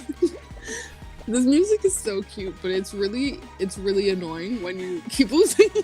which is why I made it kind of not loud on stream, because I was like, for sure this is gonna annoy me if everyone if this is the only thing that they hear. So Sandra was crazy. absolutely insane. Who won? It a cloud. 95. Okay, cool fit. The flip flops. All right, one more game, and One more I'm game. gonna make it to round 2. You got it. I believe in you. I so believe I in you. cannot die. Game rewards, and it's 300 coins. Oh boy. That being said, we got. I mean, I'm so. My thing right now is I'm trying to kind of stay alive, like mentally, because I know I have so many hours ahead of me. Oh yes. Wait, did you make that coffee you were talking about? I did. Okay, good. Is it working? Yes.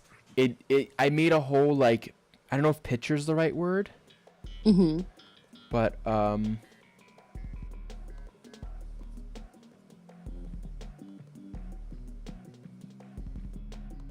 I see. I'll deal with something. I literally have like a whole like canister full of cold brew coffee. Okay. Must be like a solid like Oh god. gallon and cold a brew? half of cold brew. Yeah, you're gonna be wired. Yeah. So, Oh wait, how were the protests yesterday? oh, it was so good. It was so good. Yeah, it was not to get too super political on stream, but like I got to It was validating. it was validating. Also, I spoke. Well, what the heck? What? Okay, how? Okay, it's floating and then we jump up there? Oh, Am I crazy? Ah! unless you Okay, I fall made like it. me. I made it. Oh, not this again. No. Move out my way, sir. Don't you dare. I'll scared. send you my speech later if you like, Ooh, okay. because I'm our Thank you for comms- going, by the way. Of course. Because I have, like, anxiety that everybody I mean, everybody already didn't like us, if you know what I mean. But, like... Legit, now there it's were even like worse. 200 people. Really? Yeah, we got 200 people to come out and protest. Nice. And that was like the second major protest of the day. Because there was a protest at the Tesla showroom. Ooh. Yes, get him. Like right before our. Nope, I fell again. Oh my god, no. Please, no. No. I'm right there. I'm. How do I get... Not How do I even get up close. here? Okay. What the heck? Alright, I don't like that. This tube thing. Are you serious right now? Are you serious right now? There we go. I finally got past. Oh, Oh my... No! Oh! Are you talking about the spiky... no, I wasn't crap? even there yet. Oh my god, how do you get up here? What is this? What the heck? Okay. What the... I'm scared. Oh, okay, I qualified. Okay. Yeah, that tube thing, you have to stand, like, right there. Over it, and then it will catapult you. I thought this guy was trying to, you know, off himself. And then I realized, okay, big brain. Oh, I see what I did. Oh, yeah, no, I lost. I made it. You made it. I'm proud of I you. made it. And Elena definitely made it. She's just good in She's these the games. expert here. She's just so good at these games. It's like not even fair. She was beating me in Mario Kart every round too. Like, Oh, not Mario Kart. yeah. So that's what we started with today. I know tonight Anthony will be coming on, and chances are we'll be doing some. We'll be doing. Oh. Okay, he did that. So my dad, bless him. He posted all the streams. So basically the issue with YouTube is that you can only stream up to like 10 or 11 hours at a time. Before it then like either like clocks you out or doesn't save anymore. So we're doing this in 3 separate like streams. What the? Yo! Did you die? Did you get eliminated because you? Yeah. God!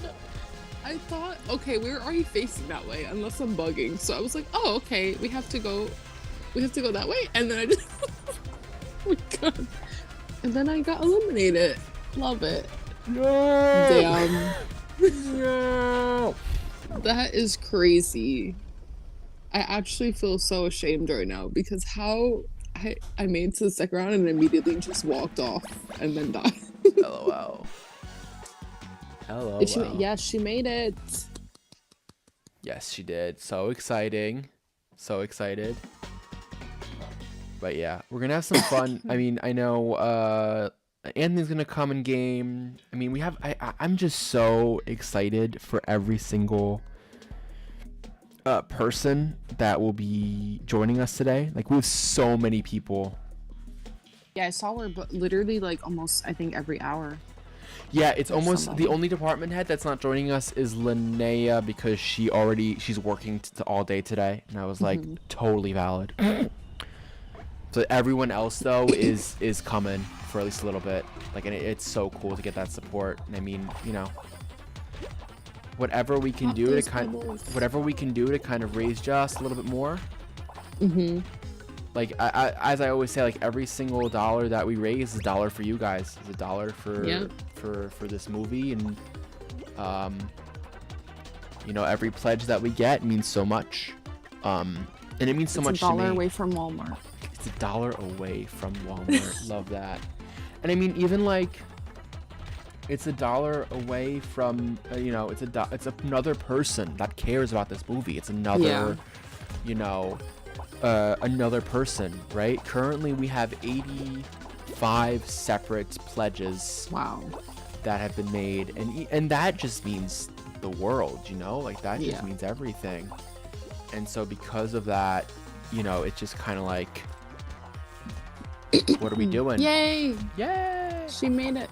Yay! Sam McPoopy Pants is who I'm spectating right now. Same. It's the person that I was like, this is so funny.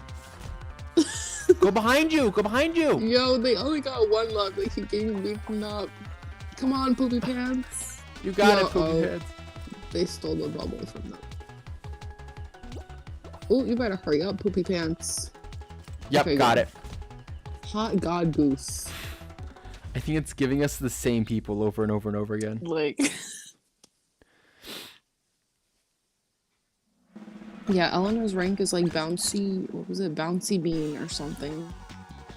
I think I have rookie. Because I'm a noob. LOL. Is this the same thing again? No. Hexagon. Oh no. Oh no, but this one, they don't regenerate. It's just a bunch of floors. Oh boy. Okay. This one's, I don't know if it's more or less difficult. That's like kind of complicated to me, if it is. But then, okay, it says last one sending, but what if you make it to the bottom? Do you just not make it? What do you mean? Like, do you just try as much as you can to not make it to the bottom? Correct. Okay. Because you see how everyone keeps coming close to her, like... Yep. It's hard not to, because people are just in the way. It does, in the end though, it doesn't matter how high up you are.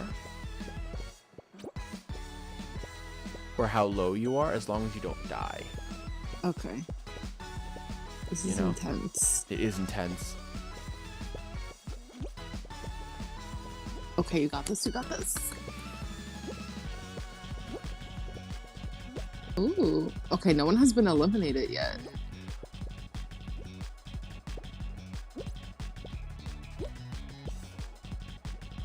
Okay.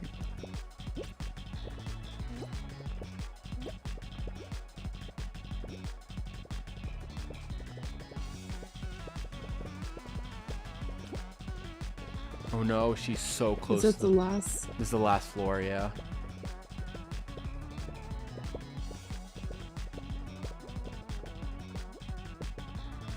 Sir, move! Yo. No! No! They tripped her too. Like, Yeah. that's what I mean. People keep appearing, like, right there, and then you get trapped, basically. It's It's so okay. They evil. all made... They, they all met their fate for doing that. Who won? Big Poopy Pants? No. Agentos. Agentos. Okay. Okay, Samurai. Alright, y'all. I'm going to leave. Well, Jade, thank you so much for joining us on this Of stream. course. It's been an absolute pleasure. Any last parting words that you have to this group of people that are watching? Well, first of all, let me know if you guys want to play Fall Guys again sometime. Eleanor's gonna train us to be better and not lose every round. And thank you guys for watching. Please continue to donate again because we don't want Walmart quality stuff. But more importantly, we can reuse the stuff. Thrifting or like not getting rid of clothes when you have them is really important. It's good for the environment. It's good for your pocket. So yeah.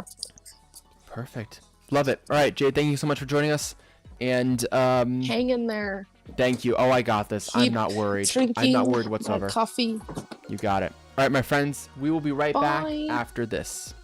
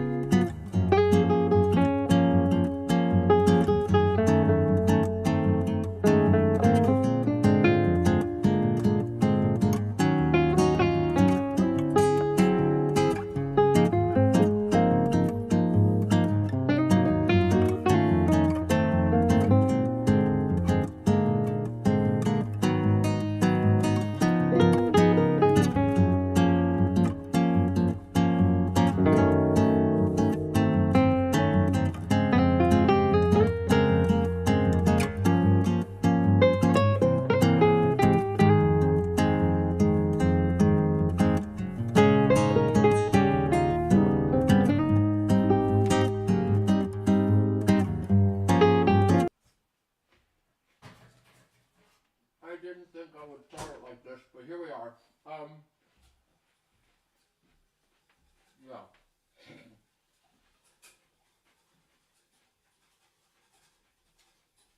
We are 20 and a half hours away from being done. We've already raised $180 on this stream.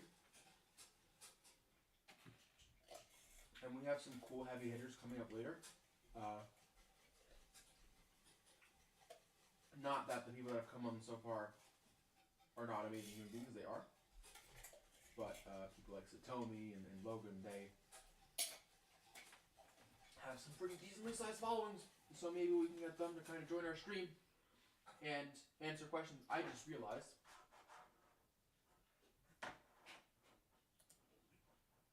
the wrong mic was on. Oopsie.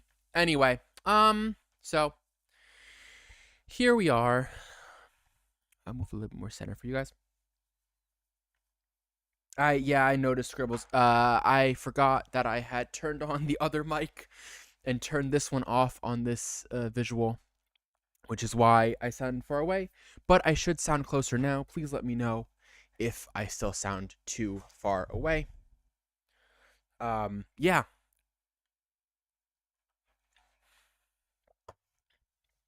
Coffee. We're gonna have a good time. I mean, here's the thing, we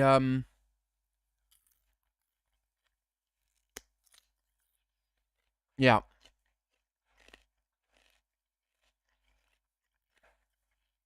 I don't know if you hear me eating because we have a pretty high compression on this mic because it's an older mic.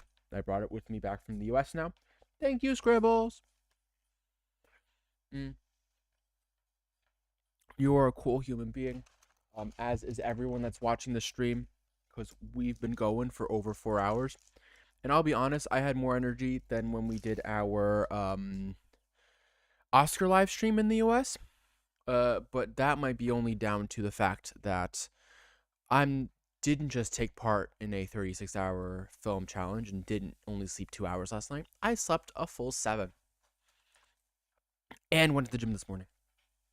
I was like, I need to exercise before I go on stream or else I'm going to go insane. So, yeah.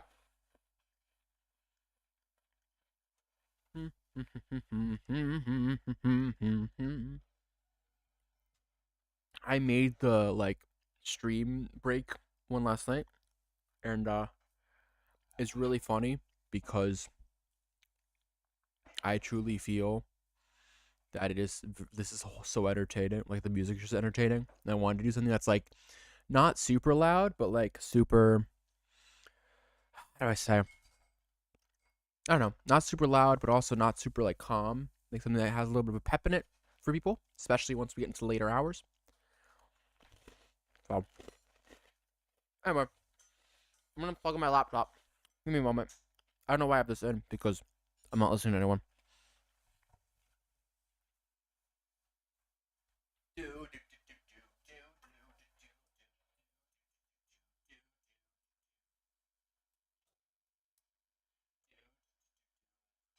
Something? No? Oh, my phone.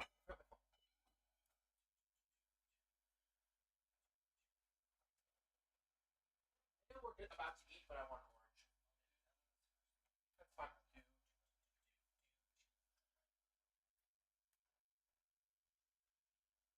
Yeah. I also want to give a shout out to everyone. So I have a couple of shout outs to give. First off, if you're watching this, thank you. There's gonna be a moment when I feel like we've had 5 constant viewers. I think one of them is my iPad, one of those is my girlfriend. And I know Tasso, you've been on here this whole time and I appreciate it. Hopefully by 3 p.m. Eastern, when we go back to gaming, it might be a little later, we will have some cool games that we can then play together, and you can introduce yourself, and then you'll come back at the very end. But I wanted to actually talk about Minari, which Seb and I will talk about it together. We've actually seen it a few times. It was actually the movie that I don't want to say inspired me to make this film, but for sure, like, gave me the courage to. So originally, when I made this, when I watched Minari, I was very inspired by it because uh, it felt like it understood me as a person, and so I've actually watched a couple times since. I actually also wrote about it in my thesis, my bachelor thesis, which was about multinationalism in film, and so a big part of this movie for me is really in response to that, and really um, as a love letter to that movie in a sense, because it affected me as a person so much. And I know I'm not always like here. I know I'm not always like I do sometimes feel like that outsider, and I feel like I understood myself with the main character of Minari a lot. And I'm so sad because I'm a big A24 fan. That was the other part of why I love Minari so much. A24 is one of my favorite production companies, and I know they have a Minari book. Like I have the Ladybird book, which is another one of my favorite A24 films. But so Minari is an important film to me. Um, Minari is a film that I just understood, and it's a film that I just loved. And I just saw it as a movie that I really felt. We're not gonna live watch it, like live react to it, only because that would just be a lot. But Seb and I are gonna talk about our experiences with it. I'm gonna talk for Seb here for a moment. And so as you can hear, right, he doesn't speak American English. He speaks British English, and that's because his father is from the UK and his mother is German, and he grew up here. And he, I want to say he's had a lot of similar experiences to me as far as like this binationalism stuff goes. It's either that or he just empathizes with me very well. We'll talk about it in a moment once he's done cooking. He just told me from the gallery that it's a combination of both, and I'd love to talk to him about it in a bit. But I wanted to take this opportunity to be a little bit more serious and more heart to heart to you guys about kind of what it felt like for me growing up, but also for me to kind of explain why I love this movie, why I love Minari so much, why I think it deserved to win Best Picture over Nomadland. I know it's a controversial take, and why oranges are good. We're not going to talk about that last part as much, but that being said, oranges are very good. And so, what I'm kind of wanted to talk about is like this idea of what it means to grow up as kind of a mix of both and be in a world where it feels like you need to choose, which in the end is kind of the basis of this movie. Also, my hands are absolutely drenched. Seb, when you come here, can you bring some paper towels because my hands are full of orange water? Thank you.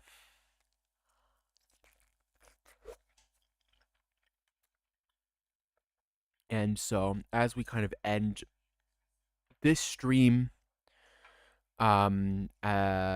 basically, that's what we're doing. We're gonna kind of go to the end of this stream. The stream goes till about 4 Eastern, and as we go towards that, we're gonna talk about what it means to be binational. Talk about what it means to be part of this community. Talk about what it means to be part of this film, and give you some context into why this film is so important to everyone involved, and also especially important to people like me, people like Seb.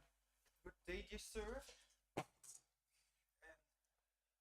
Oh, for the entree, so Thank you, buddy. it's an amuse, like a greeting from the kitchen to get you ready for the real deal. I love this man so much. He is, by the way, a trained cook, like a professional cook. He did all that cooking stuff, and you love it. So, Minari takes place in the 80s and is about a Korean family that um moves to Arkansas. And builds up their own land and tries to. It's first of all like a movie about the American dream, what that means in the 80s, and kind of a family trying to get on their own, and then somehow being kind of categorized as Korean and what that means to them and how they don't feel like they're being taken as seriously. Um, I mean, one of the moments that I feel like is like I don't. There is of course some racism in the film. That's like something for sure, but um, it's like this idea of like, oh, because some of them are like because I served in Korea in the war that they feel themselves to be Korean, and it's just that kind of stuff. And so I really do love this movie. I don't know what to talk about by myself. If any of you watch the Snow White stream, you'll know why I was not in a good mood by the end of that. Before s- uh before Leo came to save me. But I mean, I'd love to know your guys' thoughts on the movie. If you guys have seen it. Um, but as part of this like dinner and a movie like conversation fireside chat kind of thing, mm, I feel like talking about what it means to be ostracized and how this kid kind of feels they are ostracized. What it means to him to not really feel like he belongs, even though he feels himself to be American. And like there are multiple ways of like coming through nationality, right? Like one of the major way is of course through a passport or through a birth certificate or citizenship. Mm, but citizenship isn't always by birth or by heritage, right? Um, People get citizenship through immigrating. People get citizenship, either by living someplace else or you know, and nationalities are a multifaceted kind of organization or they're a multifaceted kind of issue. Because depending on where you're from in a country or where you kind of grew up, where you kind of lived, it could even be things like the color of your skin. We were talking about it with Jade before, right? Like the idea of a black America versus a white America. And so what I really loved about what this film did is really ensure that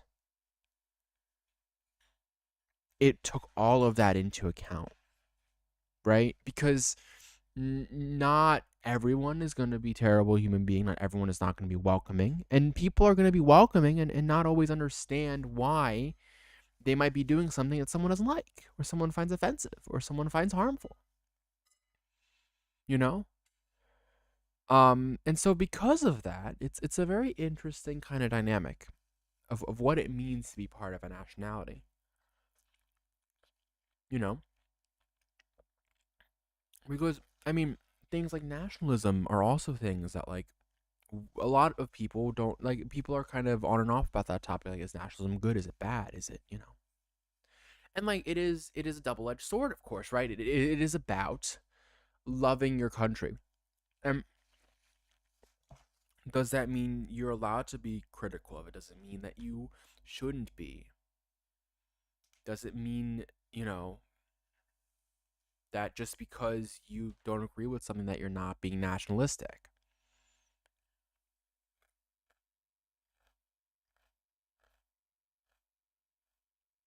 Um,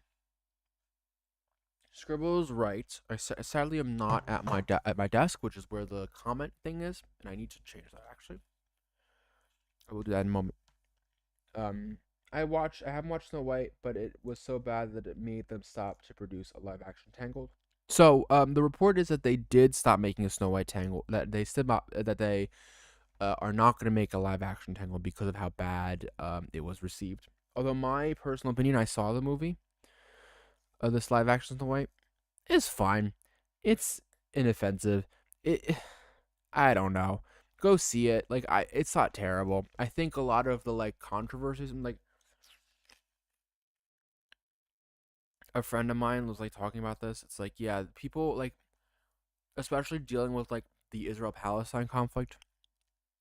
It seems that Gal Gadot was part of the IDF because she's Israeli.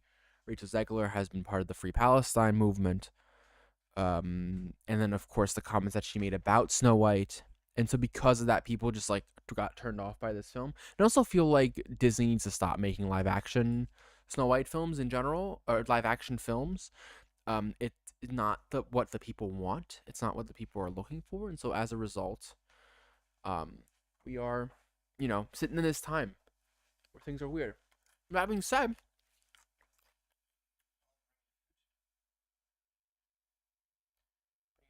the yum yums. I need to actually go over to my desk real quick. No, because the comments thing that we have. Oh, I can't highlight comments from here, that makes sense. so I'm gonna be able to do that.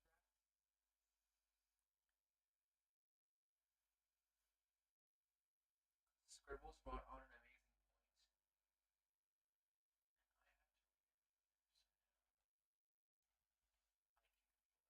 All right, furthest dinner in a movie presentation. I don't know if you can show it into the camera anyhow, but like without making a mess. Yeah. So we have Just sit closer to the. yeah. Oh well. We can just move stuff over, buddy.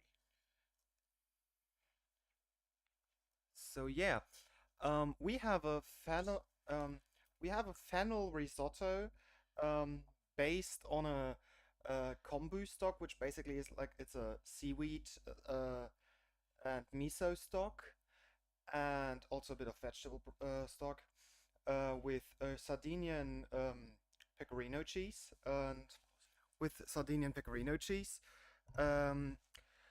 with a side of a beurre blanc sauce based on the same kombu stock because and sake, so Japanese rice wine, and brown rice vinegar, um, some burnt peas, and grilled shiitake mushrooms, and mint.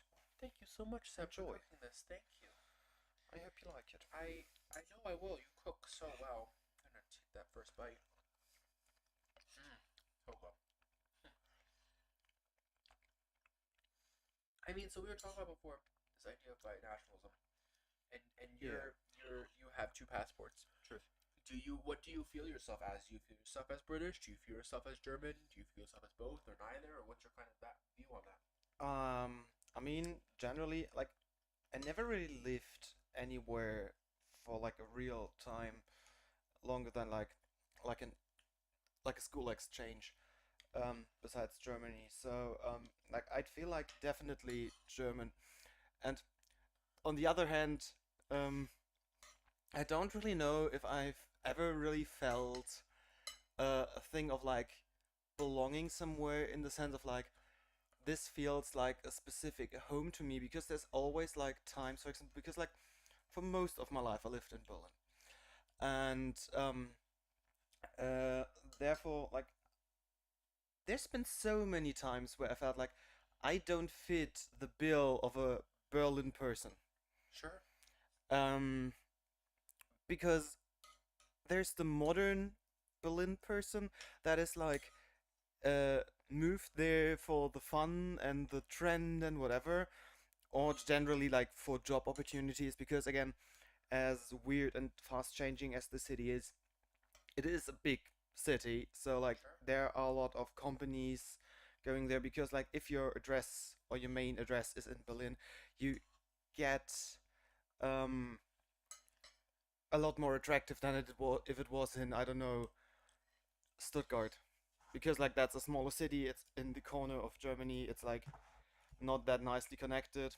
Also, like if you're an international company, you'd go to Berlin because like it's it's a place that is international. That's has an airport that, when everything goes well, is easily accessible from most parts of the world. Right.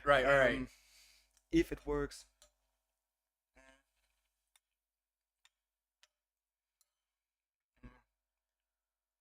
On the other hand, they're like the old school proud Berliners who are um, very fond of this town and not very fond of change, and also like even people who moved here 20 years ago, and the city has changed a lot in the last 20 years. In some regards to the better, in some regards to the worse. But one thing that actually like comes with gentrification and modernization is that some of the culture that people go here or come to Berlin for dies, and I always felt like I don't need the trend, I don't need nothing. I could live anywhere, if and I for myself think I would be happiest in any like 100,000 inhabitants town, like, and something where you have like you have all the infrastructure you need, you have hospitals, you have a high street where you can buy everything you need, so I don't need to go to the next bigger place or to some mall somewhere to get everything I need. So like you have a store for tech, you have a store for any kind of like rare need that you have, and um, therefore like I don't feel like I need a country or a nation to feel at home. I just need my needs met to feel Sure. at home. Why don't you come? You're like on the edge. Yeah. Why don't you sit properly? I just want my needs met, and that's Right. all I need. And if I have people around me that I like, and that to me doesn't even need to be like blood related family, but generally like friends. If I have a community that I can that reassures me and that like supports me if I need anything, and I have all my necessities met, that's everything I need, and I feel like that's everything everyone is looking for per se. So like I would say if anything I feel more like a German, because I don't really, again, I don't, whenever and I would agree with that. The last time I went to the UK, well, the second last to last time, I went there and I bought a train ticket at Victoria Station to go to the south coast to see friends and relatives, and I bought the ticket. And went there, hi, I'd like a weekend return pass to Brighton, please. And he was like, you're German, right? And I was like, okay, sure thing. Like, it's, and I feel like it's not that like we both know German people because like I Right. studied English at university, parallel with Cameron, and we had German people who then also later went into a drama class and whatever, and told German, and later would on a walk around be like, yes, hello, my name is Catherine, and I am wanting to buy a coffee from you. Could I please have a cup of coffee with a slight hint of cream and two pieces You're of... talking about the people that had, like technically perfect English, Yeah, like, but like it's like too perfect. The thing you is, know like, what I mean? it's a German person speaking too technical Queen's English, which is like, Queen's English, love that. I mean, RP. I know what you know. I English, know what you yeah. mean. So it's like, but like it sounds so posh and overly Wouldn't like that be the King's exaggerated. English though? Because now the Queen is dead, so it'd be the King's English. We can discuss about that. Did I checkmate you, even though I'm not even British? I mean, not really, because I never heard someone call it the King's English until now. So, But like, I'll just stay by it. fair enough. Does he stutter more than she does? I don't think that's the point. Also, I love it that you'd play this finish and I have 8 and 2 speed. Because you've spoken the whole time. Yeah. You know, like, that's how this works. Exactly. Well, it was so good. Thank you. There's more on the counter. If you need more, just take some. I might in a moment. But but yeah, to come back to the point, so like I feel like I don't think culture is something you should gatekeep, because like if people come to a country, and I mean like I know American people who went to the UK, who lived there and who recently also got their citizenship, and they taken over mannerisms and speech. And I feel like the more time I spend with you, because like we also have a very weird way of communicating, For sure. the way that we sometimes like start to speak, or like I say something in English because like you're one of the few people that I can speak English with, like without having any barrier or it being Right. unrealistic, because like talking to a native speaker in their native language is like more logical. It would be like, why would two German people speak Italian with each other when none of the two are Italian, unless they have like a language tandem learning a language together. Fair. But like therefore it makes sense that we do that. But then from one sentence to the other we switch to German, or one of us switches to German, and it's just a very weird dynamic for an outstanding person to look at that. Sure. So I think yeah, culture is nothing to be like you should be gatekeeping.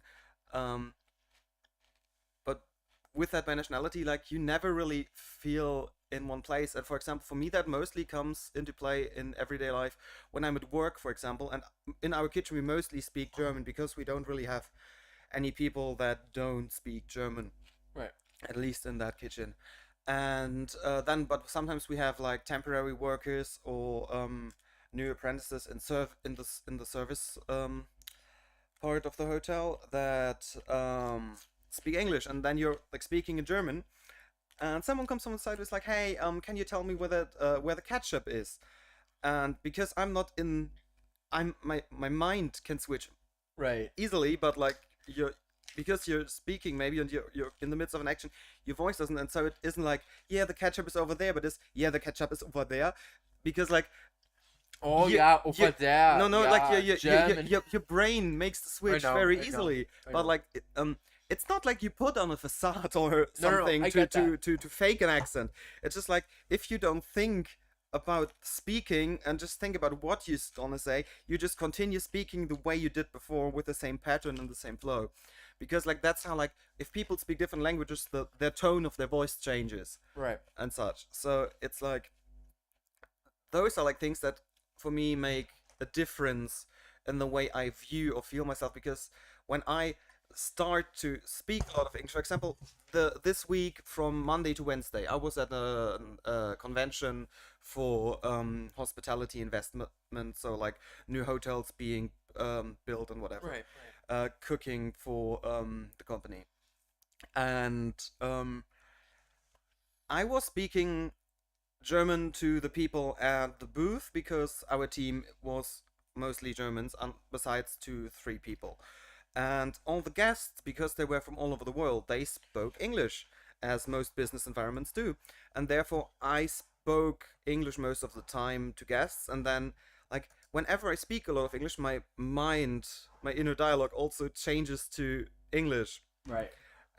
Because you think of what you're gonna say and what you're doing and whatever to explain yourself, and what you're currently doing to people watching, and it's very weird if you then have to speak German because your mind is mostly going English mode. Right. And right. I feel like this is something that comes with binationality and stuff like that, that mostly like affects me, because again, I don't, you're a person that goes to and from both countries Yeah, regularly, I travel a lot. at least once a year, more like sometimes twice or even 3 times, if it comes to that, or if it's Right. necessary. Because not to offend anyone, but I feel like sometimes you would like to travel less, just for the sake of it being a hassle all the time. Because I mean, it is a long trip. It is a big trip. I've always said I'd love for the world to be just a little bit smaller. Because Yeah. I'd like to just be able to like take a train to New York from here and not have to fly.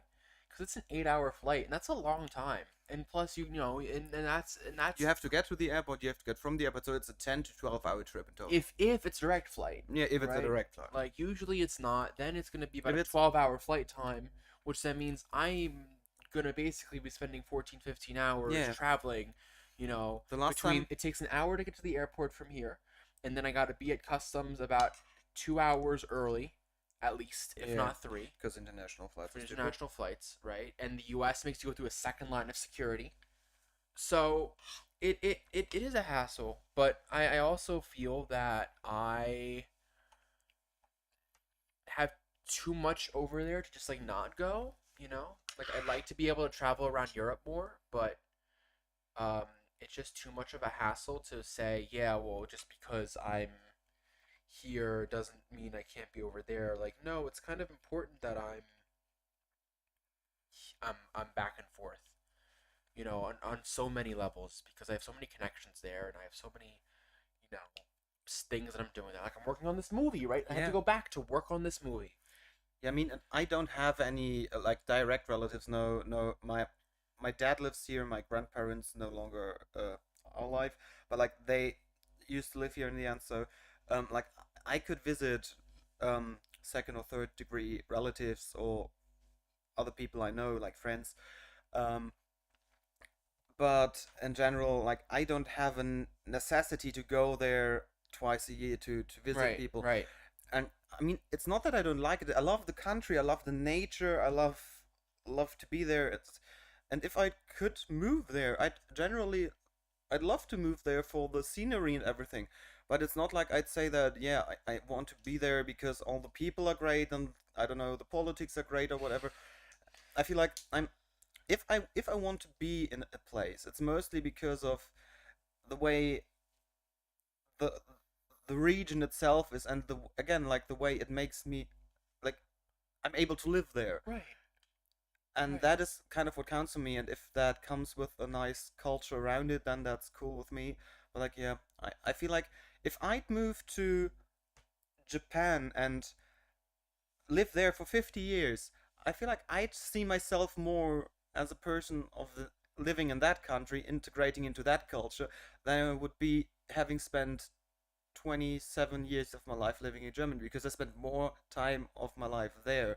I will never, and that is another cultural thing, be a truly Japanese person. I'm not saying that. Right. But I feel like you can always be a part of the culture that you live in and also keep another culture with you. So like I feel like even if you live in and I mean that doesn't make you binational, but technically if we say a passport makes a nationality, then if you have a citizenship doesn't it make you binational? Yeah, I mean, but it's something that I was talking about before. You were still cooking. I'm just posting. Yeah. You know, I keep trying to share the link around to get people to join, especially if you like this conversation just so vital to have. What I've been noticed, one of the points I was trying to make or was about to make is that it's not just about the passport that you Yeah, hold or where you were definitely born, right? There's a cultural aspect to it. There is a, you know, like as you said, like my mom, who you know, we all love her. Who has now been in the U.S. for almost, I believe, 40 years. Oh, yeah, I guess. Or over, I believe, over 40 years. And she got her pass. She got a dual citizenship about 10 years ago, I want to say, a little less than 10 years ago. But she felt American long before that, and she didn't have she had a green card, right? And so like, it's not just about where you're from or you know like what does a nationality mean to you, what does like that splitness mean to you. It just, for everyone it's kind of different, right? It's this idea of I live in this realm where no matter who I am or no matter where I live, I kind of am always on the outside looking in. Yeah. And that can be super tough to deal with, especially because you just like after a while you just don't know where you like kind of slot in. Yeah, and that is kind of like what I tried to say in the beginning. Like, For sure. Yeah.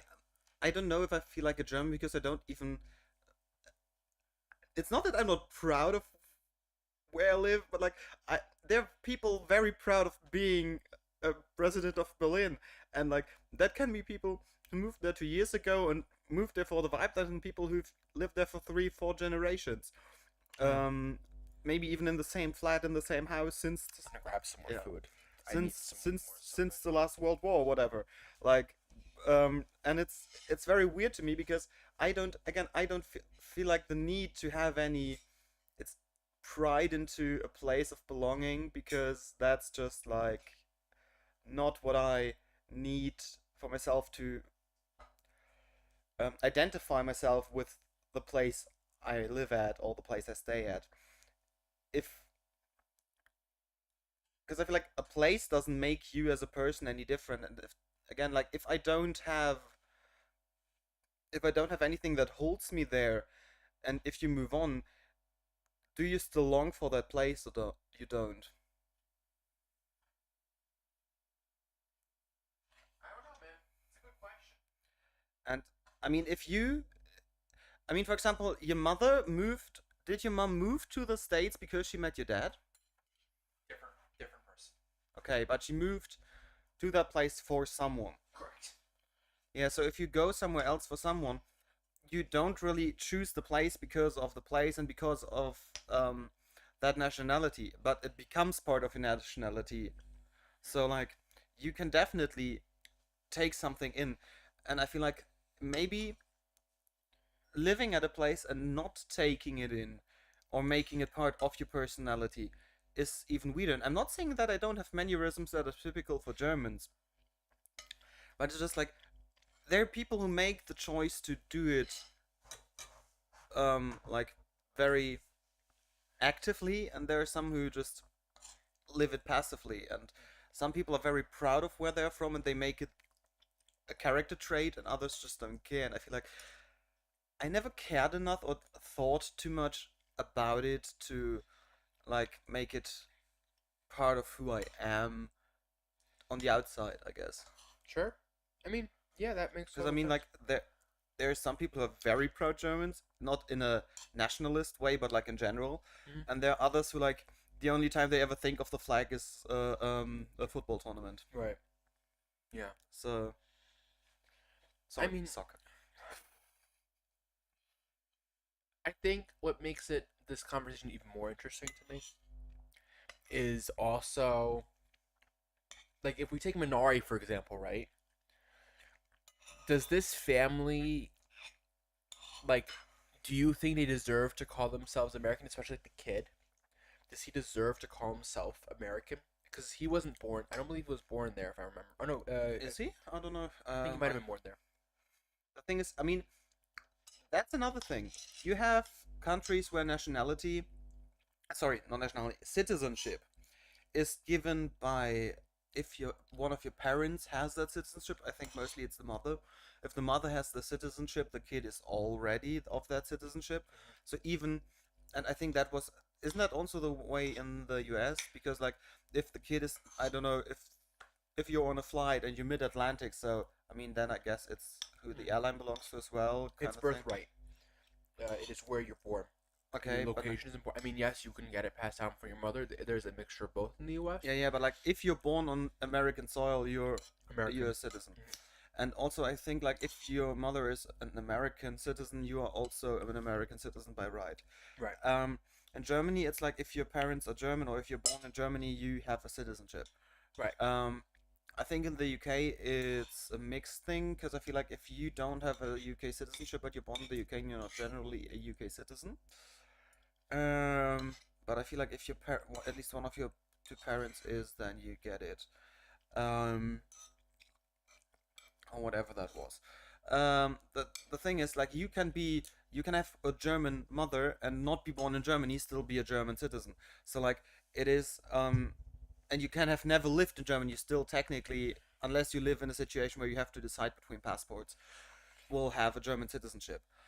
And I mean, with that comes like if you get that citizenship by birthright, but I don't know, you live your whole life in Australia, will you ever relate to anything? I mean, let's say you get the birthright to be an Australian by living.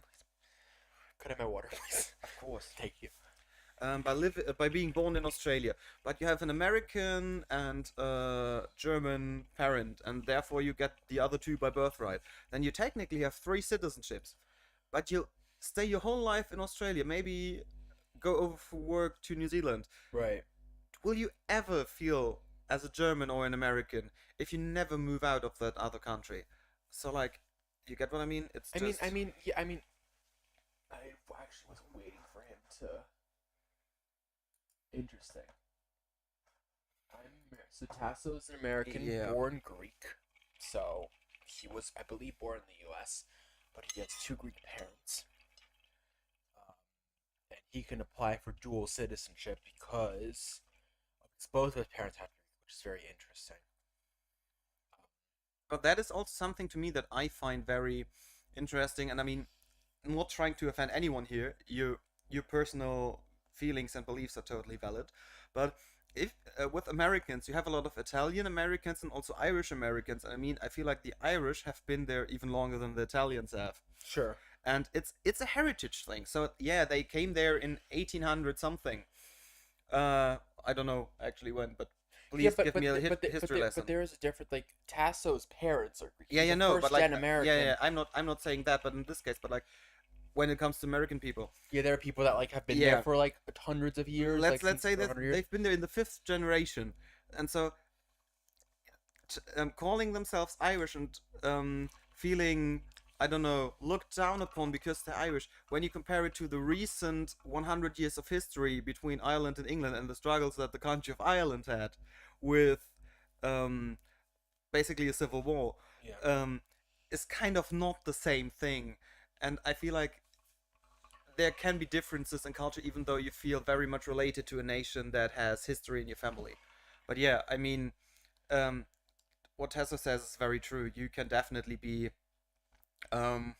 thank you, Tasso. I think y'all would get along very well. Yeah, but I feel like his case, for example, and without making this a debate, with the current political climate, if it's skirting around politics this whole entire stream, it's been very funny. Yeah. With the current political climate, if they were to like being like, hey, I think I'm just, and I mean, I don't even know if that's a wise choice to say, hey, I'm gonna get that dual citizenship to have a place I can go to in case anything happens.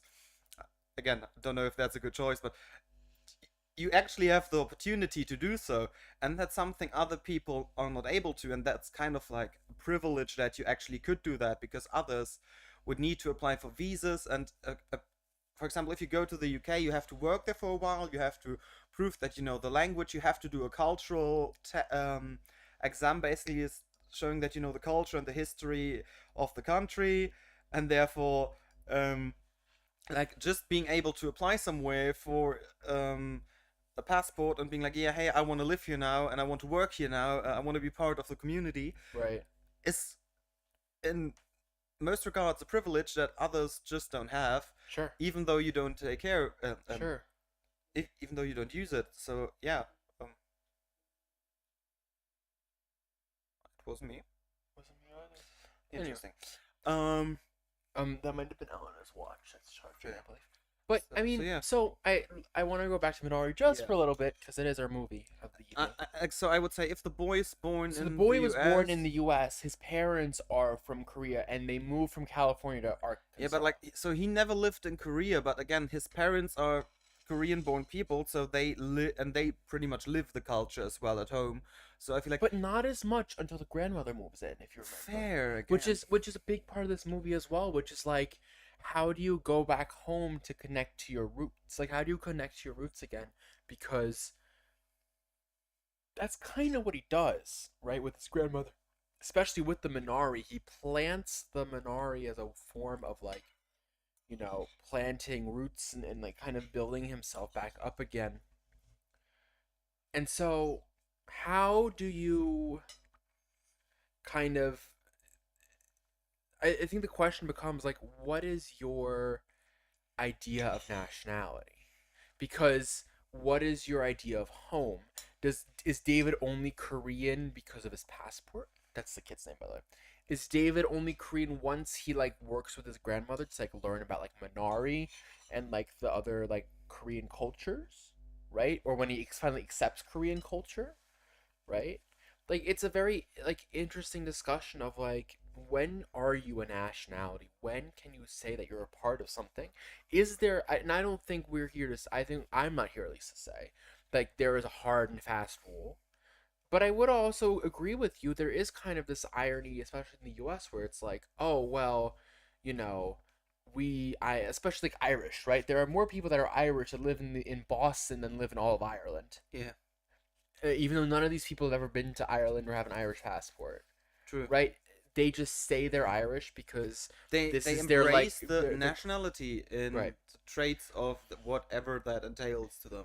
But what does that mean in the end, right? And for me, that is even funnier because, like, if you say, I don't know, a person from Tibet moves to Ireland, lives there for 8 years, and takes over the accent, and suddenly they speak all Irish, then it's um uh, uh, if you know what I mean, then they kind of embrace more culture than people with Irish heritage in the US, because a Boston accent is so far off from anything you'll find in Ireland. Of course, that's of course assuming that they've never been to Ireland. Or, Yeah, you know yeah. what I mean, if you've been to Ireland and lived there and you took over the accent, but like normally a child growing up in Boston will not have an Irish accent. Most True. case. But you don't need to have an Irish accent. That's also not. No, not you. I should again, say sorry to our mic. You can. Of course, you can be. The thing is, if you live in Ireland and you have a foreign accent that is not British or Irish, then you most likely also have another culture in your family that is lived in your home place. Like in your home, basically. In your home, yes. Yeah, like not in like. But like your home could be in Ireland. Like no, but like if you, I don't know, because like a lot of people that like a Bengal person, could live in Ireland and still celebrate their culture by speaking that language at home as well. Sure. Still totally be integrated in the society, embrace parts of the Irish culture, and still like have that language difference. Like that's not what I'm saying, but like the question is, are the people you call American Irish people like Irish in the sense of culture, or are they Irish in the sense of heritage? Because I feel like heritage and culture is a different thing. For sure. But what does it mean to be part of a nationality? Yeah. Is it culture or is it heritage? You know what I mean? Like the thing is to be part of a can you repeat that same question again, please? What makes you part of a nation? Is it culture? Like what? Like is it? And I think there is no definitive answer in this, right? And I think that's like especially But like doesn't what all that- these movies kind of talk about. Doesn't that answer the question? To be part of a nation, so part of the people of a nation. If you have heritage, you're not part of a group of people. You have the history somewhere of people. But like if you don't embrace the culture, how can you be part of a nation that lives said culture? If you just hold up a sign that says I'm based on this because my grandparents lived this culture, where are you integrating yourself into that? So you have to be because like the other part of this is also I know a good amount of people here in You Berlin. can Wait, live wait, it- wait. yeah. I know a good amount of people here in Berlin who are first generation, who are Americans. They moved from the U.S. but basically reject American culture. So are those people American? They still have the U.S. passport, right? Like, do they have like this like, and do they have this other feeling of like, well, they reject American culture, but they're not being accepted by German culture because they're not really integrated in German culture yet. There are Germans who grow up in, let's say, rural areas. Like let's take northern Germany or Bavaria. Doesn't really matter. You have marksman guilds, or you have folklore groups who wear traditional clothing, meet every weekend or twice a week to drink beer, sing songs, and be drunk, and that is and shoot guns as well, for example, Right. and throw parties, and it's very many old white dudes. It's women in weird dresses, and it's very old school and old values. And if you don't stand for that, and it's your local culture, and you abstain from that and you oppose it, then you reject your own culture. You can live in a country and reject the culture, even a country that you have been born into. And if you leave America and object American culture to live in another place that you feel more welcome in, or more at home in, then doesn't that show that it is kind of not the culture that you're looking for, or not your nation, not your nationality that you feel at home in? And I mean, I've heard that term before, and I mean, that opens a whole nother work here. But I mean, there are books on the topic of transnationalism. Sure. And people not feeling at home in certain cultures and changing cultures and changing nations. And I mean, if you don't feel like you belong in your place and you find another place that aligns with your values, with the living standards that you're looking for, and I don't know, even the climate. For example, I know a person from Indonesia who moved to Europe because they didn't like the culture in their country, the political situation, and it was always too hot for them. They hate summer. They are like a fan of winter, and but then again they walk around in winter without a big jacket because like, that's finally a temperature I can live with. And then again, coming from a country that is known for hot food, for example, can't eat hot food at all, doesn't like the music and all that. So like, I feel like you can definitely not align with the culture of a country you are born into, or with the culture of your parents, and find yourself something else where you feel at home at, and you feel like you have a sense of belonging. Because I feel like that is what makes a culture that you personally can embrace. It's a sense of belonging. So this person would then not be Indonesian, by your definition. I feel like You said culture. Indonesia, right? Yeah. Okay, because I blanked on the country for a moment. I was like, I believe it would. Yeah, and I So, feel but, like for that, is that person not is that person Indonesian? and or I feel not like a to you, right? citizenship is like, or like being things being a national of a country and having a nationality on a piece of paper is a very different thing, I'd say. Not politically and on a bureaucratic level, but on a philosophical level, basically. It's like being a national and a person of that country that. What did he say? I feel it's a percentage of heritage and culture. I lean more on the heritage side, but that's just me. I practice the culture and its ideals. In particular, it's philotimo. I don't speak Greek.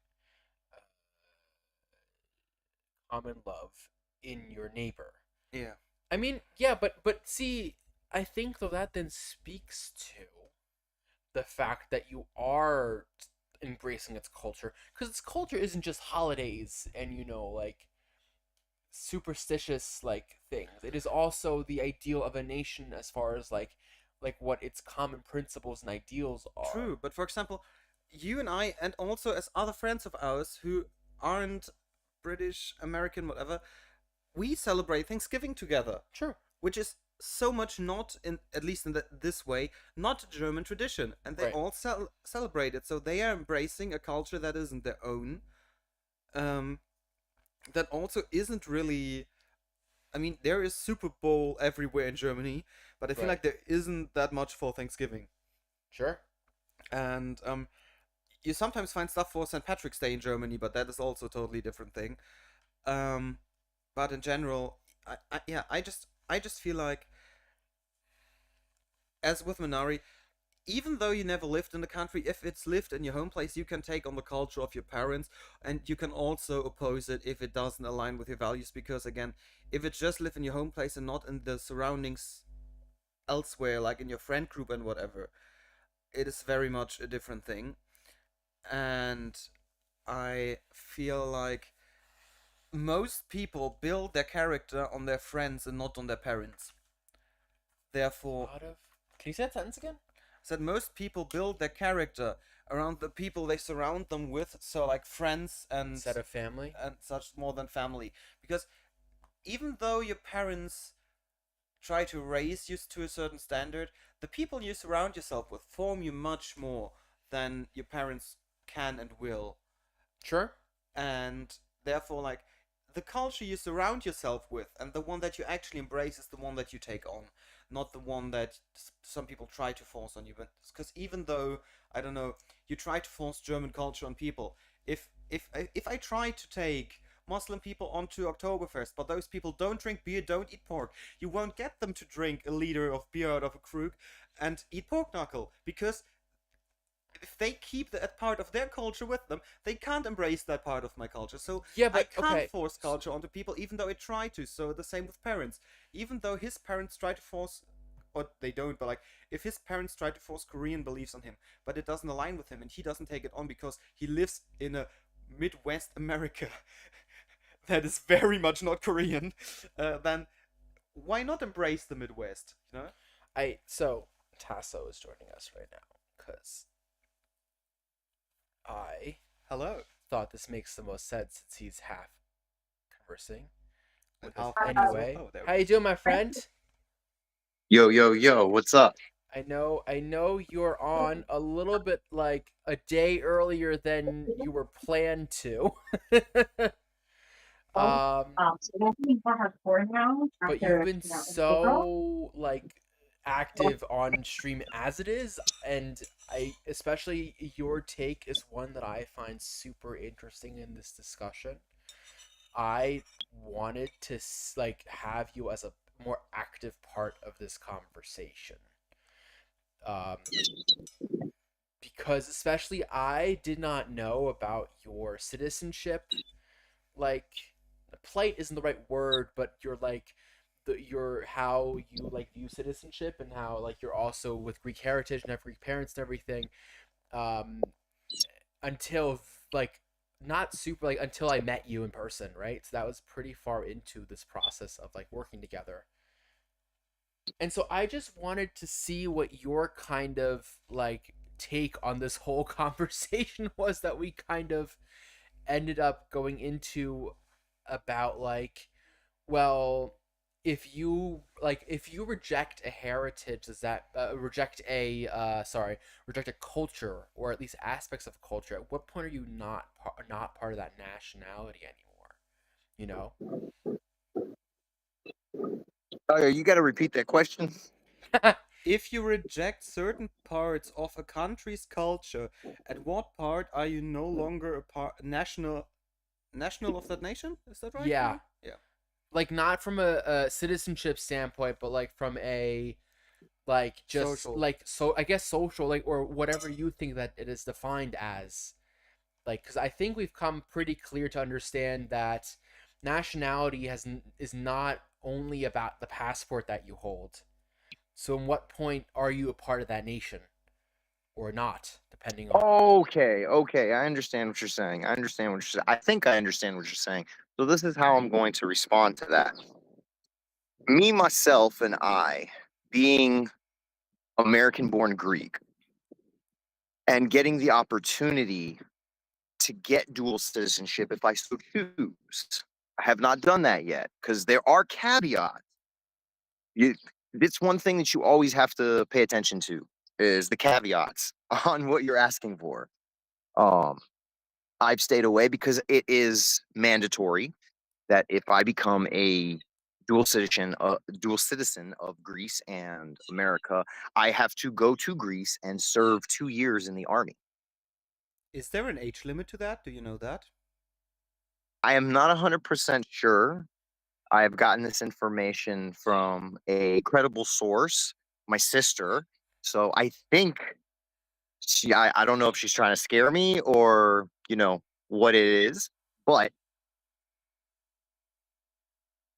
roping back around to what the original topic was, I grew up being told about my heritage and culture.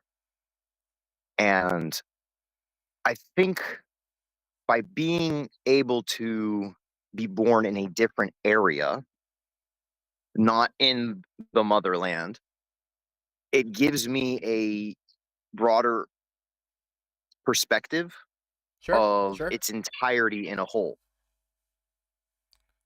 Now, I feel as an individual, and mind you, I'm very biased because this is my experience, my perspective on things. As being Greek American, it shows me that there is a freedom there for an individual of any ethnicity, of any heritage, of any culture to, yes, you can not you can stay away from things you don't like. For instance, we'll just throw an example out there. Let's just say, in ancient Greeks, in ancient Greece, the Spartans used to throw their bad babies, the ones that didn't come out healthy, over a cliff. Yeah. Now you won't see me in modern day, practicing that, and that was part of the culture in that particular area of Greece. So I know that's a wild uh example, but no, if you understand your heritage, you can understand what your family or your genetic tree has gone through. And I guess that brings you closer to it. Now, mind you, I'm not a professional. I'm speaking from the heart and my own experiences. But culturally, Greek culture is very, to say it's very religious. Sure. This is very religious. Yeah, yeah. And Many. as a child, I was, forced into the churches. I was an altar boy and all whole 9 yards. It was like it gets crammed down your throat. But as an older man, I, with more exposure to all the different cultures and heritages of the planet, I think it's at a time where we are in a way becoming a global society. So it's becoming a melting pot. You guys are in Germany right now. I'm in Jersey. Like, Fair. But yeah, so I don't know if I'm trailing off. This conversation resonated with me. So with the one platform I have, my phone, I'm jumping on to be part of this. I see nothing but an empty chair, which is cool. I speak to myself all the time. Give me a moment.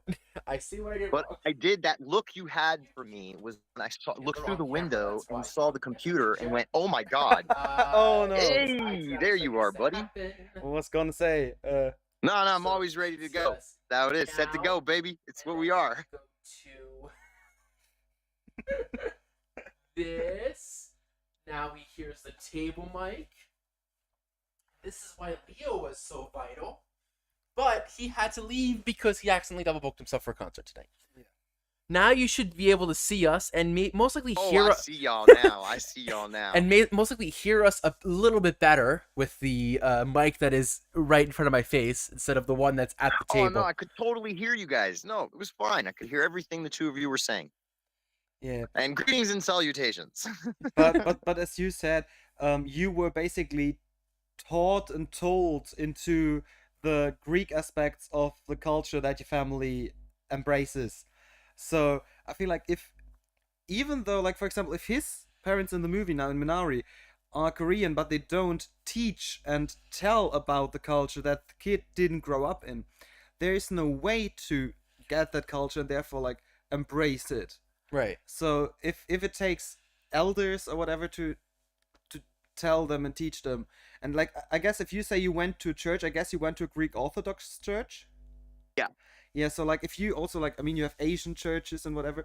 So if you go to these kinds of communities, you already live in some kind of, and that's another thing that you can have in a country, some kind of subculture where you embrace certain traditions that you would have in the country that you celebrate culture from, but you also do it in the realm of another country that you live in, which makes that form of binationality, and which also makes you able to live certain things the way you would, even though it, for example, the way a Greek Orthodox church might do certain things, do certain rites, might be different from a Protestant church or a modern American church. Sure.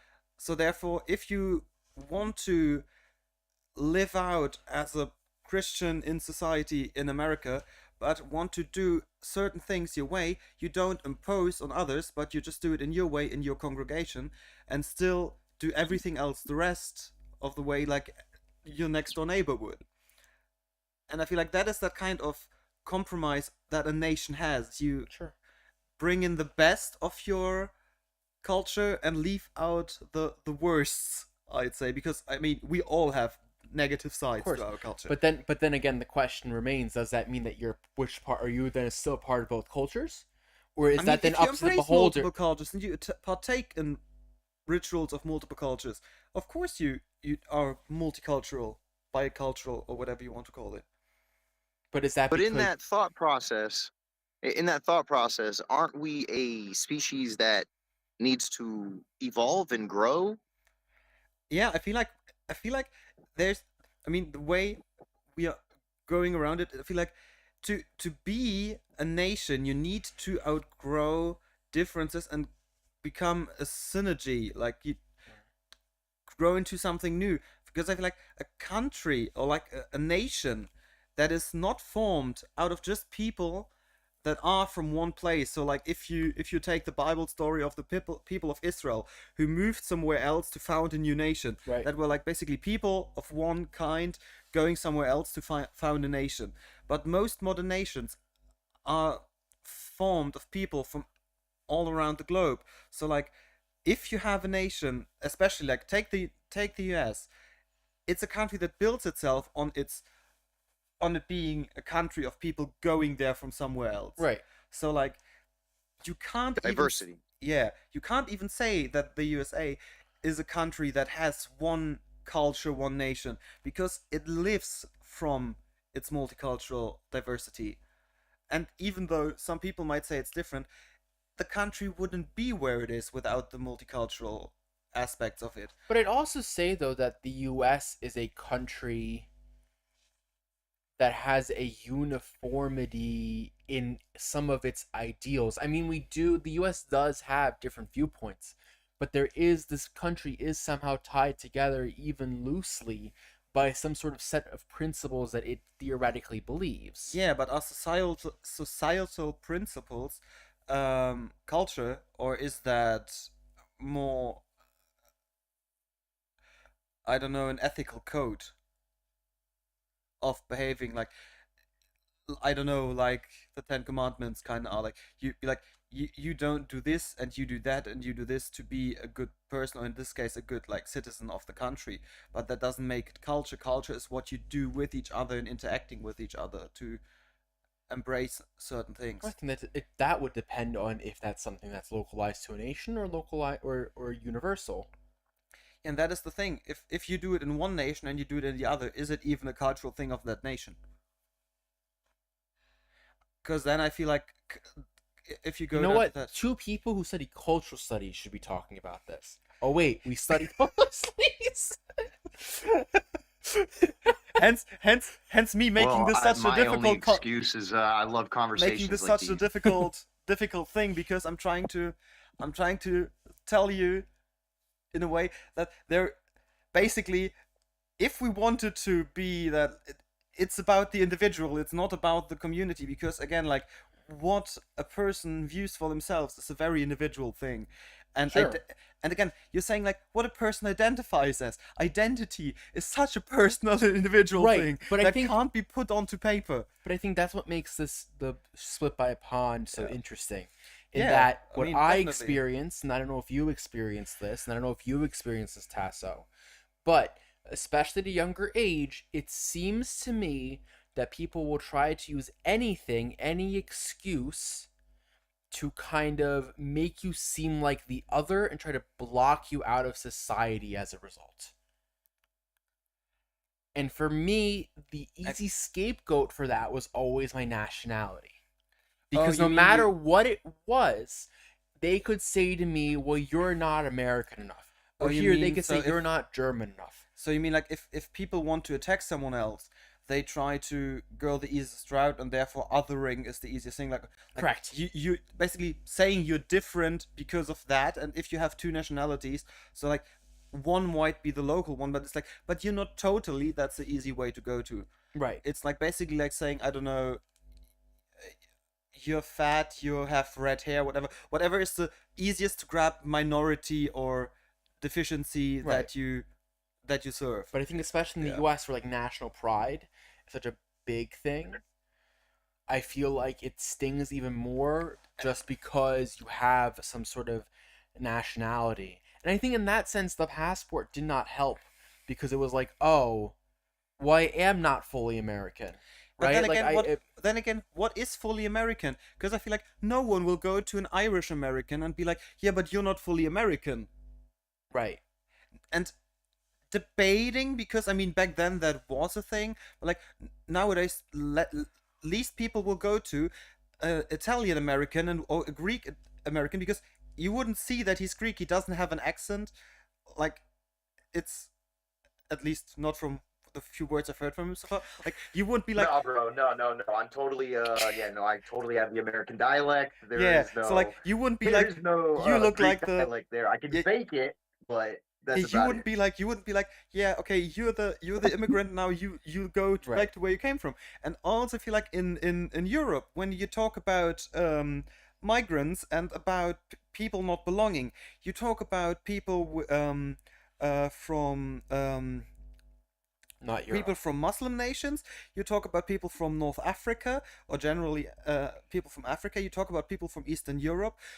If you talk about migrants in Germany, you don't talk about people from Spain. You talk about French people. I mean, that's other EU nations, but it doesn't matter. When in Germany you speak about migrants, you never speak about Japanese people. You don't speak about Australian people. Yeah, but that's because the term migrant is very charged based on something negative. Yeah, right? That's but when you think about what the term means, and people coming here for not because they seek for asylum because of a bad situation, but because of work, they're always like, yeah, but all these people from Africa, they come here just because they seek better work environments. Yeah, and people from Australia come to Berlin because they flee a very bad situation with giant spiders in their bathrooms. Hey, those spiders are scary. I'm never going to Australia because of those spiders. I am not a big spider fan. Ellen is not a big spider fan. Dude, neither am I. And one of the reasons why I'd be very it's the spiders. Yeah. It's the sharks. It's the kangaroos. Kangaroos. You're not allowed to pass back. Hey, they're scary. They're scary. Yeah. But you see what I mean? Like, if you can put that how much you want, but like again in America, you'd be like, yeah, all these people have to leave, but like, who? Which people? You can have Hispanic people who like lived there for like multiple generations, like as much as I don't know Italian people have. So like it doesn't make much sense. No, and yet somehow they still seem to be able to other me. Yeah, and like, that's the thing, like, it's doable. Like, it is still, and I think if I really, I mean, okay, you are first generation born American German, so like that's. I think that's part of it. I think it's the fact that I knew the language, which is part of it. I think and that's a thing, because there are Italian Americans who don't really think about Italian like TV, or like think about like what Italian, like that kind of stuff, right? Like, I know friends who have an Italian heritage, and we're talking like great grandparents, great grandparents, who like when they put their split down, it was not about being Italian, because like there's an understanding of they belong to the culture of American Italians, right? But they don't. But it's not like they would say that they're like Italian because they belong in the Italian culture, right? Like Anthony, for example, I think his great grandparents came to the U.S. from Italy, right? But he doesn't consider himself like an Italian, right? And I think in the U.S. specifically, there's a difference between being like part of this like aura of heritage, because of the idea that the U.S., as you said, is this country of immigrants, is this country of where people found their solitude and where people found their safety, and where the tired and the poor and the huddled masses were taken and were given these opportunities. And I think because that aura, you kind of there's some sort of pride in like being that immigrant, or like family from an immigrant, because there's also in the U.S. Oh, my camera went off. This again. Yeah, I forgot. Every 30 minutes. There's also this idea of, well, because you were a Puritan, right? Because your family is from, England from 300 years ago. You're also someone special, right? Versus being, because I always feel like the U.S. loves to vilify current immigrants, but then likes to glorify former past immigrants, which is very funny. And we don't have time to talk about that just yet today, but it is a topic. But that again is another thing that you said, like for example, the Italians and other people, like because like if you don't sound it, because like you said, you knew the language and everything. If you are binational, or if you have a direct parent who immigrated to the country, then you live the other culture. Right. If you have the heritage from another culture, like the Irish Americans, for example, do, but they don't speak the language, they don't really embrace anything out of the culture. They just pound on that heritage. The Italian American people, besides the fact that there was crime attached to that as well, I mean, let's be fair to all immigrant Yeah. nations. All immigrants had their own mafias at some point in time. That's the one especially thing that, especially in New York, if there was a certain like quarter or district formed within like a Little Italy or Chinatown, like every kind of immigrant had some sort of mafia. Totally true, but like I mean, that's the one you know the most. Sure. But like, and then again, but like the Italians, I don't know if even that more today, but like especially like back then or in the last few decades, embraced it by accent and being different and not speaking a perfect New York accent or whatever, but having their own twang to it. And like if you have a Boston person, they'd be like, yeah, I'm Irish because of my heritage, and oh, I'm such a proud Irishman. But like they sound like any other Bostoner. If you take a New York Italian guy, you will know that it's a New York or Jersey Italian guy. Right. So like, if people embrace parts of that culture still, that makes them kind of an outsider because they're not 100% integrate and what's the word? I don't know. Like they don't change up their whole personality to fit in to that local thing and bring in something new. And because you bring in something new, you bring in change. And I feel like change always scares people. Sure. Because it dilutes what currently is, and it doesn't mean that it has to be for the worse. It can always be for the better. But I feel like, as you say, like if you embrace things that are foreign and that are unknown and that people need to adjust to, if you force people to adjust to something or to generally to think and something that makes that gives them an effort that isn't effortless and easily to grasp, then you're kind of an annoyance every time because like Sure. people like comfort and easy things, and if they have to think align and maybe be careful not to say something wrong because they don't know if it might offend you because different cultures, different things, then like it's always something that makes extra work, and people don't like that. So like again, the more you live a foreign culture while trying to integrate but not fully assimilating, you will always have some kind of not belonging and therefore not an acceptance, I guess. And I feel like with that it's too much theory. yeah, too much weird philosophical talk. You've definitely gone down a rabbit hole on that one. What do you expect from two guys that studied the same bachelors who like had these conversations drunk at 2 a.m. on some nights? We had this conversation at some point before. Did we? I feel like we did. Maybe. Checks out. With other friends who had no idea what they were talking about, giving their own opinions, which is always fun. Yeah. Well, look, I'm the type who grew up on this side of the pond, coming from immigrant parents. And, you know, America, fuck yeah. Like I would have to say, as screwed up as everything looks right now and is, it's just not call a spade a spade. Uh, America's ideals for me were like, dude, everyone's accepted here. If you're coming through the gate, like, here's you a plate. America's the buffet. You know, that's the mentality that everybody that I've been noticing in my experiences are from the outside. But this place has become so divided. And it's not really the people because, again, I've lived in New York. I'm over here in Jersey. I've been down. I escaped from Florida. I've seen what life is like out in the Midwest. The overall theme that I've noticed is people are typically very welcoming, and it's that American ideal where it's like, "Hey, you're going to come to America, you're going to be able to get an opportunity, you've got the freedom that you want with caveats, and you love the caveats, but everyone has gotten to the point where we need to evolve.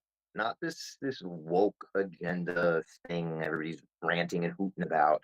It's like we need to be able to look at all cultures, all heritages, and seeing what's our plan for the next step. And I feel like that is what 80% of America is feeling. But I'm also a firm believer that 90% of our civilization right now are sheep, and they're just being led by all sorts of fears and propaganda. And there are facts there, but everybody keeps just facts aside. I don't get it. Me being Greek American, I've met Greek Americans and I've met Greek Greeks.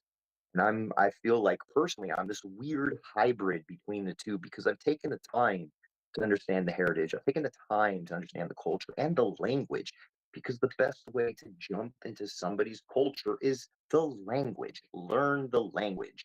You will be accepted faster. And that's kind of what America is missing. Like we all have this just unified English, and we have the freedom to be able to speak like. I really don't know. I've never gone to college and done sociology. That's what you guys are talking about? We studied cultural studies in college. Cultural studies. Yeah, I have no idea about cultural studies aside from the cultures that I've studied. And just the overarching thing is just, bro, why can't we just get along? I don't understand how we're not really all that different. Yeah, I And think that's though. just the biggest Yeah, thing, which is why I'm into film, you know?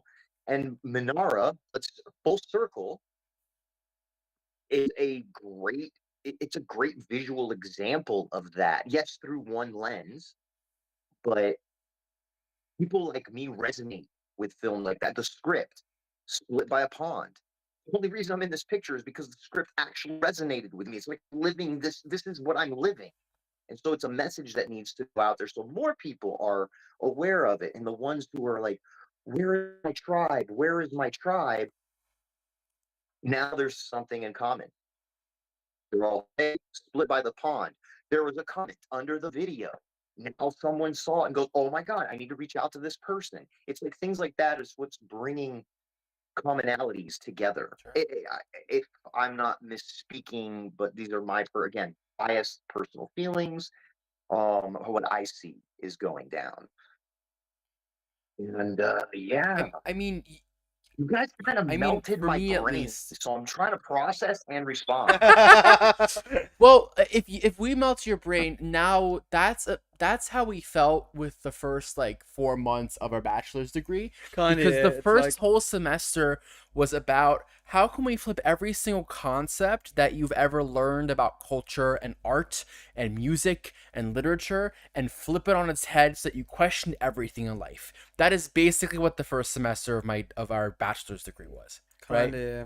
Like learn to uh learn to ask Why? why with everything, yeah. Yeah. So like, you know, That's why we're on this planet, gentlemen. That's the only reason we're here. and I just Why? fear I feel is the main. You mentioned it, but I feel it has a special like. I feel we need to like, or at least I need to say something about that because I think a lot of why we are accepting these people to their faces, but when we're talking about abstract things like immigration and stuff like that, a lot of that is fear of a self-preservation. Yeah. And again, I don't want to get too political because I can, but I feel this is not Nah, stay away from politics. not the They're place not for fun. it. But it all boils down to that we are all together in this world, and we to fight with each other kind of only benefits people that are already in a position of having it all. That's all I'll say to that at this moment Yeah. in time. And I feel like, as you said before, like we don't need to I think. got you. No, I got you. We don't need, as you said earlier, we don't need to think about it. We need to do. Yep. And I feel like we love to talk about how can we integrate people and how can we be welcoming and whatever, instead of talking about how can we be a society and how can we integrate. Just start living together. And the Yeah. thing is, a society isn't a thing where you put up a rule book that's basically like, these are the laws, like, we don't steal, we don't kill, we are nice people, we don't do this and that, we don't touch each other if we don't like it. It is how, because we are multicultural, and I think again most nations are by now, At this point, yes. yeah, that it is a compromise. We need to compromise. And again, as I said, most people bring in most of the good traits into a new culture, because, like, why would you bring in bad traits if you don't like them yourself from your culture?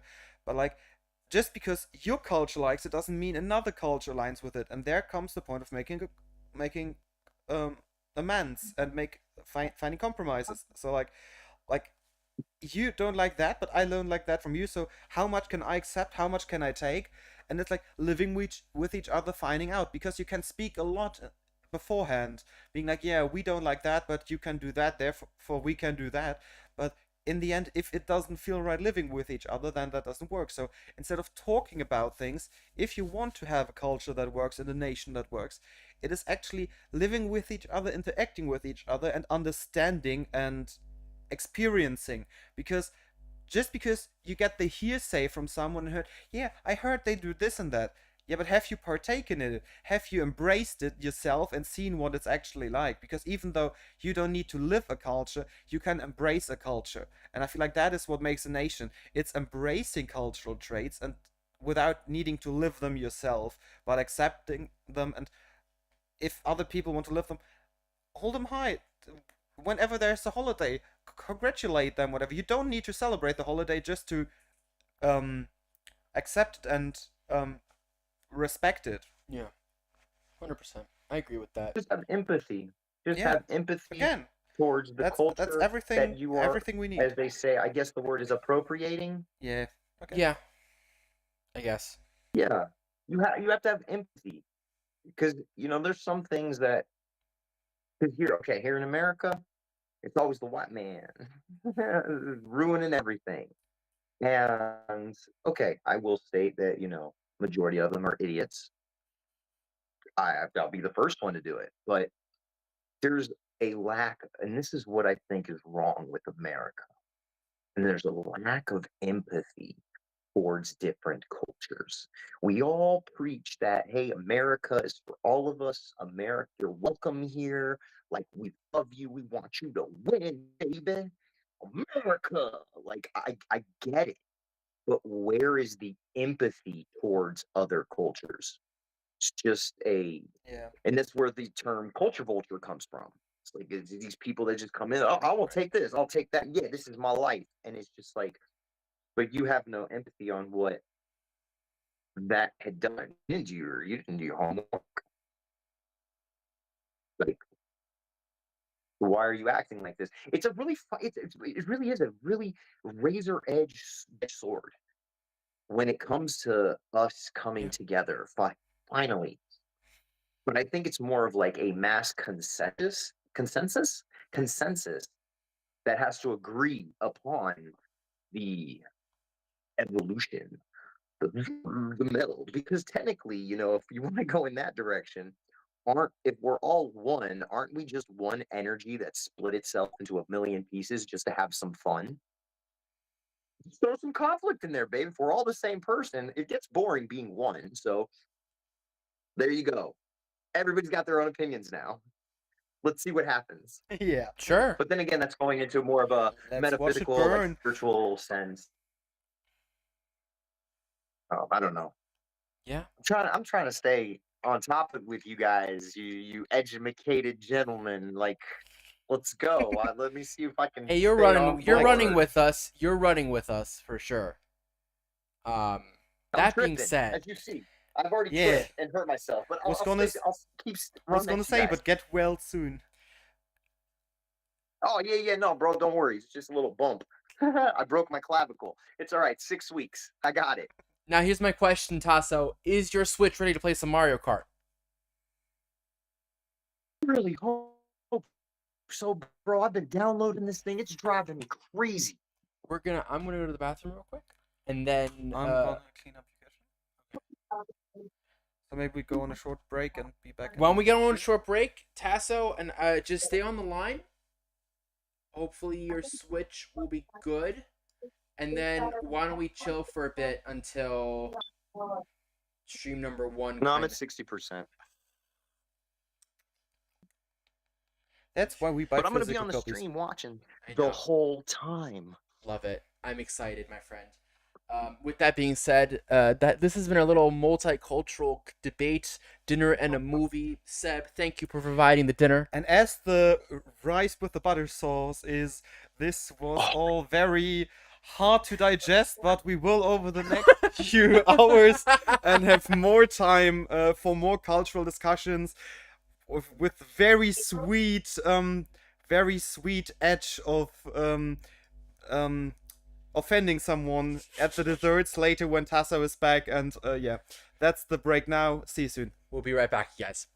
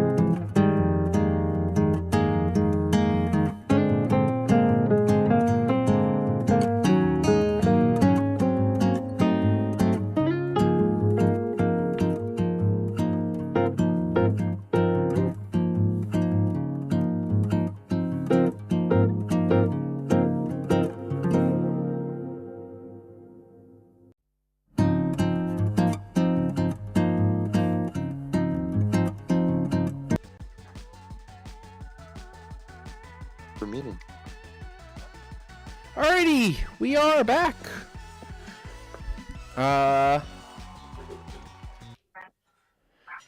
We are back to playing some more Fall Guys. I guess that's what's going on. I'm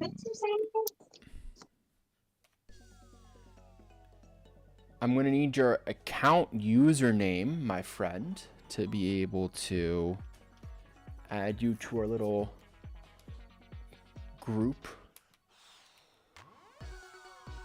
When you sign up for Fall Guys, you have to make an account, and then I just need that username for that account.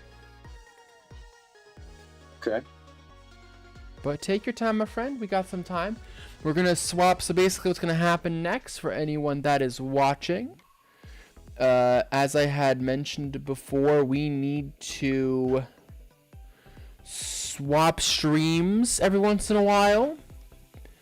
And we will be swapping streams at 4 p.m. Eastern, which is 10 p.m. out here when Logan comes on.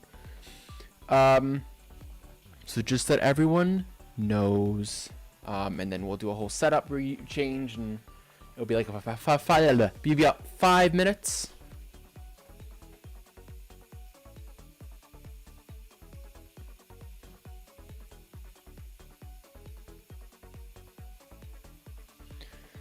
But otherwise, I mean, Tasso, we're gonna be playing all night. I don't know if you're a night owl or not, or if you're just staying up all night. I don't know if you're what you do.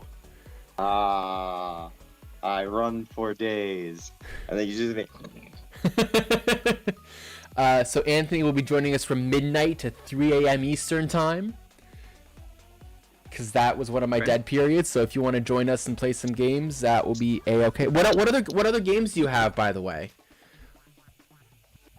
Me? Yeah, you.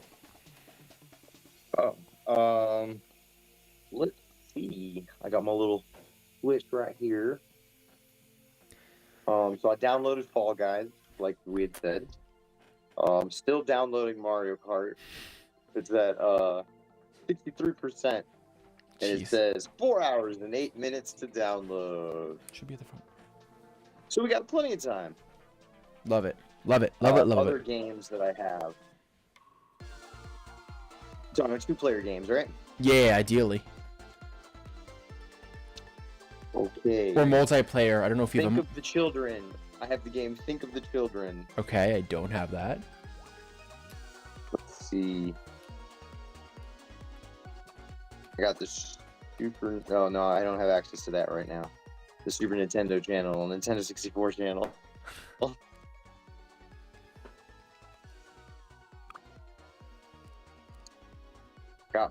Mario Party Superstars.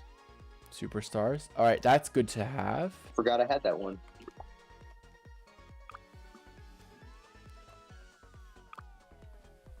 You know, I'm starting to realize I play a lot of video games by myself. That's what happens. I am changing my look a bit. I'm a multi-flavor bean is my title. Are we jumping into this one? We're jumping into the Fall Guys. All right. We're jumping into Fall Guys, Let's yeah. do it.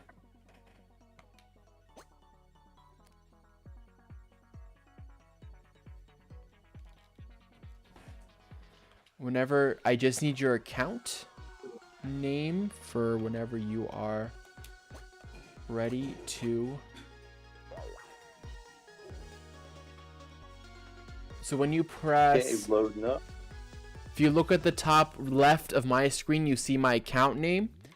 I just need that from you so that I can add you. And then once I add you,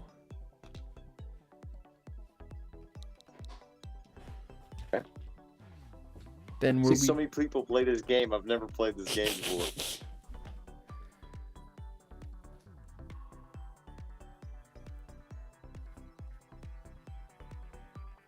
Alright, so I am in the, I believe the first. Wait, what's going on?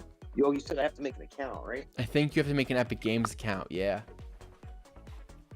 No doubt. No doubt. While you do that, I forgot my water and my coffee. And I think my coffee needs a refill, so I'm gonna refill my coffee in a moment. So I will be doing that. Oh, I appreciate that, personal Seb.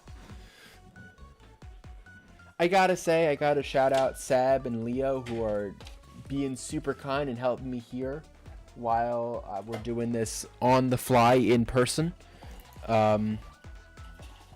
It's super cool to have amazing friends that are super supportive, and of course to everyone that's logging into the stream, taking their time to hang out with me, chill with me. We will be having some fun over the next couple of hours. Also, oh, by the way, just so that you know, Tasso, I picked up my next book read for the movie that we're gonna work on after this. It is The Man They Wanted Me to Be: Toxic Masculinity and a Crisis of Our Own Making. So maybe that will give a little hint as to the topic of the movie that we'll be doing after Split by a Pond. So based on, oh, thank you, buddy. Of course. Get yourself a personal Seb too at order mypersonalseb.com. Thank you. I really hope that someone makes a website out of that. While I am here. Jeez.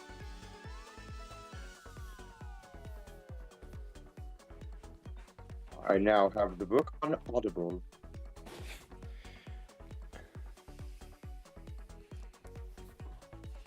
Got my little German-American pin on that my mic is conveniently covering. But here we go.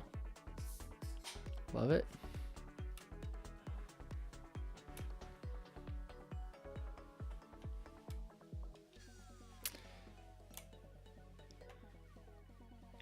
Actually, I will get one more thing. I forgot my phone.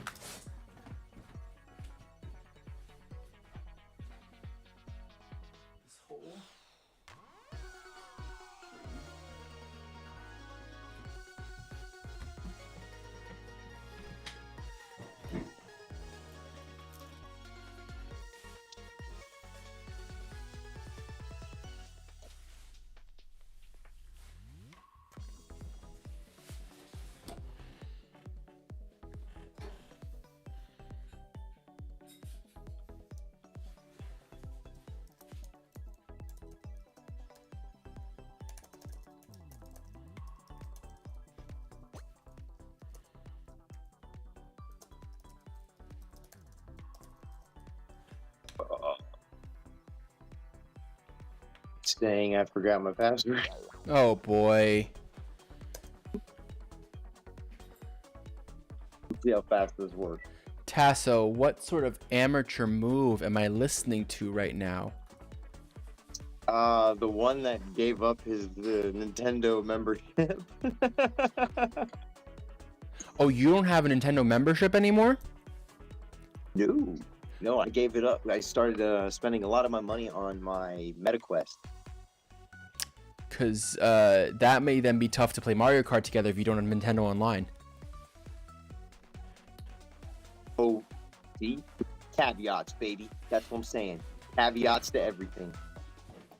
But actually, I can at least temporarily give you online access. Give me a moment.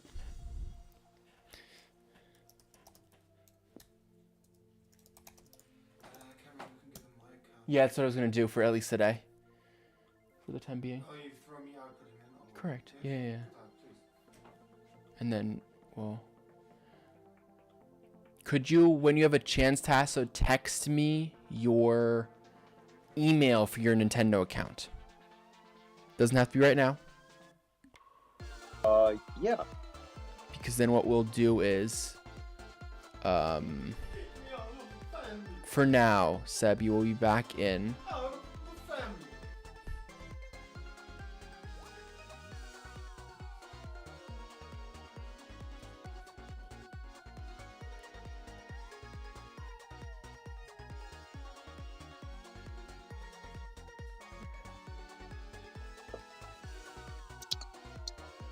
because then we will add you temporarily to this, to the because I have a Nintendo Online family because it's cheaper. Because instead of like, I think it's like $12 a year or something like that, we together, the 8 of us, spend like 35. So yeah, Okay, I think I got it. cool. Put in my new information. Everything's always a password. Always, it's got to be complicated.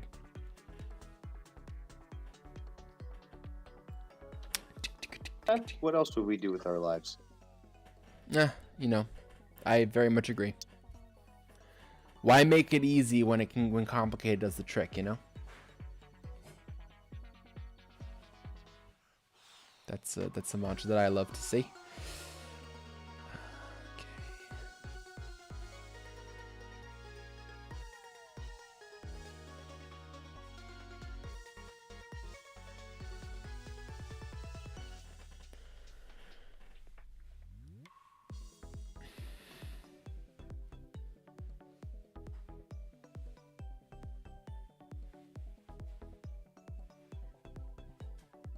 Accept it.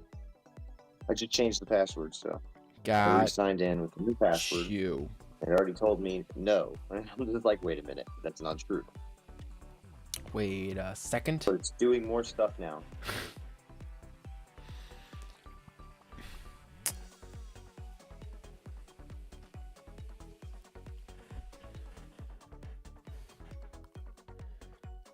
But yeah, as waiting on this, this has been an awesome experience so far.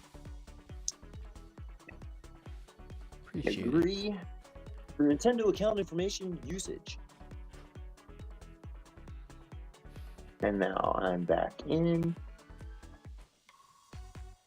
Says it's loading.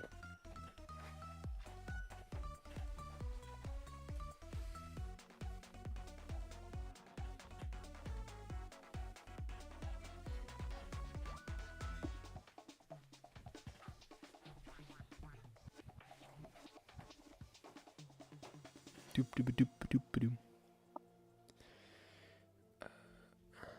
Cameron. I'm just preparing the next posts that we'll send out in about half an hour. Fantastic. Because that's what I gotta do. It's been absolutely insanity, especially because like there's just so many moving parts to this. As you know, you've been a part of the emails that I've been sending the whole time. Yeah.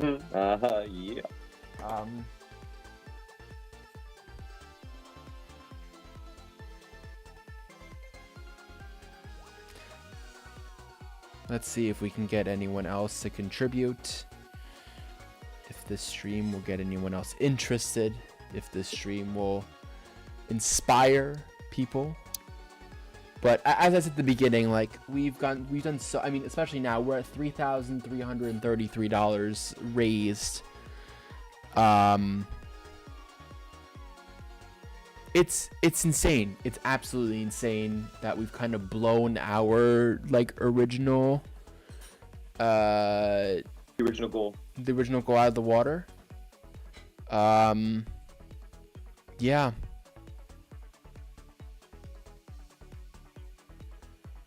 Rolando. Okay, so now I'm in Epic Games. And alright, let me connect the Nintendo account, which is going by so much faster.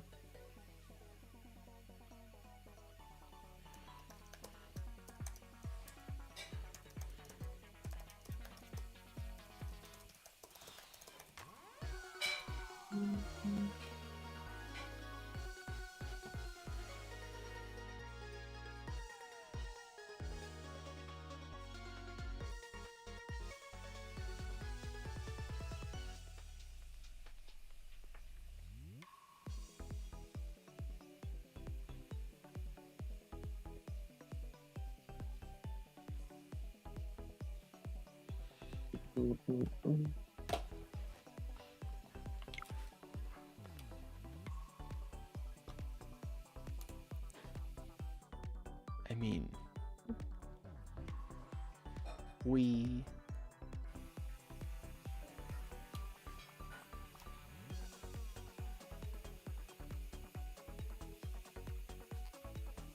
So it's connected apparently to my Epic Games profile, Cool. which is what it asked for. Yep. And it just said stay on the screen. It will automatically refresh when sign in is complete. And I'm just like, yo, it went so fast on the computer. What's happening now, Bubba? Who knows, honestly.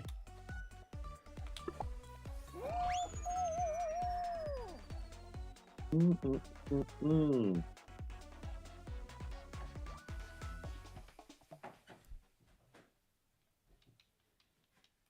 Who even knows?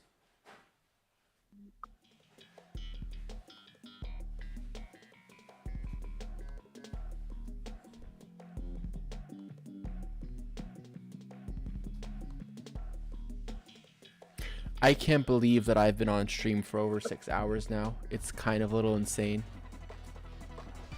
to be honest. It's insane in the brain. No, bro, you're just living life. You're living life doing what you love, bringing know. awareness. No, that one's cold.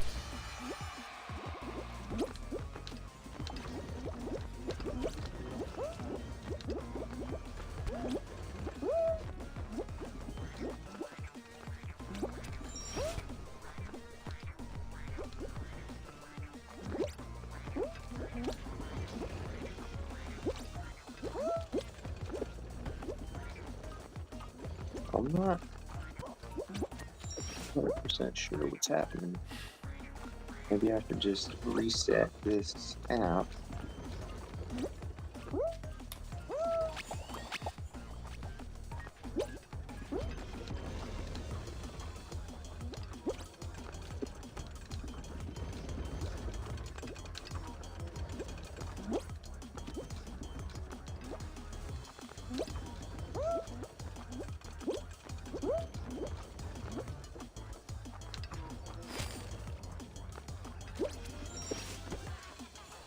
Well, you know, modern day problems Requires modern solution.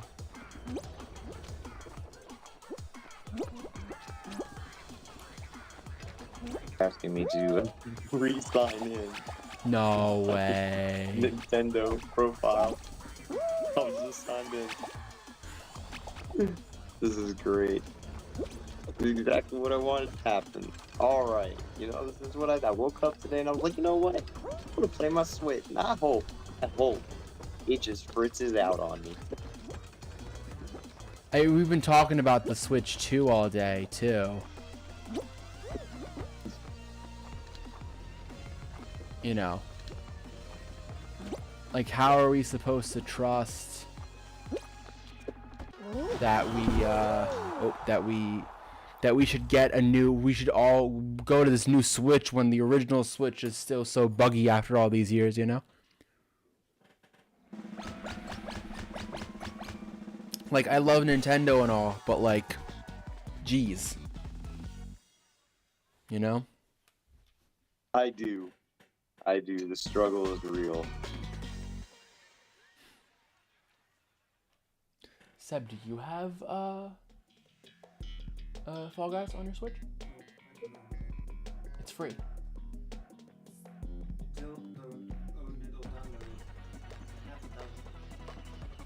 It would be quicker here than it is for him to sign into his account.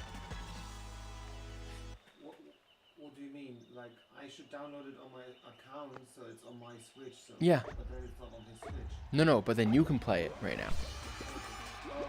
And that game doesn't require Nintendo Switch Online. Because he's currently trying to log into his Epic Games account, and it's currently just not working. Yep.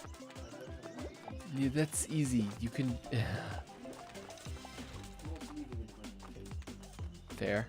I'm currently looking into... Otherwise, I have to be starting work at 11 tomorrow. I could leave here at 9:35. So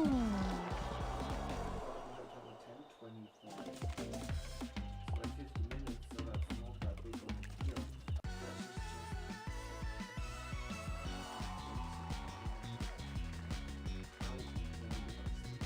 Here? I don't know. Can you size your? Can you click the remote that's on the couch? Cause you're coming on stream again. Yeah.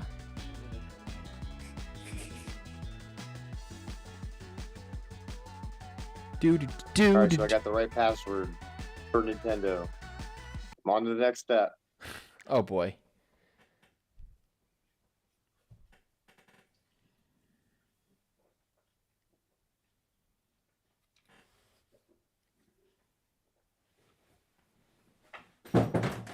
What'd you just do, Seb? Nothing. Mm.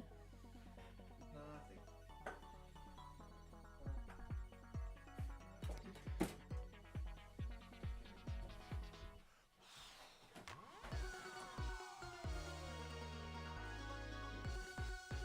Oh snap, downloading content. We've got traction. Yeah, let's go.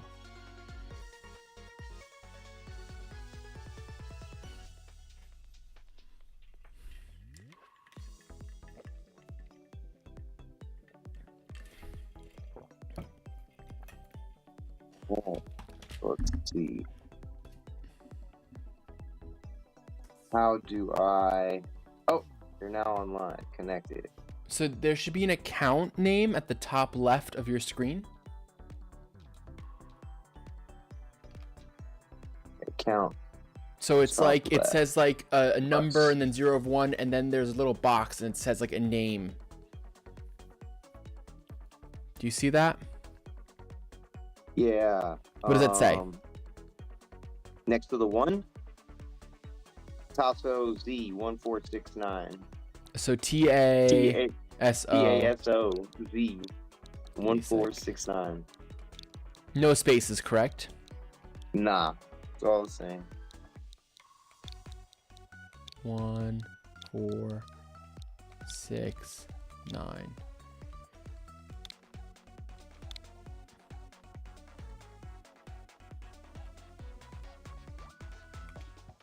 So I'm gonna add you as a friend, and you should get that friend request.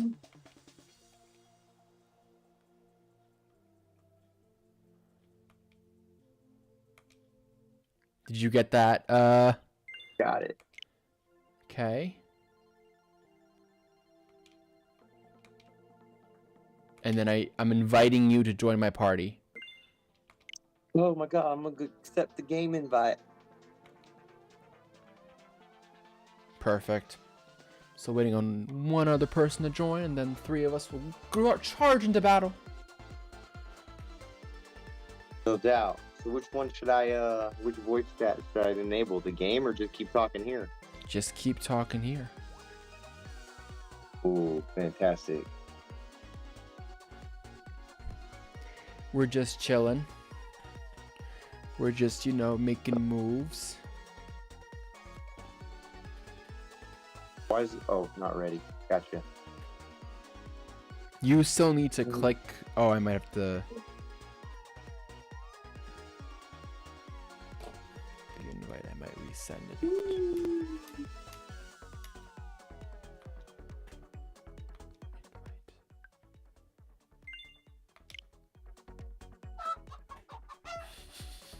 Did you just send a? Did you just do a chicken? I did. Insanity. There you go. That's my that's one of my emotes. Love it. I don't even know where my emotes are. I haven't. And then you got the dance.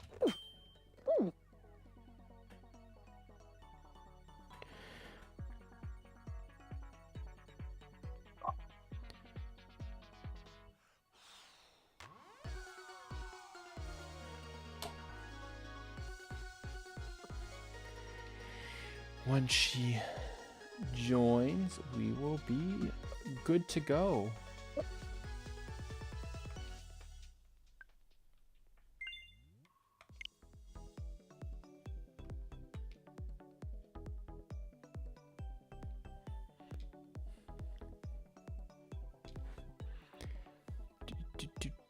Do.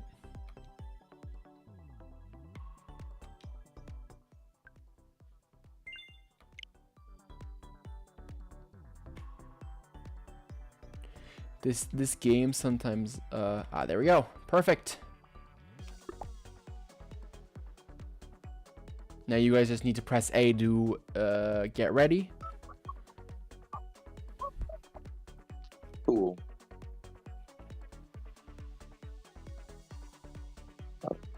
Yeah, I got it. Cool. And then once Elena's ready, we'll be good to go. We'll just be playing some games over here, you know, having fun. Yeah. I got my little Switch right here in front of me. Boom. What's your controller? I got the glowing Nintendo Ooh, Switch nice. controller. Nice. So when it goes dead, it like starts flashing red. Yeah, I got this like little fancy one. No doubt. Replaceable plates, replaceable the joysticks can be swapped out. This is a really bad time for me to do this. Can be hardwired. You heading out? All right. Like all that stuff. It's super cool, super chill. So Navigate across the obstacle and race to the finish.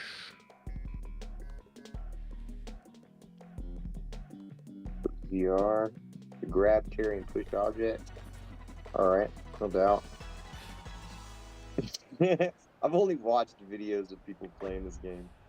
Well, as you saw on stream earlier, we weren't great either, so... or at least I'm not great. Elena is amazing at this game.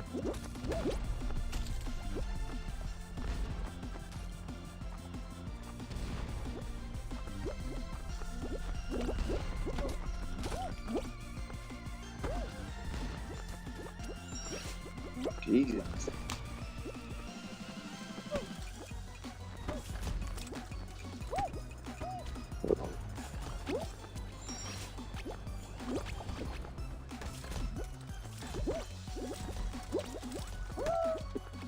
Shoot.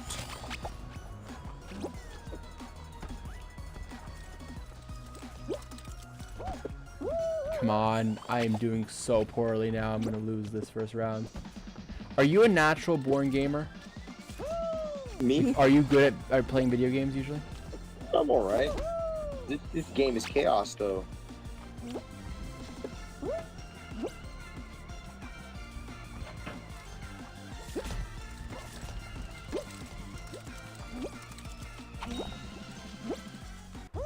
I'm done. Oh. The game does the same sound. Do-do-do. I've been eliminated. You too? I'm assuming Elena has not been because she's too good at this game. So we get to watch for a moment and chat a little bit. Because you also have a nice storied history in the film industry. You've done a lot of stuff in your lifetime. We can talk about the film stuff tomorrow, bro. Talking games today. Talking games today? Then tell me, what's your favorite game to play? The only thing we should be talking about is Split by the Pond. How people need to help us out. Just donate. Just donate. Love it. Let us make something cool that'll inspire you. It'll make you feel like you're not alone in this universe. Yeah. You know. I really do love this game. So I really do love this movie so much. It means so much to me. As far as like what we're doing and what it means and yeah. Seb, you pressed the wrong button.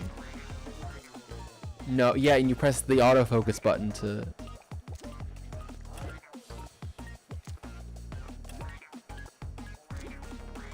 Match the icon. I'm trying to figure out. I don't Yeah, I know. I don't know why. I'm gonna try to figure that one out. Why is... Now it's doing something. Yeah, now it's on. Why did it turn off? I didn't touch it! Am I such a turn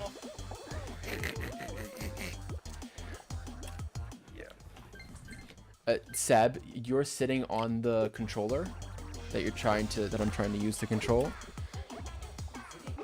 Are you touching another controller? Okay. There's a second controller that's being... I think that was the controller right there. I don't know. It just fell. Yeah, there was nothing. All right. Because I keep getting. Did you see that I keep getting asked which controller I'm using? So I don't know what's going on. I don't know. My controller seems to be like freaking out a bit.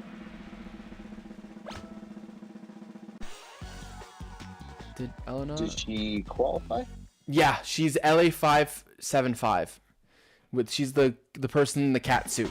Also, No doubt. leaving No Ellen, doubt. Yeah, no, I was noticing that. Gotcha. definitely have enough copies to play Gotcha. if Okay. that comes to that. Good to know. And then yeah, when you have a chance, let me just get your email for your Nintendo account. Just like text it to me, and then I will update it in the settings here so that you will be able to play Mario Kart with us. All right, give me a moment.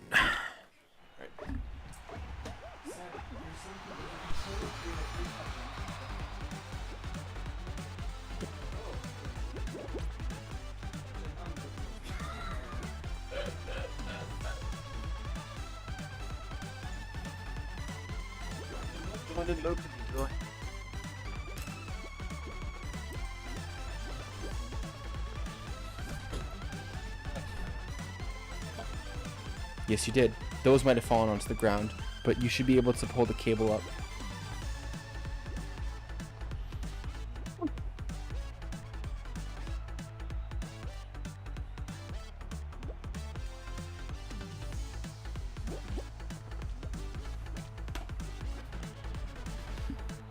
Do do do do do do do do do do do.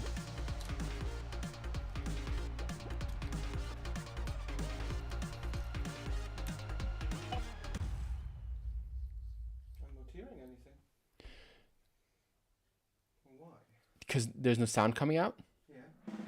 No, as in there is no sound coming out. Oh, okay. Now you should hear something light at least. Nothing. Can you say something? Tasso. Hello. Yo, Yeah, no, I'm hearing you. Yeah, he wasn't saying anything. That's I'll play why. this, Yeah, I'm I gonna play thought I this might round also with hear you, music or and something.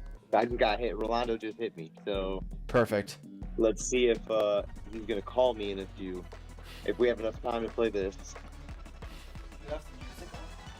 No, but it's very quiet. The music from the Switch is super quiet. Even I can barely hear it. Oh, we're still spectating. Fire. Yes, we are still spectating. If you tell him to call you at in 20 minutes, then I'll be switching streams anyway, and then Logan will be coming on, and then that'd be a good time for you to kind of hop off. No doubt. I'll stay connected on the Switch aspect, so if you guys jump back into it, then For I sure. can jump back into it because I'm already connected. Oh man, we But I'm will. gonna turn this game off immediately and continue the download of Mario Kart. Gotcha. Yep. No, Because- 100%. Bro, yo, seriously, I have not played Mario Kart since the second one came out. What's the is the Yep. second one still already? Is the second one already N64? Or is it even before that? No, it had to have been the Nintendo 64 one. Yeah. Jeez. Okay. Fun fact. Because I know I well, played it when it first came out on N64. Me and my friends at that time were playing actively that game. Really? I'm So, currently wow, thinking, 'cause yeah. I was gonna say the N64 was the first console I ever played. But now I also vaguely remember that I once had a sleepover at my brother's place, like my half brother's place, and they had an old NES, and I played one of the very old black and white pixel Zeldas. Jeez. Like the ones that just on the black ground where everything is just contrasted. And I don't know if that was before or after I played an N64, because they had all the Nintendo consoles, and I can't remember. Oh, I always loved those friends. Always loved those friends. I always had every console. You never had to buy one yourself. You just go over and play with them. Because they're like, yeah, at any time, man. Video games. No, the thing is, I have three older half brothers, and the youngest one of them is like 8 years older than I am. So the oldest, and they're like all 2 years apart. So the oldest one's like 12 years older than me. So I mean, in the end, it's simply a thing of they just have. Oops. My apologies. I did an oopsie. Oh, I was gonna say. I accidentally went into studio mode to set something up for later, and accidentally then pressed the wrong button. You know, basically, I had all the consoles because, or could use all the consoles because they just had it because they had it since they've been a thing. So it's just, yeah. Good for me. I love the lag. The lag? You did oopsie, and I just all they had to do was just look up. Oh, okay, cool. I see it. I get it. I was changing because we have 3 separate Be Right Back videos for each separate stream that we're doing. And so I was just going to set them up so that they were switched. And I'm hoping what I did just worked. Otherwise, I will quickly just... I might just delete all 3 of them. And then... Yeah, bro, she's good. She's still rocking it. I think there's only 4 people left. Oh, Elena, absolute fiend Yeah. in video games. She beats me in Mario Kart. She beats me in almost every single game. There's very few things that she's not good at.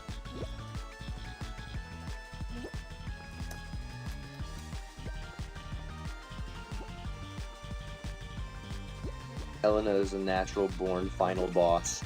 Yep.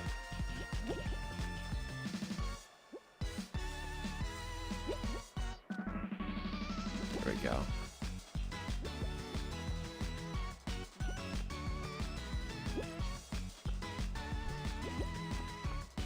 You can push people out in this game, right? Yes, you can.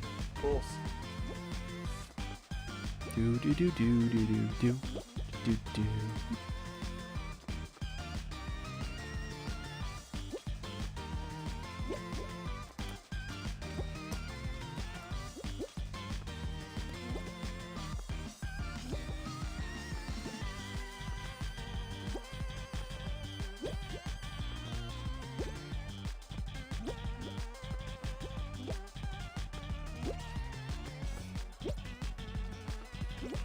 Do do do do. French fry guy is very close to that edge. All she Yeah. has to do is just shove him right off.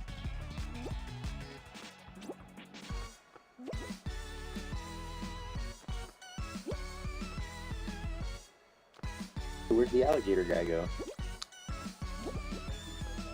They're out. By the way, Tasso, you need to just automatically... You got an email from Nintendo to join my little family. Elena's out? No. Sad. Got it.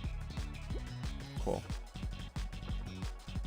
Otherwise, I would just say let's... Oh, well, we'll wait until the winner and then go from there. Because... At this point... We're Oh, playing another round Yeah, of this? that's safe. yeah, it's we'll play another bitchy. round of this. Oh, but I think French Fry Guy won. Yeah. We'll play Mario Kart later tonight, Tasso. Okay, cool. That'll give me a chance to download it. Yeah. Because as soon as we're done with this round, bro, I'm shutting this. I'm going back to downloading Mario Kart. Got you. Yeah, we got coming up. We got some exciting guests. Logan Riley Bruner, who you guys might know from Stranger Things, Marvelous Mrs. Maisel, Orange is the New Black. I believe that's it. Of course, the award-winning Cameron Spector Oh, movie jeez. Knocking on Doors. Knocking on Doors. He was in House Sitters. I've worked with him a bunch. But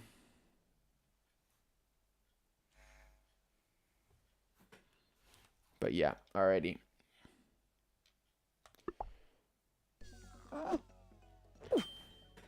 Once you're ready, my friend. There we go. Let's play this game. And I can go out of studio mode. All right, another round of watching Elena destroy us. Wasn't it more like we're Breaking destroying doors. ourselves? Yeah. So how to play, break through the doors and race to the finish line. Some are real, some are fake. Hold ZR to grab and carry or push the object. You can double jump by either pressing B twice, or you can do a jump and dive by doing BY. No doubt. But yeah, this game is very very insane. We see Cameron making a run for the second to the left door. Where's he go now? Same door again? No. Same door again? No. Same door.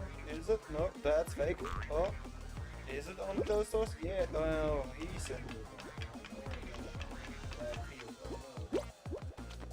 Can he catch up? Can he make a winning? Can I make a winning? Oh, got hit by Come on, the come on, bouncing come on. doors. Oh, doors are getting less, but the choice is still there. Oh, jumping against the frame. Oh, and he drops into the corner. Yes. Can he Qualified. swerve? Getting hit by the Nope. hammer. And I'm out. he's- I I'm got hit out. by the hammer into the finish line. That was awesome. Nice. Did you? So you passed? You got in? Yeah. I did. You? No, I missed. I got like 1 or 2 doors wrong, and then I Seems just. like our street partner didn't Wait, stop where's for the the hammer? hammer time.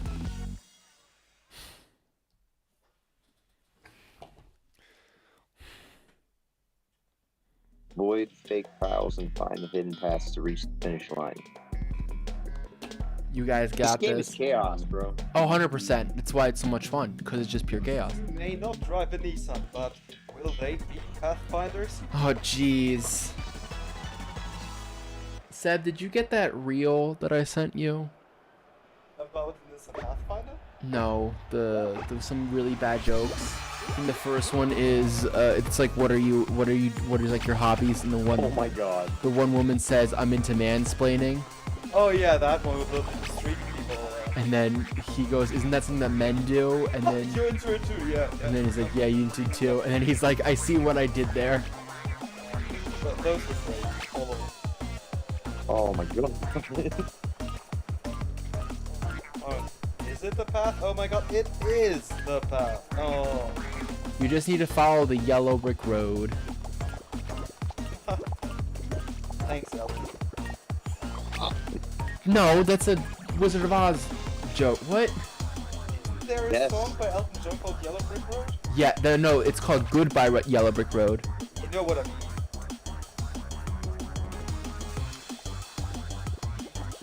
Keep the girls playing. Oh, Let's see what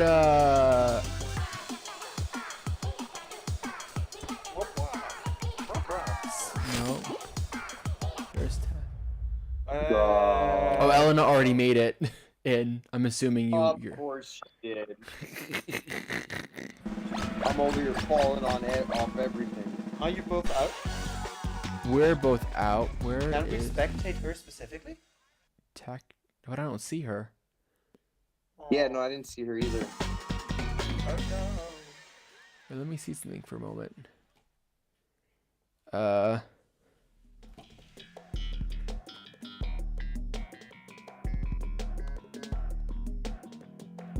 Just asking her where she is. This is like Squid Games and Beast Games and Toontown Yeah. mixed in one. Yeah. Oh, Elena. Okay, she is actually out. You were the only one that went in the second round, so we're gonna exit. I know, surprising. So I'm gonna quit, and we can start a whole new round.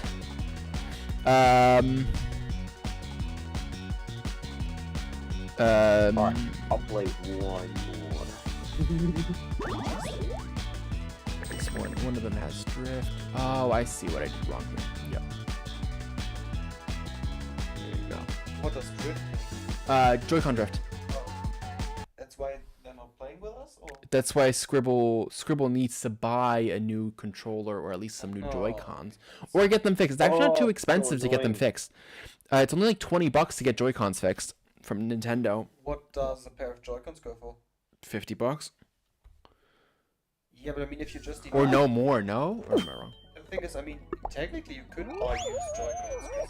'Cause, I've had some used Joy-Cons, yeah. yeah, I mean, you have. That being said, in just 10 minutes, we'll be swapping over to stream number 2. That doesn't mean you should be leaving just yet. We have some fun here left, folks. But we will be... Alright, we will be switching over to stream number 2 because that is how this has to work, sadly. But yeah, man, I've been streaming since 2:30 this afternoon. It's kind of insane.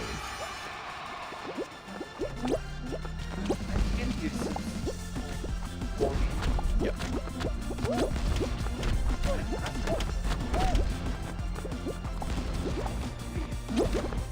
Well, I thought you were gonna come into stream earlier.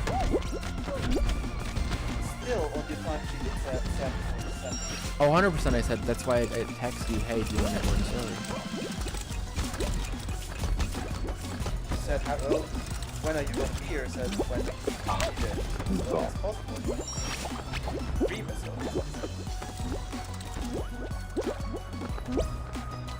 That kind of feels like a bit part of this. I swear, this is where I Silently. got out the last time. Oh yeah, no, these green flappy things.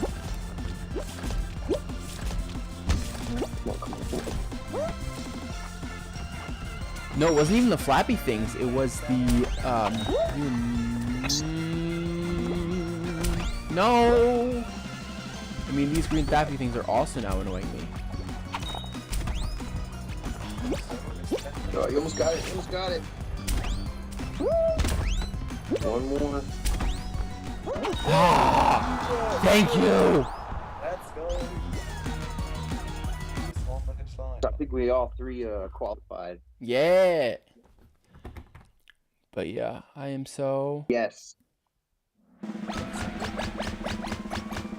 All right. All three of us qualified. All three qualified. Wahoo! I must have been one of the last ones, right? I was one of the last ones that got in because I just because right after I Yeah, we last time I saw this game, I was running a live stream for a tournament for this game. really. And I was just watching it like, yo, this is kind of cool. But I've never played it until now. Well, now you've had the chance to play it. Oh, it's the hoops one. Oh no. Yo, this is addictive. Ooh. Bounce through the hoops to score points. Oh, I saw you playing this one. Yeah, Eleanor was the one playing this one. Jade and I were talking about how like impossible this one feels. Okay. Jump through the hoops. The hoops. This here? No, they're coming from the sides here. Okay, that's why we're just bouncing around like hot tamales.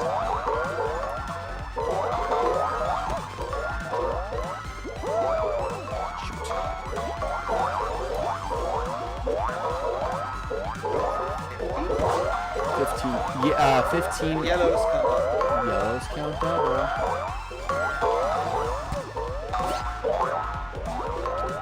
Oh, when you went down.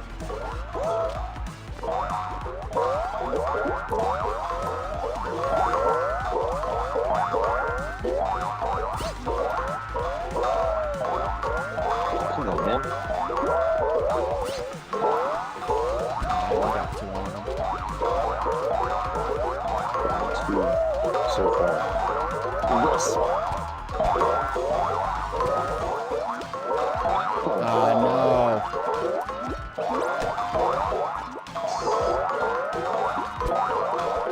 Right, there we go.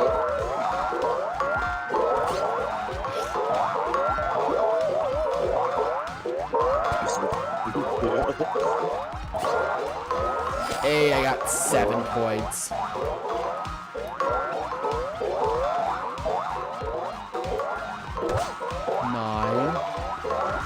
stream. Get onto the bed, Karen. You can do it.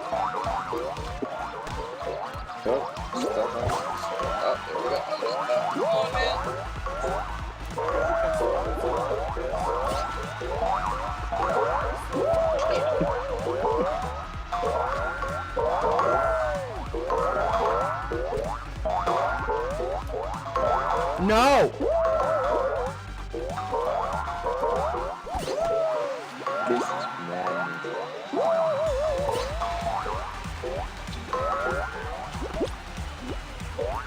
Why did it not count? It did. No, but you're 14. You went through it twice. Doesn't matter. I can only go to each group once. Oh yeah! Ooh, that was. Did you get out? Yeah, I was stuck underneath for a minute. I gotcha. Yeah. Yeah. She's the third. Got 7 hoops. I just barely got 15 before I got out. It was insane. Well, sir, this was fun times. Memories were made. Stories will be written. I'm getting off this live stream, and so I can continue downloading. You got Mario. it. Well, you'll be back soon enough. I'll be playing this game, then we'll be swapping over to No, I'll be stream number watching, 2. bro. I'm here. Computer's running nonstop. Perfect. All right. See you in a bit, Tazo. Bye. Let's move you over.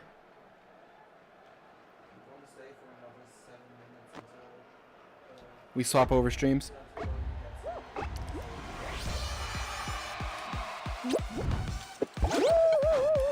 Ah, I see what I did.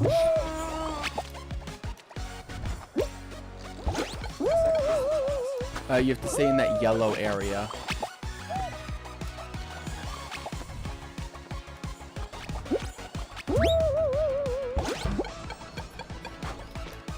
Oh. Yes.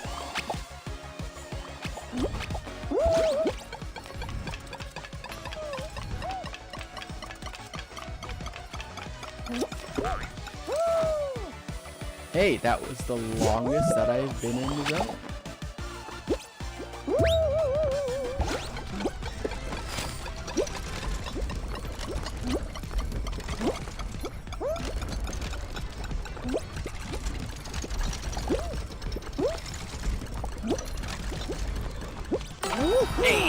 Let's go.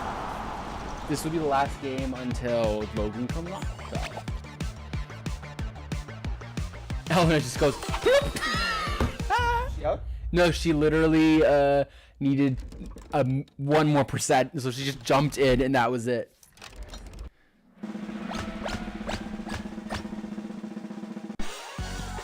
But yeah, Scribbles, if you want to join, let us know. We'd love to have you join us on the game, even if it's just for some Mario Kart in a moment. And just 5 minutes left. We might, I might just like, I most likely won't get in this next round. And if I don't, then I will have to clink out. And I apologize to Alan for not being able to watch, but actually I do pretty well with this game. Oh, there's 3 of them? Three.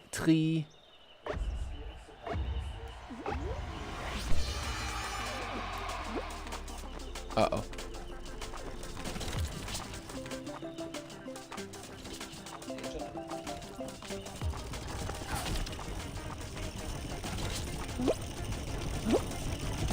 Oh. Mistake.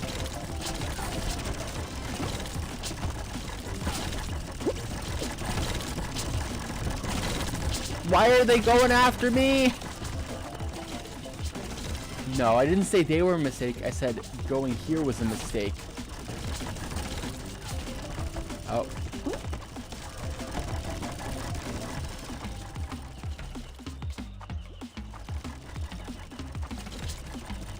Oh, gee. No!